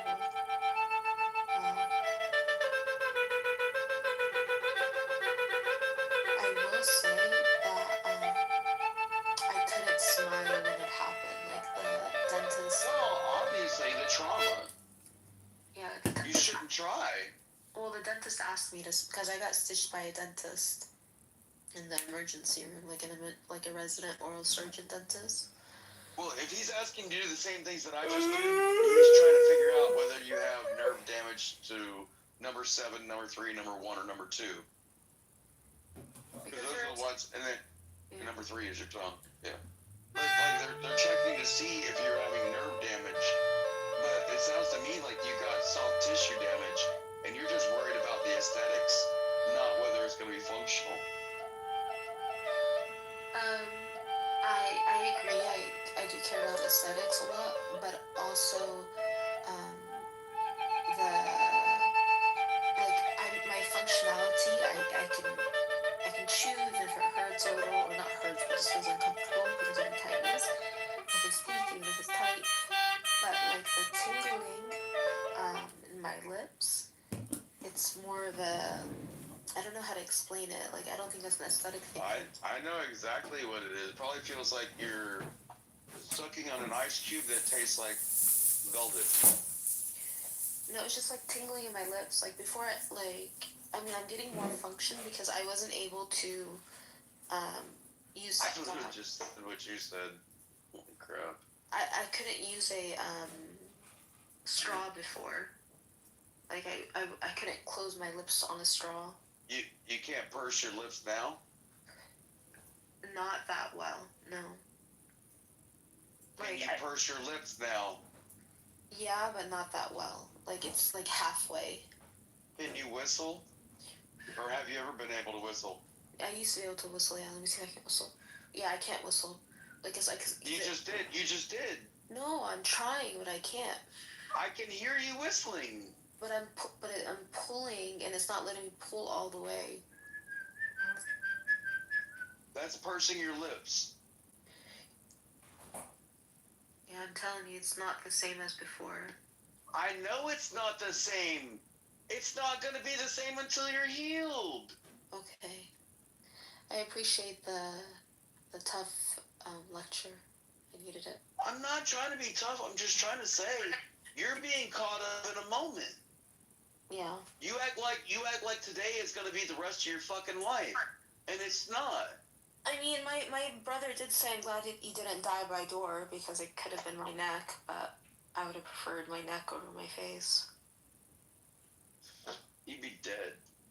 You think if that same cut happened to my neck that I would be dead for real? 110%. And you'd be dead within 2 minutes if it hit your carotid artery, like Charlie Kirk. Yeah, that's crazy. Girl, I've seen enough damage on the human body when it comes to trauma that there's not a lot of anything that you're ever going to tell me about that I haven't seen in real life. Yeah. I appreciate you talking to me. Yeah, just don't get caught up in the moment. Do you dude. think that the muscle, like being stitched, can also pull on my other muscles around my lips? Because I feel like it's pulling on those muscles around my lips. Girl, once it heals and you get like full functionality back, I guarantee you that you can go to a plastic surgeon and they'll be able to like give you a high cheekbone, lip filler, take care of the scars, and make you however the front door you want to look if you're going to be that vain. I don't. Why do you think it's vanity if I'm like I don't want to have a deformity on my face? Because I have a deformity on my face and I really got 0 F's to give. But you're a guy. You're not a girl. And you don't have a deformity. Why are you being sexist? I don't think that's sexism. I think that's reality. Like, Why, so men can't care about their looks? no, men can still look good with like scars and everything on their face because their handsomeness is not like so scrutinized like the looks of a woman. And I don't even think I'm that like. It's not like I think I'm attractive. I just don't want to have this deformity. You don't want it, but do you think that, when you heal it, if you never went to go get plastic surgery, that, like, a man like me wouldn't be able to love you? Or is it you critiquing you? Or you trying to tell me that I'm critiquing you through your lens of view? No, you're right. I'm putting myself down, and it's because, like, and I'm seeing, like I'm seeing the people that I want to like see me through the eyes that I see myself, and I need to stop. I agree with what John said, and I agree with what you're saying. Like I need to like get better. And I'm not trying to be a dick. Trust me. No. Girl, I was self-conscious about like myself before this happened because I had injuries when I was a kid, so I was always self-conscious, and I just like like it wasn't that noticeable to others, but it's like I feel like God just was like, you keep complaining about small things, here, let me give you something to complain about. And I know I need to be like grateful because it could have been worse, but also so many people never have any kind of thing like this happen to them too. It's like such a that's literally the same reason I asked God to never ever teach me patience, because I don't want to get married. Oh, you should like. No, I'll get married, but it just won't be with the state. Yeah. My marriage will be with the church. It will not be with the state. And there is a very big difference in that one. Yeah. I think some of the churches won't let you get married unless you have like a legal marriage. And there's a whole bunch of other ones that will. Yeah. Well, I mean, like, the idea of the state being involved in a marriage is only like in the last 75 years. Yeah. By the way, one last thing, I got an X-ray to make sure that it didn't mess up my bone too, because I feel like it chipped up my bone on my chin. That's another thing. Was the answer no? No, I haven't gotten the results yet. They would have told you right then. They would have told you right then when they did it. The person that's in the X-ray booth, even though if they're an X-ray tech, they know how to do a web read. If it was something obvious, like right then and there, you would have known right then and there. Okay. If it's so minute that it has to go to a doctor and you have to wait days later, like it wasn't obvious, is what I'm saying. Yeah. Because if it was obvious that there was a deformity, then you would have known right then and there.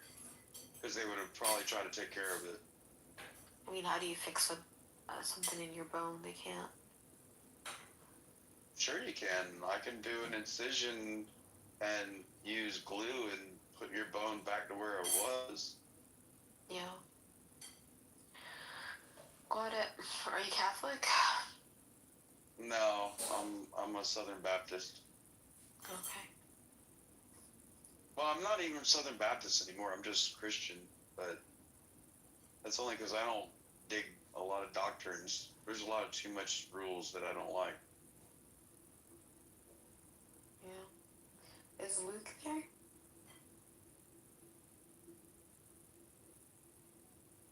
Lou, you available? I am, but I was playing video games. What's up? My guy. I'm about to buy Battlefield 6 right next, probably the next day or two. John, I have a question.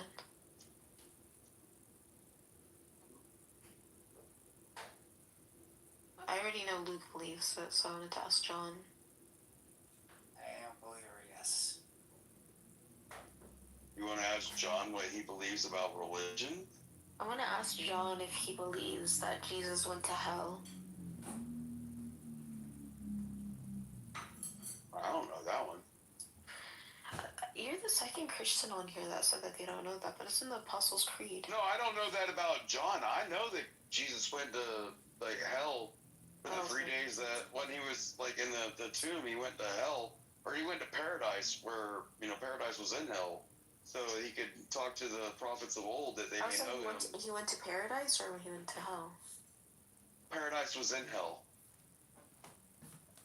I don't know. Paradise was a city that was on the top of a cliff overlooking the eternally fiery lake. And when Jesus showed up in his death, when he was in the tomb, he went there to go see Moses and all the prophets of old that never got a chance to know him, that they, anybody that may believe in him, may come to the Father.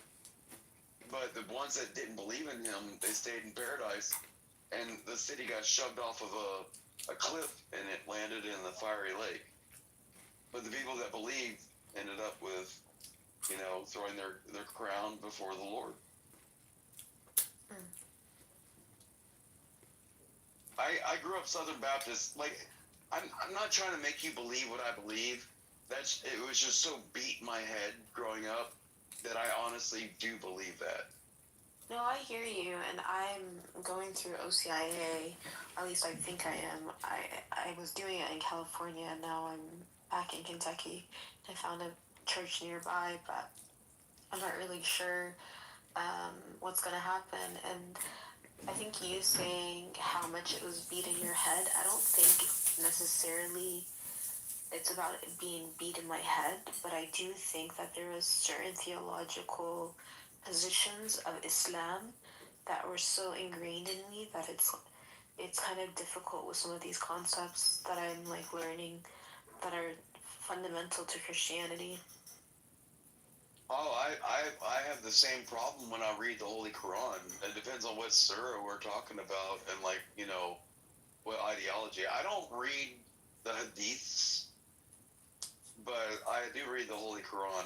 But I am a Christian, and I only read the Holy Quran because I want to understand the people that are around me, because we have different belief systems. We don't have to believe the same thing, but it doesn't mean we can't be friends either.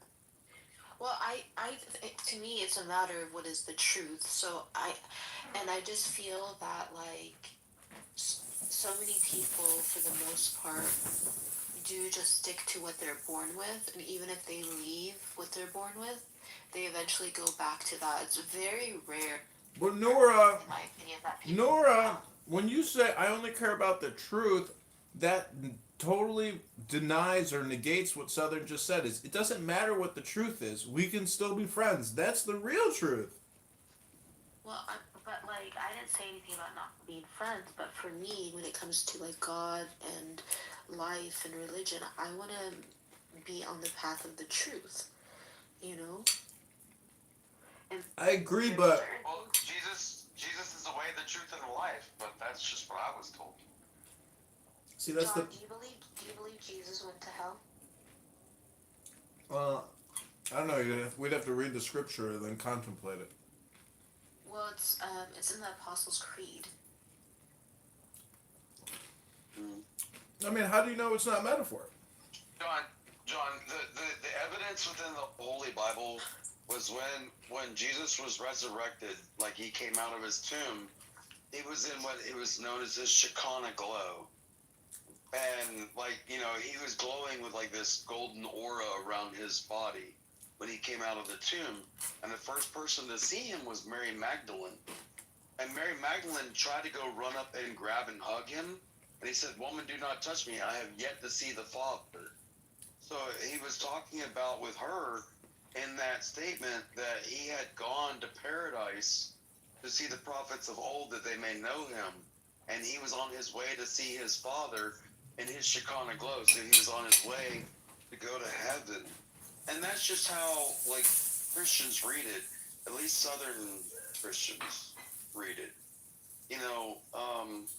But again, that's just my belief system because of my ethnicity and my culture of how I was raised. John was raised by a gorgeous mom and a dad that knows a hell of a lot more stuff than I do. We're all raised differently. But it doesn't mean that John and I can't be friends. Yeah, but Or you and I, depending on if we agree or disagree. Yeah, but I'm not talking about conversations, relationships, friendships. I don't disagree with you. I think you can build rapport with anybody with respect.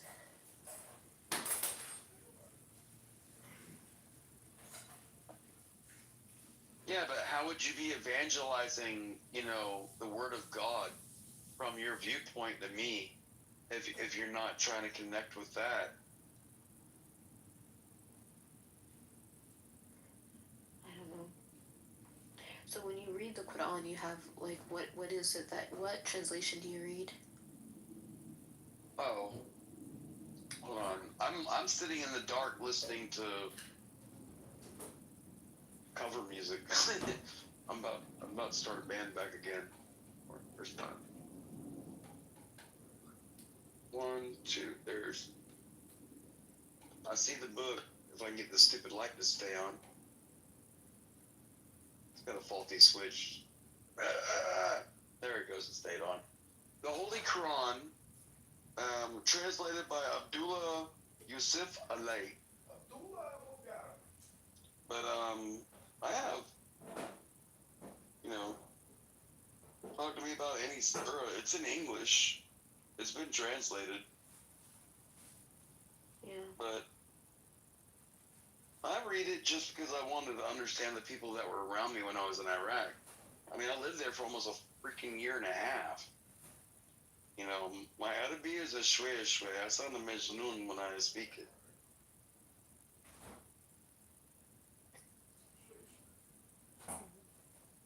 But it didn't stop me from wanting to understand the people around me. I mean, just because you believe something different than me doesn't mean I want to hurt you. Despite what people think about Americans, especially dumb rednecks like me from the South. Yeah. I try to keep up, but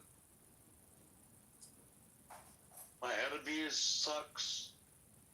My Gujarati, Majnun. Fuck, Hindi, Kalkatam ho jagyadik to chapanch. Like,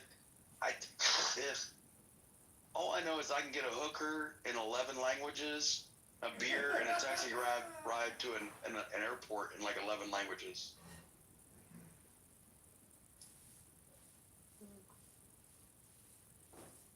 It may sound like a joke, but I'm not even kidding you. Can I ask you another question about my injury? Sure. If the scar tissue has already hardened, is that a lost cause? No. You're gonna have keratin buildup, and it's like when I got shot, like a whole bunch of like metal from the bullet ended up in my arm. And they didn't try to take it out, but they closed up the wound. They like healed it up, but like all that metal since 2008 when it happened, like in the 12 year or 17 years since then, like all the metal in my body has been pushed out. Like it would come up to the surface of the skin, and I'd just start picking out these pieces of metal from a bullet. You know, so you're gonna have scar tissue initially that's gonna be like highly keratin built up. The way that it's gonna try to like solve the connection issue, but eventually the subdermal tissue will push the keratin out, and you'll be able to like exfoliate that keratin buildup away. You'll be able to diminish your scar tissue. You know, you're just stuck in the whole point where you're scared because you see something that is different. But in 3 years from now, I bet you won't even think about it. Yeah, but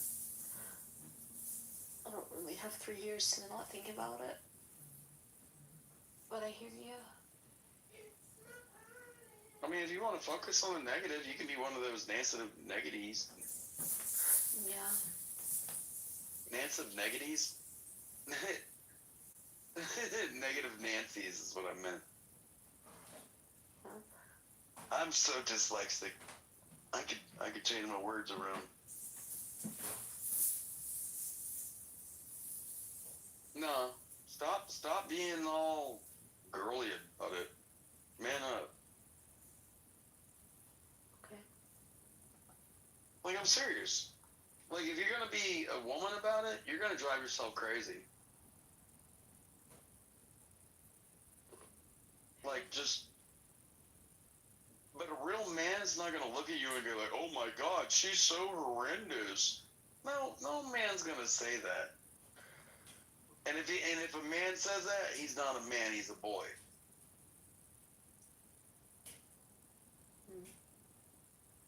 Well, that's like when I had this girl that I used to really want to be with in high school, but like her and her boyfriend were high school sweethearts, and then they went to college. They got married right out of high school, went to college, and then like when they were living together in their early 20s, there was a house fire, and she wanted to go out the window.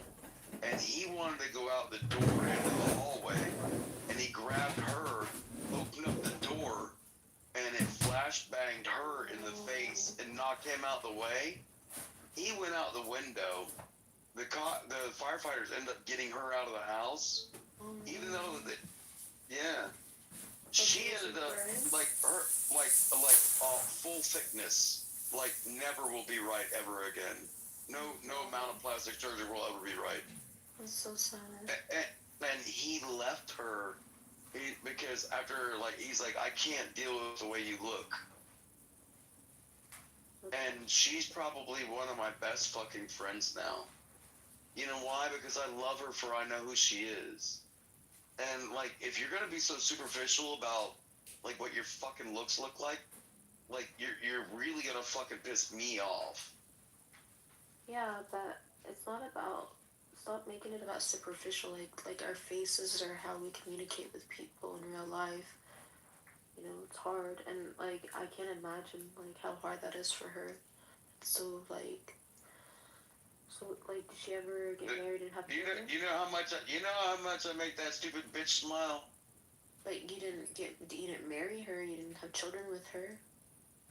I've never been married, and both my sons have died. Oh.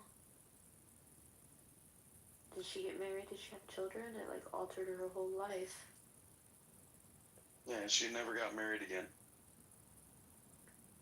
Yeah, it's difficult. Like, it's not superficial. It's like reality. It's just very difficult. Yeah?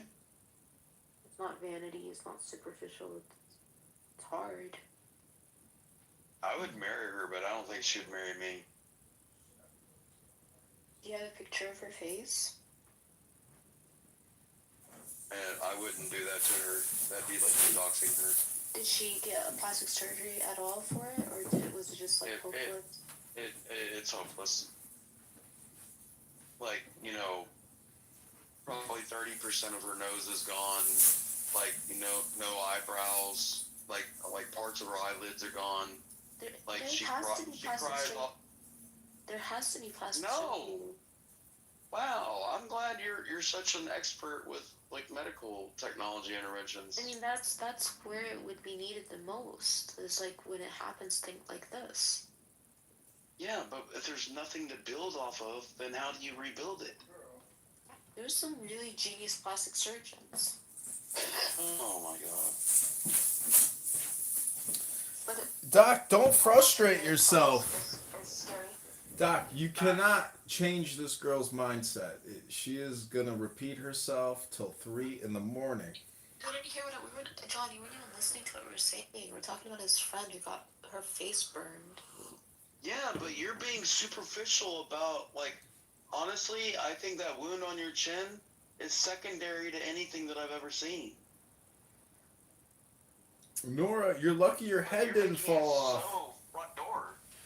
Nora, you're lucky your head didn't fall off. Just, it is a beauty mark at this point, and a man who loves you is gonna love you. The beauty mark and all, the beauty mark's included in the love, trust me.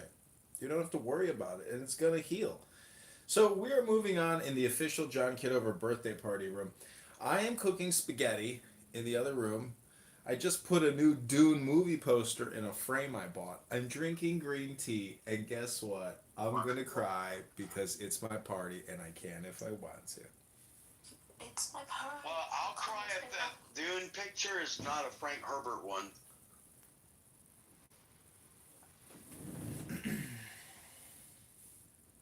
Is it an original Dune or is it the new Dune? It's an antique poster. I bought it like a couple of years ago. Let me take a picture of it.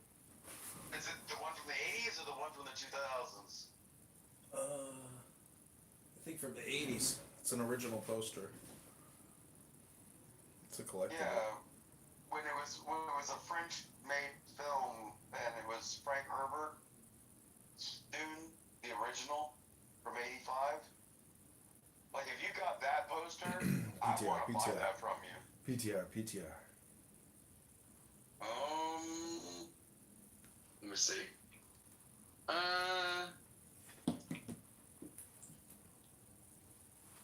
Oh, that's a book. That's not the movie. Yeah, the Sandworms of Arrakis. Yeah, that was the book. That wasn't a movie. Herbert, who was the original one, but when Frank died, his brother was the one that continued the saga. Like, I've been a big fucking Dune fan, like, my whole life. That's probably my favorite, like, sci-fi movie of all sci-fi movies. Death is the mind killer. Like, what was that with the minute we used to talk about that early on when I first met you, John, about 4 years ago, when you were in your 30s, and we were talking about like the Mintok, like the oil becomes a stain, the stain becomes an understanding of time, time becomes like the relevance of like, and then like through my mind all like it was called the Mintok, like remember that one? The Mintoks from Dune.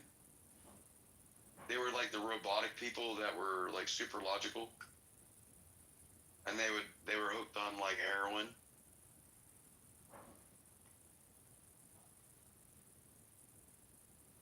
Shit.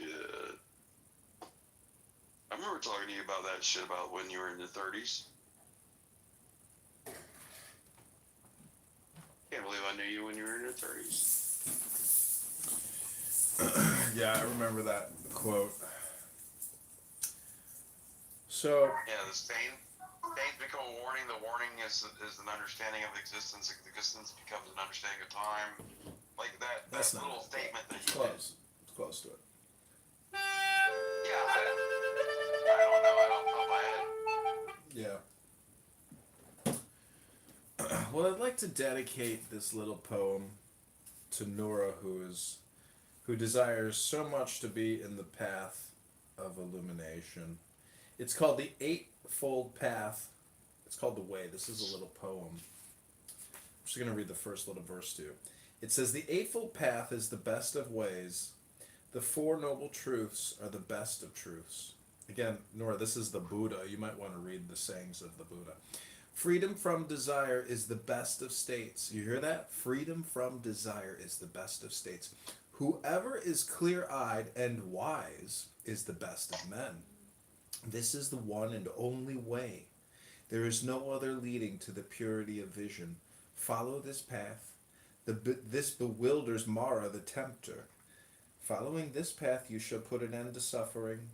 Having myself realized the way that can lead to removal of the thorns of defilements, I have shown it to you." I don't know if I agree with that.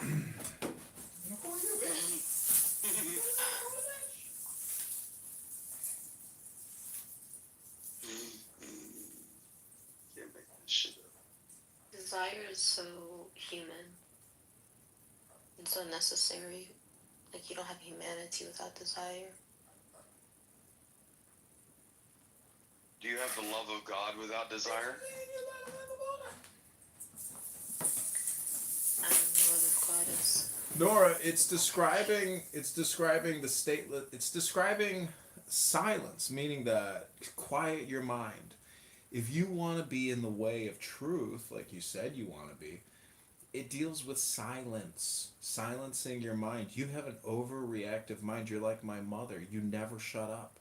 You just constantly think, and you constantly observe, and you constantly say, "I don't agree with that." It's not about agreeing or disagreeing. It's got a point. It's to quiet your mind, to stillness, to silence, to equilibrium, to equanimity. God lives in silence. God doesn't live with a chatterbox. God STFU.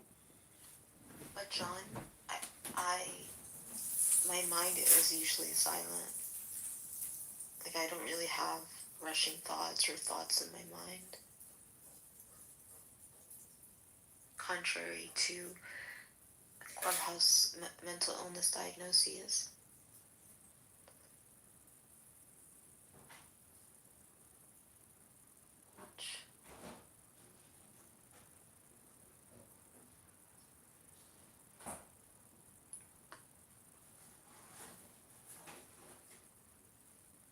It's kind of late to go on that date with that girl, John. You have 1 hour left until your birthday.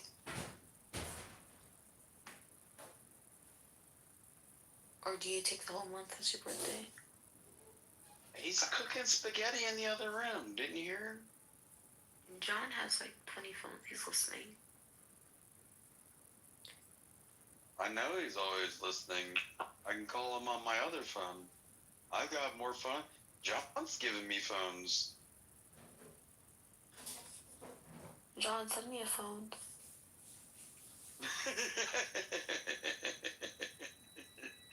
I shouldn't have said it.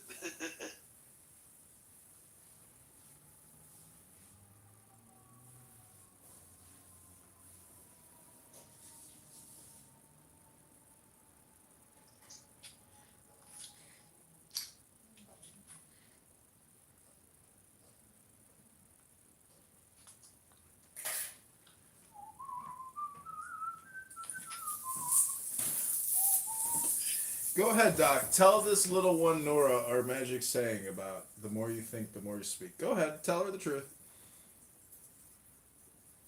Well, the more I talk, the further away from the truth I get. There you go, Nora. You want the truth? You got the truth.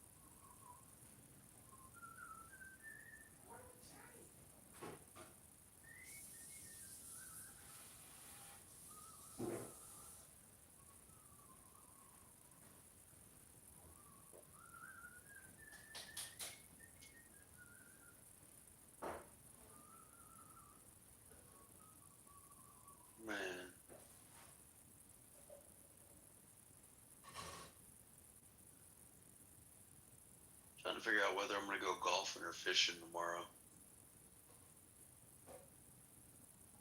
Big decision.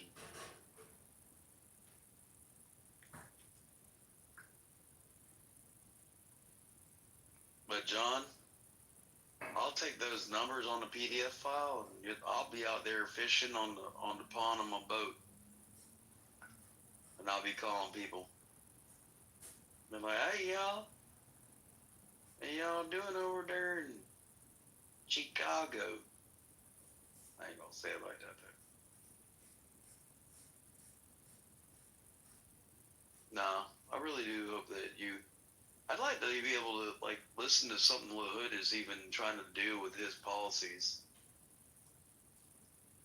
Does he even have points, or is he just running on the fact that he's the incumbent?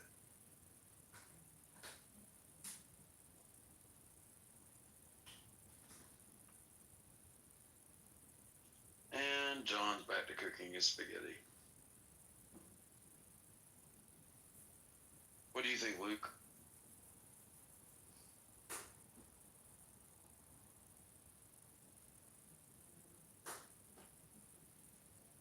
Well, with that being said, Nora, Yeah.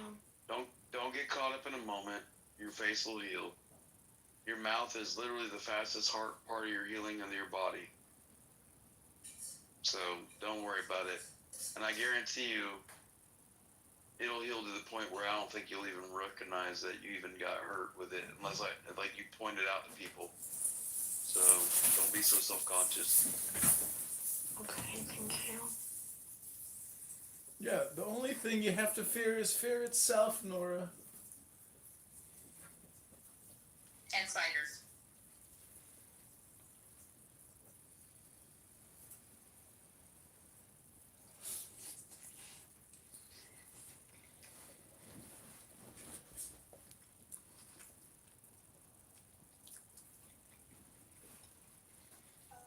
Just Well- the title of the room, so I came in here, John. Happy birthday. I'm feeling an asshole. I did not know it was your birthday, or I would have been in here all day long.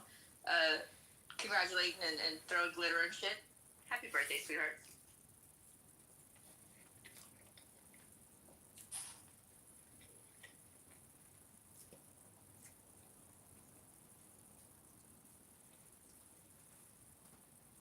Thanks. I'm eating a big bowl of spaghetti right now.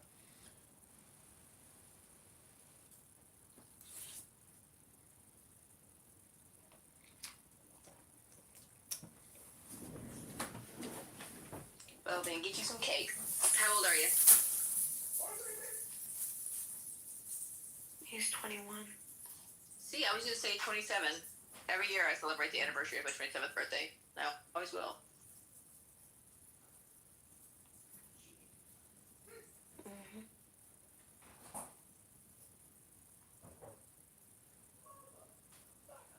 Well, I love you. I just came in to say happy birthday, and I will catch up with you later on. You seem to be preoccupied at the moment, but I'll stop back in a little bit. So, happy birthday, sweetheart.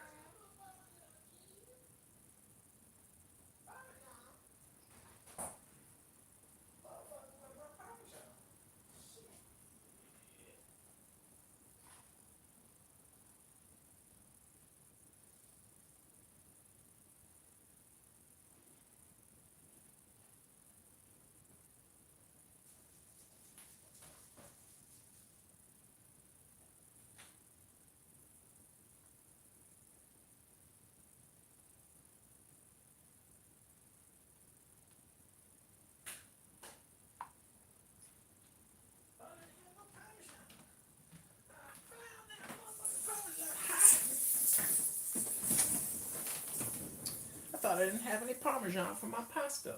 That Parmesan was hiding in the cupboard behind all the other peppers. You're making me want to get up and eat. I've been eating so much, like all the weight that I probably lost 10 pounds and probably gained 15 back, but I don't mind being big.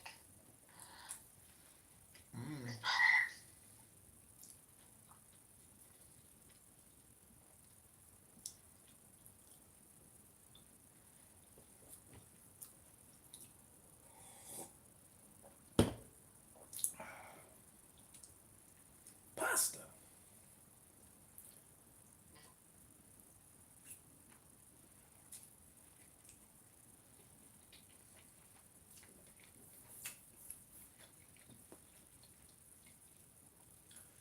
It's my pasta party and I'll cry if I want to.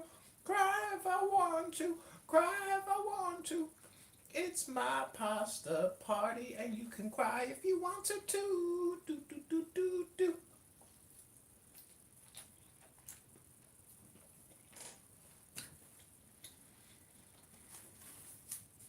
Okay, this is the rest of what it says about the way, Nora. Need something else. I don't want to hear you. You don't want to hear the sayings of the Buddha? No. Well, that's your problem. Like, why the Buddha? Like, Why the Buddha? Because it's intelligence. You schmuck. God deals with intelligence. I don't know.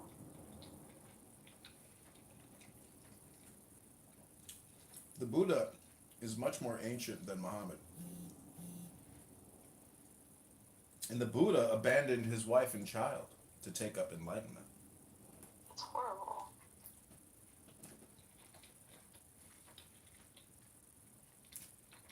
I don't think it like really means what it sounds like. I think it means like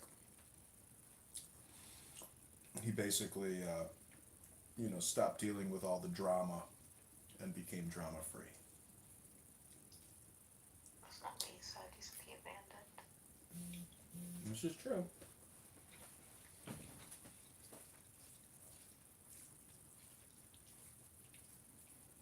But that would make Mrs. Buddha the most self-sacrificing woman in all history.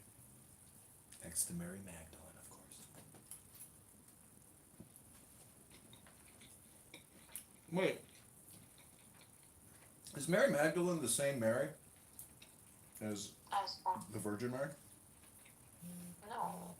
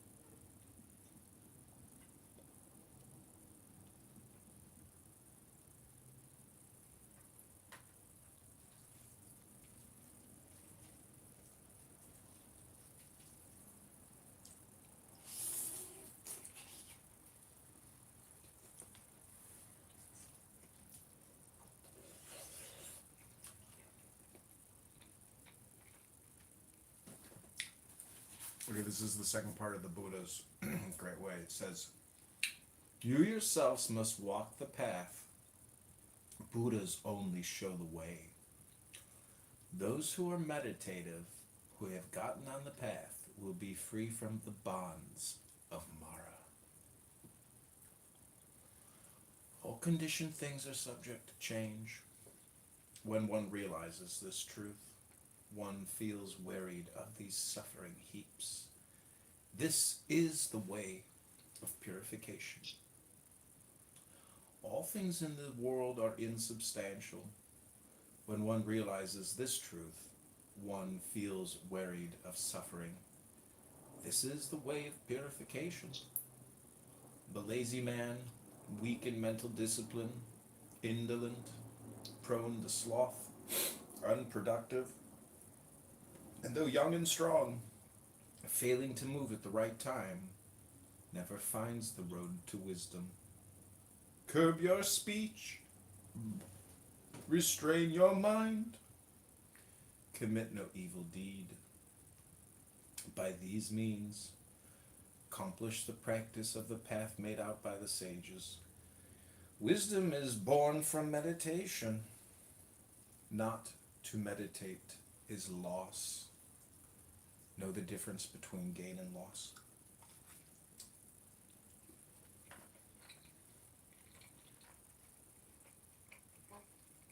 Make the choice to walk where wisdom grows. Cut down the whole jungle of craving, not just an isolated tree in the forest. The jungle of craving harbors danger. Clear the trees of craving, both strong and weak, and find freedom. As long as there is the least clinging to lustful thoughts, man will remain in mental bondage, like a nursing calf attached to its mother. Cut off the love of ego with your own hands, as you would an autumn lily. Follow the peaceful path leading to nirvana, guided by the one who has walked the path.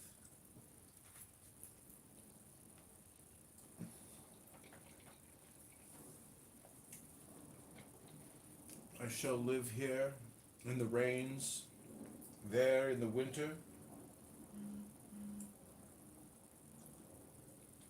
Elsewhere in summer, muses the fool, not aware of the nearness of death. Death carries the unaware man away, while he is still busily acquiring children and animals, much as a rampaging flood engulfs a sleeping village. When death comes, neither children, father, or other loved ones can offer refuge. Aware of this, the wise behave well. Don't postpone right action, but clear the path to nirvana.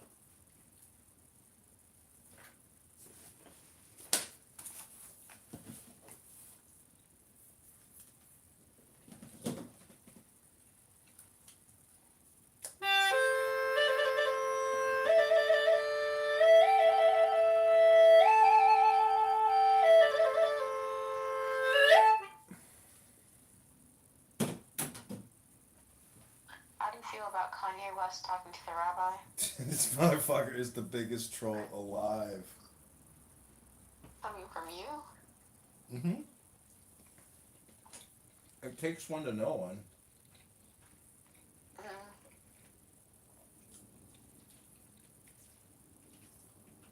Guy's the laziest motherfucker in the world. He can't read a book, he's got to create a video of him talking to a rabbi. He's so fucking lazy.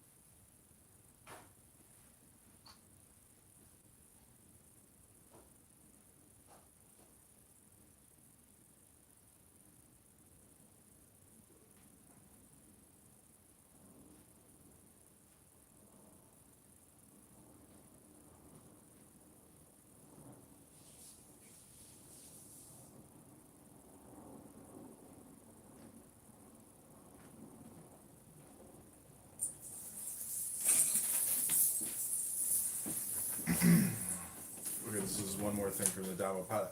Nora, what you're saying is you're searching for God, but God is within you. And so if you keep searching all the other places, the Catholic Church, the Protestant Church, the Muslim Church, this church, you're always going to be looking away from the correct direction, which is within. I will be honest with you. I do think, I don't know if it's because I already have the tools, but I feel like in Islam, there's a lot more ways to get closer to God that I have, that I know, than the other paths. But what you're doing is Gnostic work, which is essentially merging with the divine consciousness. So you're just trying to raise your IQ, and the only way that I've experienced it is through books, never through anybody else. No It's organization. prayer. It's through prayer. Yeah, but reading books out loud is prayer to the divine. It's called chanting hymns. It's called chanting sacred text to the divine. But you're just chanting it to yourself too. So, if you don't read books and you don't, study, you will never get anywhere. You'll be on this app just talking to yourself forever. Nothing will ever change for you in your life. I mean, bad things have happened. And good things have happened, and good things will continue to happen. You have to you have to take ownership of your words, Nora, and always emphasize the positive. No one will do it for you. Believe me, not your mother, not your father, not your brothers, not your sisters, not your cousins, not your neighbors. No one's gonna do shit for you. You can only do things for yourself. Mm-hmm. But like, do you know what tasawwuf is? Tasawwuf? What is that, from Star Wars? What is that? It's the active way of like purifying yourself, and there's like methods for it, you know? Mm-hmm. Well, I would just say reading a book is probably the same thing. Like saying alhamdulillah over and over and over. Yeah, that's Imagine a mantra. How good that is for you. Allah is a mantra. I can sit here and say Allah 1,000 times. Exactly. Yeah, so what does that mean though? That gives you a clear mind. You override your mind's automatic thinking, and you go into a state of silence because you have numbed your mind to addictive thinking. Addictive thinking is the biggest problem going. So if you can do a mantra, you can override your compulsive thinking.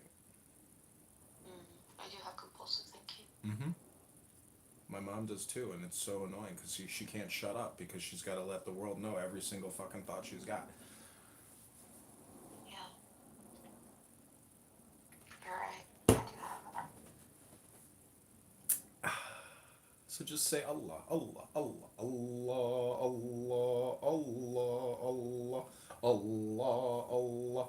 You can say Hashem, Rabbeinu Shalayim, Rabbanu Shalalam. Any mantra will work because it's doing the same thing. You can say Nirvana, Nirvana, Nirvana, Nirvana, Nirvana, Nirvana. I think the meaning of it does matter though. Not after you say it enough, because when you say it enough, it loses its meaning. You're just creating a vibration, a chant. So it still may have meaning, but when you go clear and your brain is no longer doing chronic, addictive, compulsive thinking, that's where you want to be. So therefore, the word is important, but not as important as the state that you are entering. Yeah. It's just a doorway to get to the state of no thought. And they say that. Huh? I said got it. Yeah, you got it.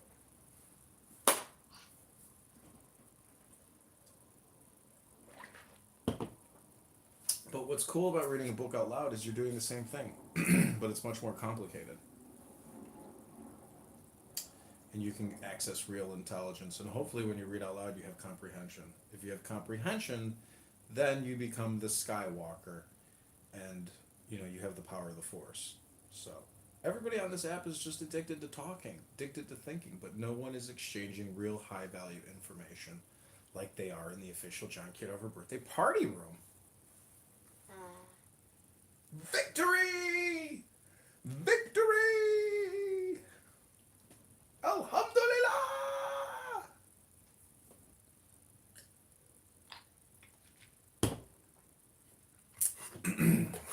Okay, this song is called Nora is a Flower.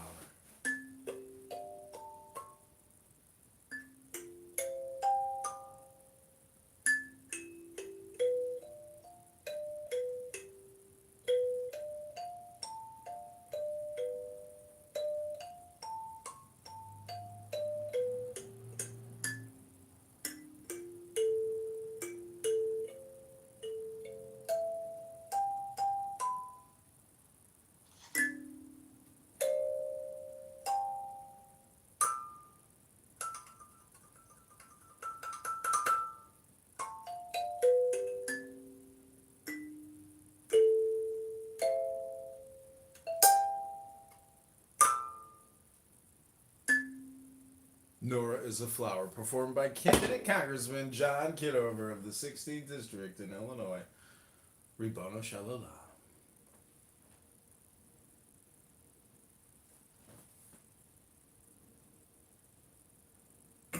Okay, we only got 27 more minutes till my birthday party ends. It's been a fun birthday party here at Clown House. Okay, this is called Miscellany. This is a meditation, aka reading a book out loud. Take the deepest breath of the day. Here we go.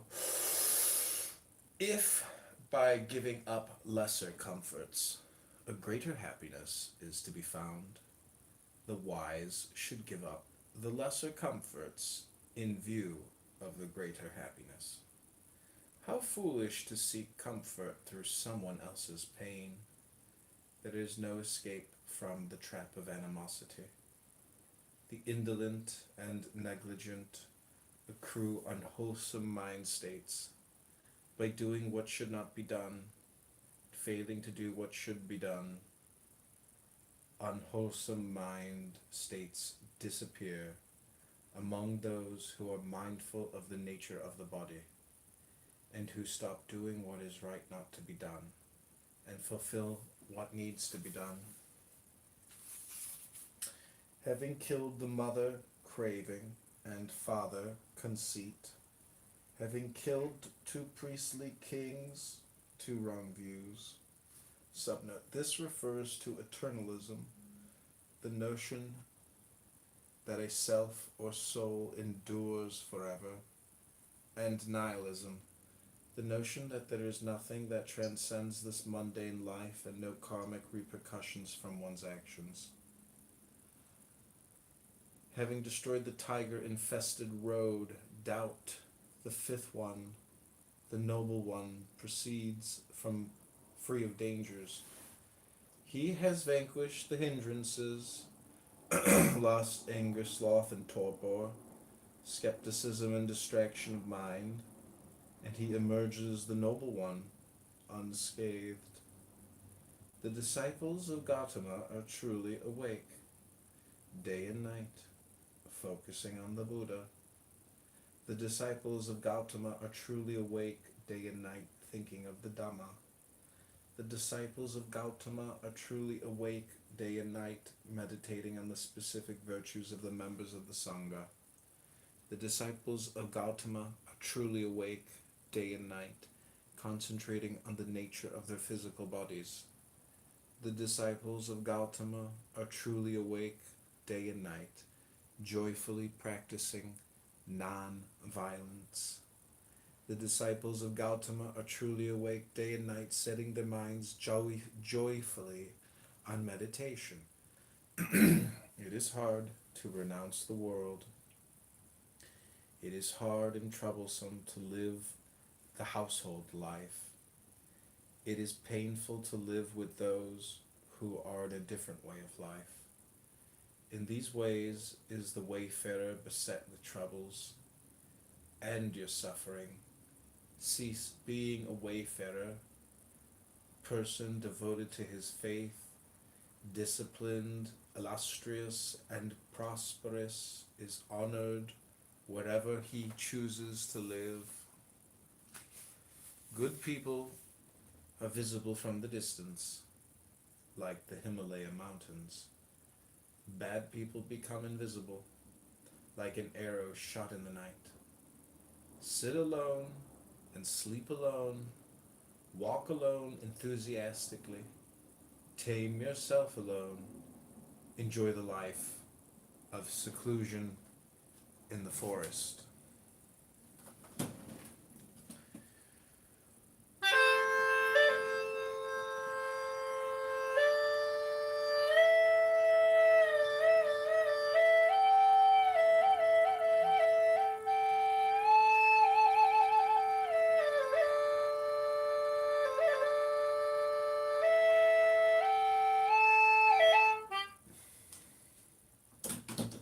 What'd you think, Nora? I appreciate it.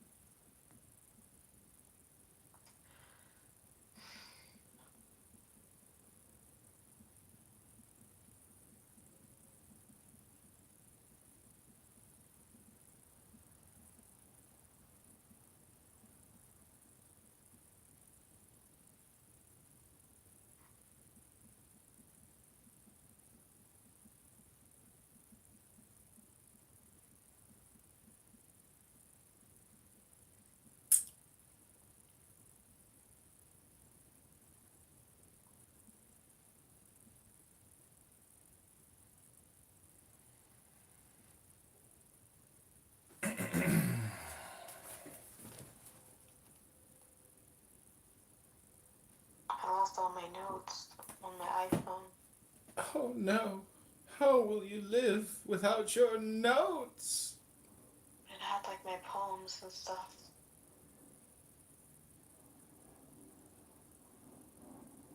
Really messed up.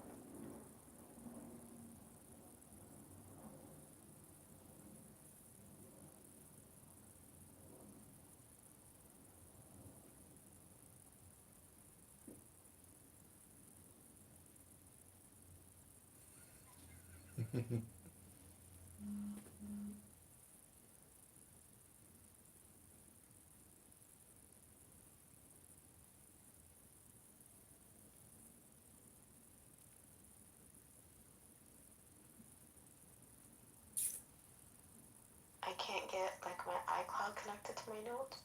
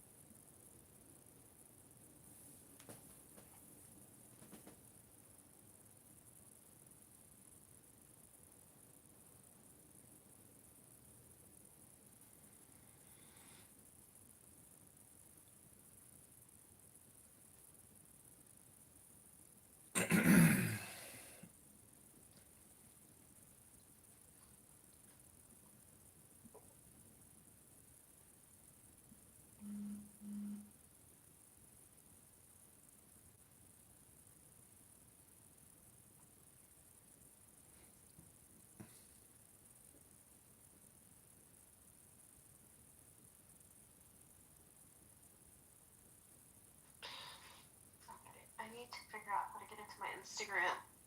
The one that I did in weeks. Just try the password reset.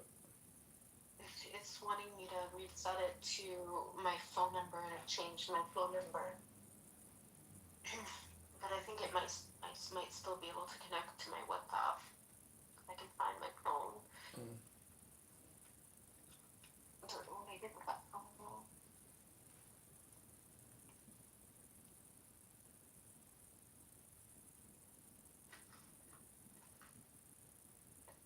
I should not have destroyed my phone. Even to this phone. Archer. Let's see if I can connect to WhatsApp.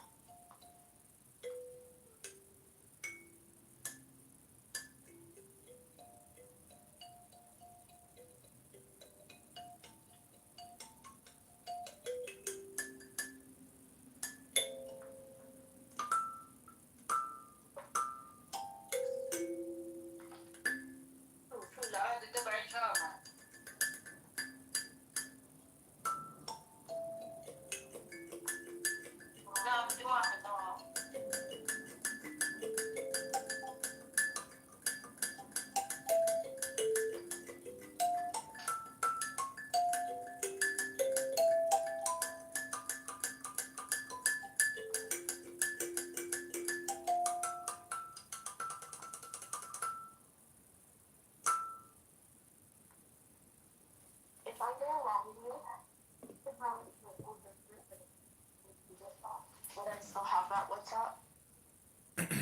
What was that? Trying to see if this is charging. I don't think this phone's gonna charge. Like if I want to like connect to WhatsApp on my old phone that's like broken and like doesn't have this like SIM, will it still have a WhatsApp? Charging. Yeah. Oh well. This old phone. My screen is completely like destroyed on my old phone. And then I destroyed the other phone because Diego asked me to destroy it, like a dumbass. I destroyed it. Holy shit! Did he at least buy you a new phone? No.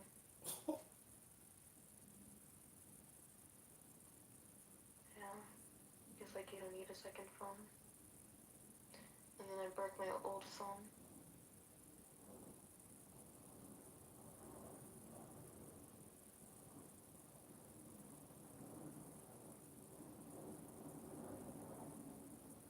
It needs Clubhouse knowledge. It's not nothing new. But like he wanted me to do it on Clubhouse.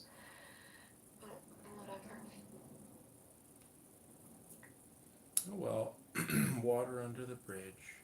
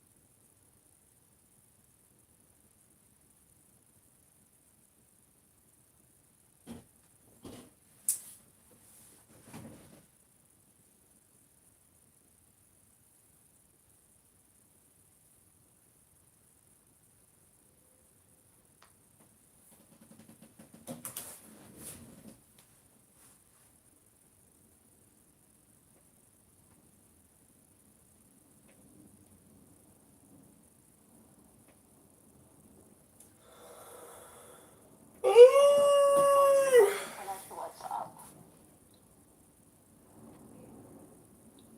Is that WhatsApp? Okay, I think I can do this through WhatsApp. Okay, I think I can connect to my Instagram through WhatsApp. You got this, girl. Let's see. Where there's a will, there's a way. Log into existing account. Because I lost my Nuda Banuda account. It's permanently banned.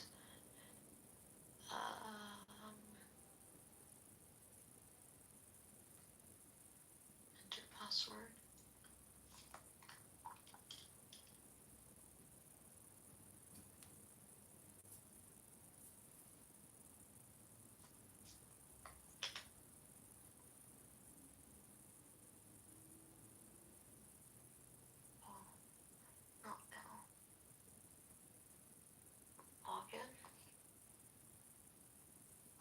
asks me for the WhatsApp. Okay, there we go. It said I got a code. Yay! I got in. And the code is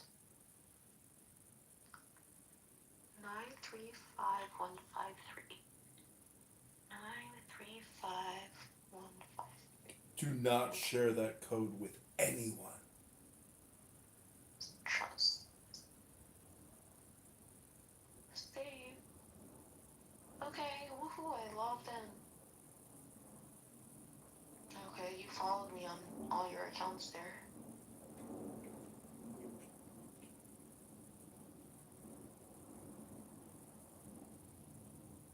I guess I have to use this account since I don't have access to the other one.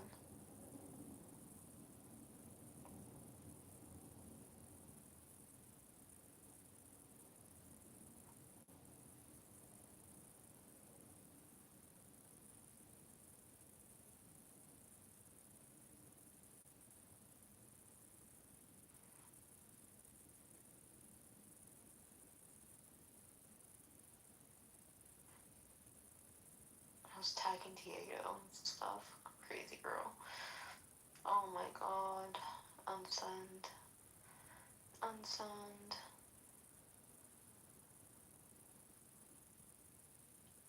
Unsend.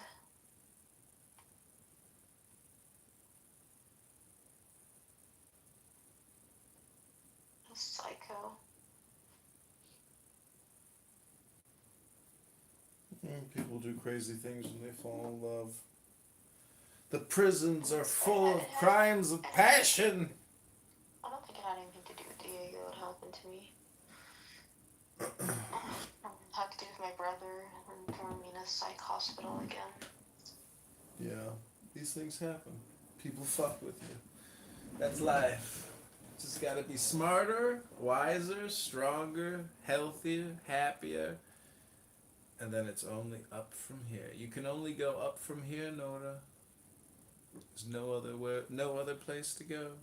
You have 1, 2, 3, 4, 5, 6, 7, 8, 9, 10. You only have 10 Instagram accounts? No, I've got like 30 at least.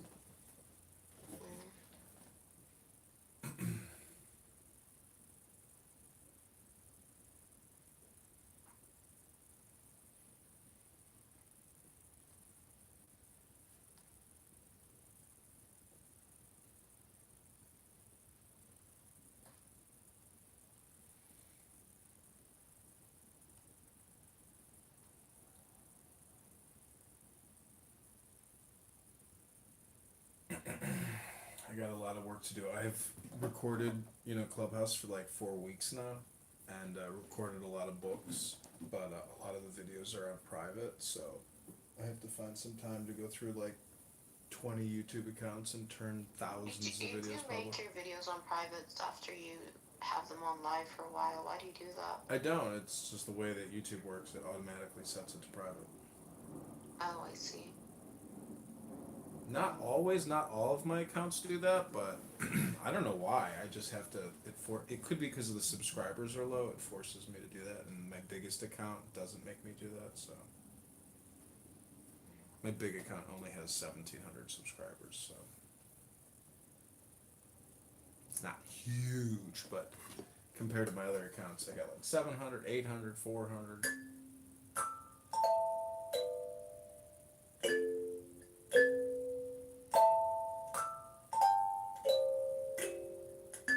Seven more minutes till my birthday is over.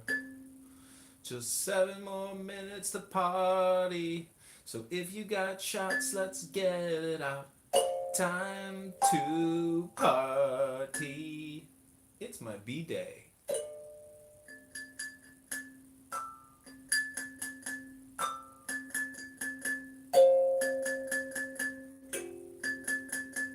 Nora is here, partying at my birthday party.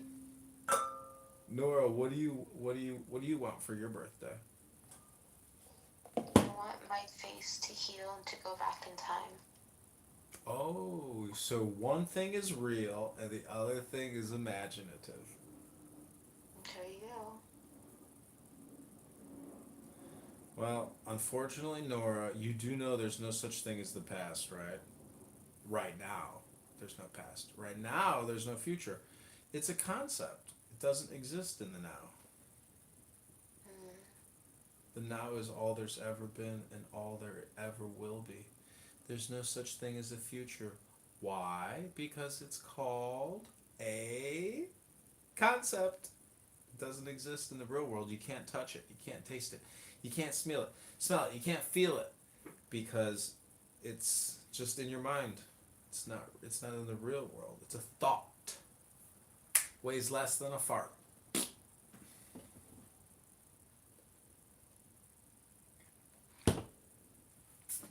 Well, we got 5 more minutes.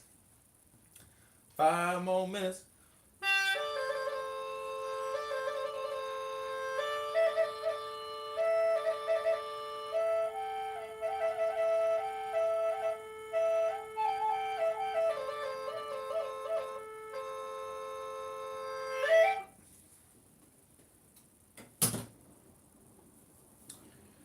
What do you want for your next birthday after your face is healed and you make it back in time? Uh, I just want to fix all the damage I've done the last 2 years, or last maybe 40 years. But really, the last 2 years, I've done a lot of damage. Done a lot of damage to my credit cards, my finances. I'm not really worried about the relationships that I created damage because I feel like if people are so quick to discard you, then they're not people that really cared about you, you know? Mm-hmm. I don't really celebrate birthdays. Yeah, that's what my dad texted me. He's like, "Have you given up celebrating birthdays?" Is that a Jewish thing? No, he was saying like it's a horrible reminder, about how old you're getting. Yeah. I mean, what do you want for your birthday? Peace, stillness, Do you not equilibrium, have that? love, joy, harmony, peace, happiness. Oh my God, Ted Cruz is here. Hey Ted, did you come to wish me a happy birthday? Yes, you did. This fucking guy. He's on this app talking all the time. And he wants to come to my birthday party. Hey Ted! AKA Brock. Welcome to my official birthday party. We got 3 minutes left. You made it. You made it, buddy! Let me get you a beer. You want a joint? Or you want a blunt? Or you want a bowl? Or you want a bong? What do you want, Ted? Tell me what you want. Hello? Hello? Alright, this next song is dedicated to Brock. I hope it brings him more peace.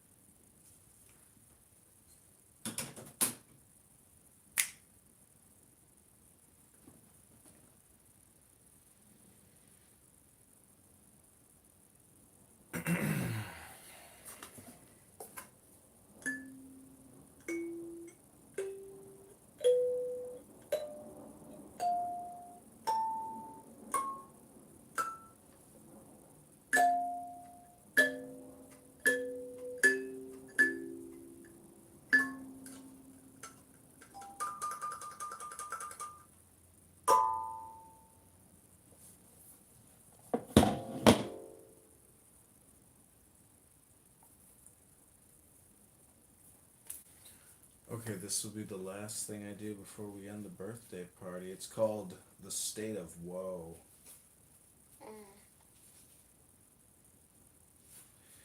This is a meditation.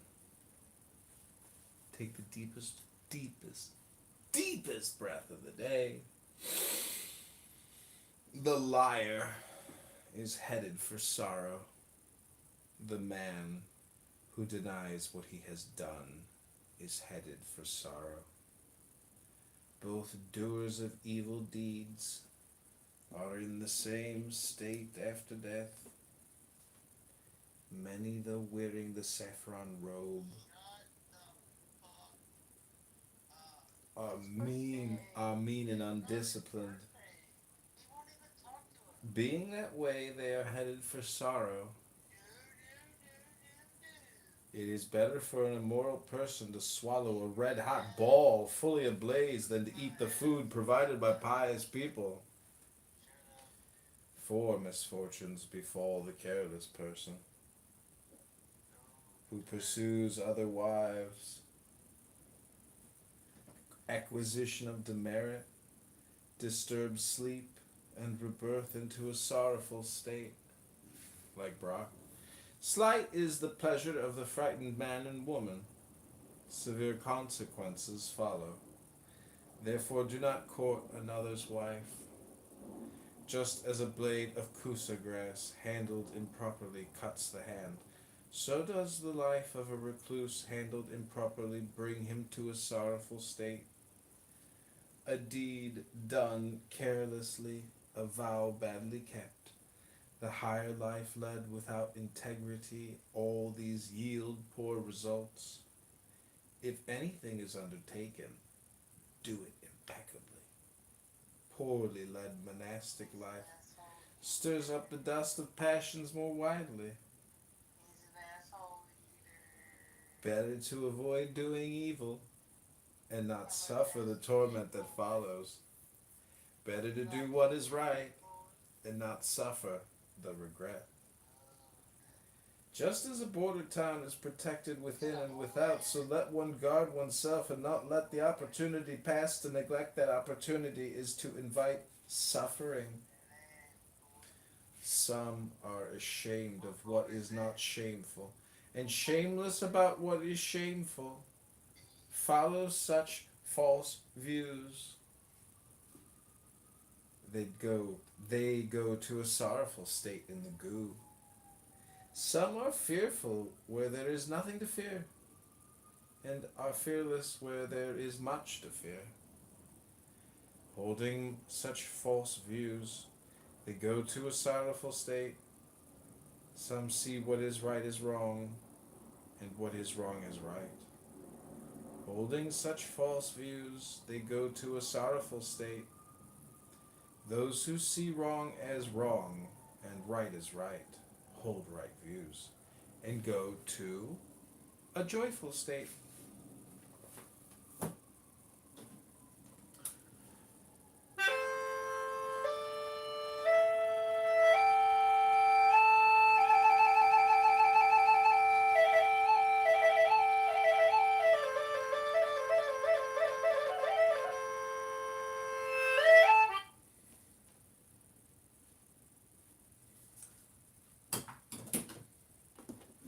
Yeah, I think a woman will nipple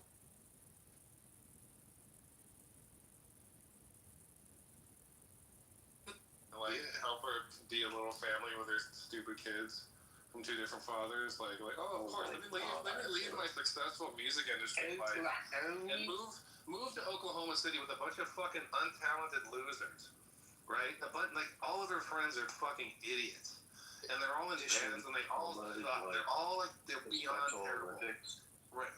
It's like the Olympics of fucking life. I don't know what it is. Her best friend, JC, was a piece of trash. She cheated on her husband. She actually went with Ashley to meet me for the first time in July in Tulsa, right? And then she met a guy at like 4 a.m, some random dude, and she's married with 3 kids. You know, and so I'm like, okay, if Ashley's hanging out with this, they probably cover for each other. You know, it's like, it was just like the thing where it's like, okay, I gotta have a 4-year-long relationship. I'm just gonna fuck around with like crazy girl, and whatever. And she lives in Oklahoma, so she won't be up to my fucking business, and I kind of want my space, like, you know. But it turned out to be a bad idea. See? So I shouldn't have done it. You're right. You're right. like Royvis is evil. Well, Timothy. Oh no, Timothy thought of evil before. No, actually, this gave him more, power to convince other people that I'm evil. But he already didn't like me. Wasn't nothing new. The reasons is that you were skewering one of the hottest chicks on this app. Yeah. Why did she go for a nice guy like Timothy? Why big bad evil Royvis? I know it really bothered him. It's like, why do they always go for the bad boy? What is it like? I know he's an incel. He has to be because he gets so bothered by it. And it's like, I don't know. I don't really know any incels. Like the guys I hang out with, they all have girlfriends or friends with benefits or something. Do you understand? But I don't think you quite understand the length to which these people go to like blacklist people. They open chat rooms, private rooms. They're locked, and they bring people in, and they're like, "Oh, so how about that Royvis?" And I was like, "Well, dude, I talked to Cora."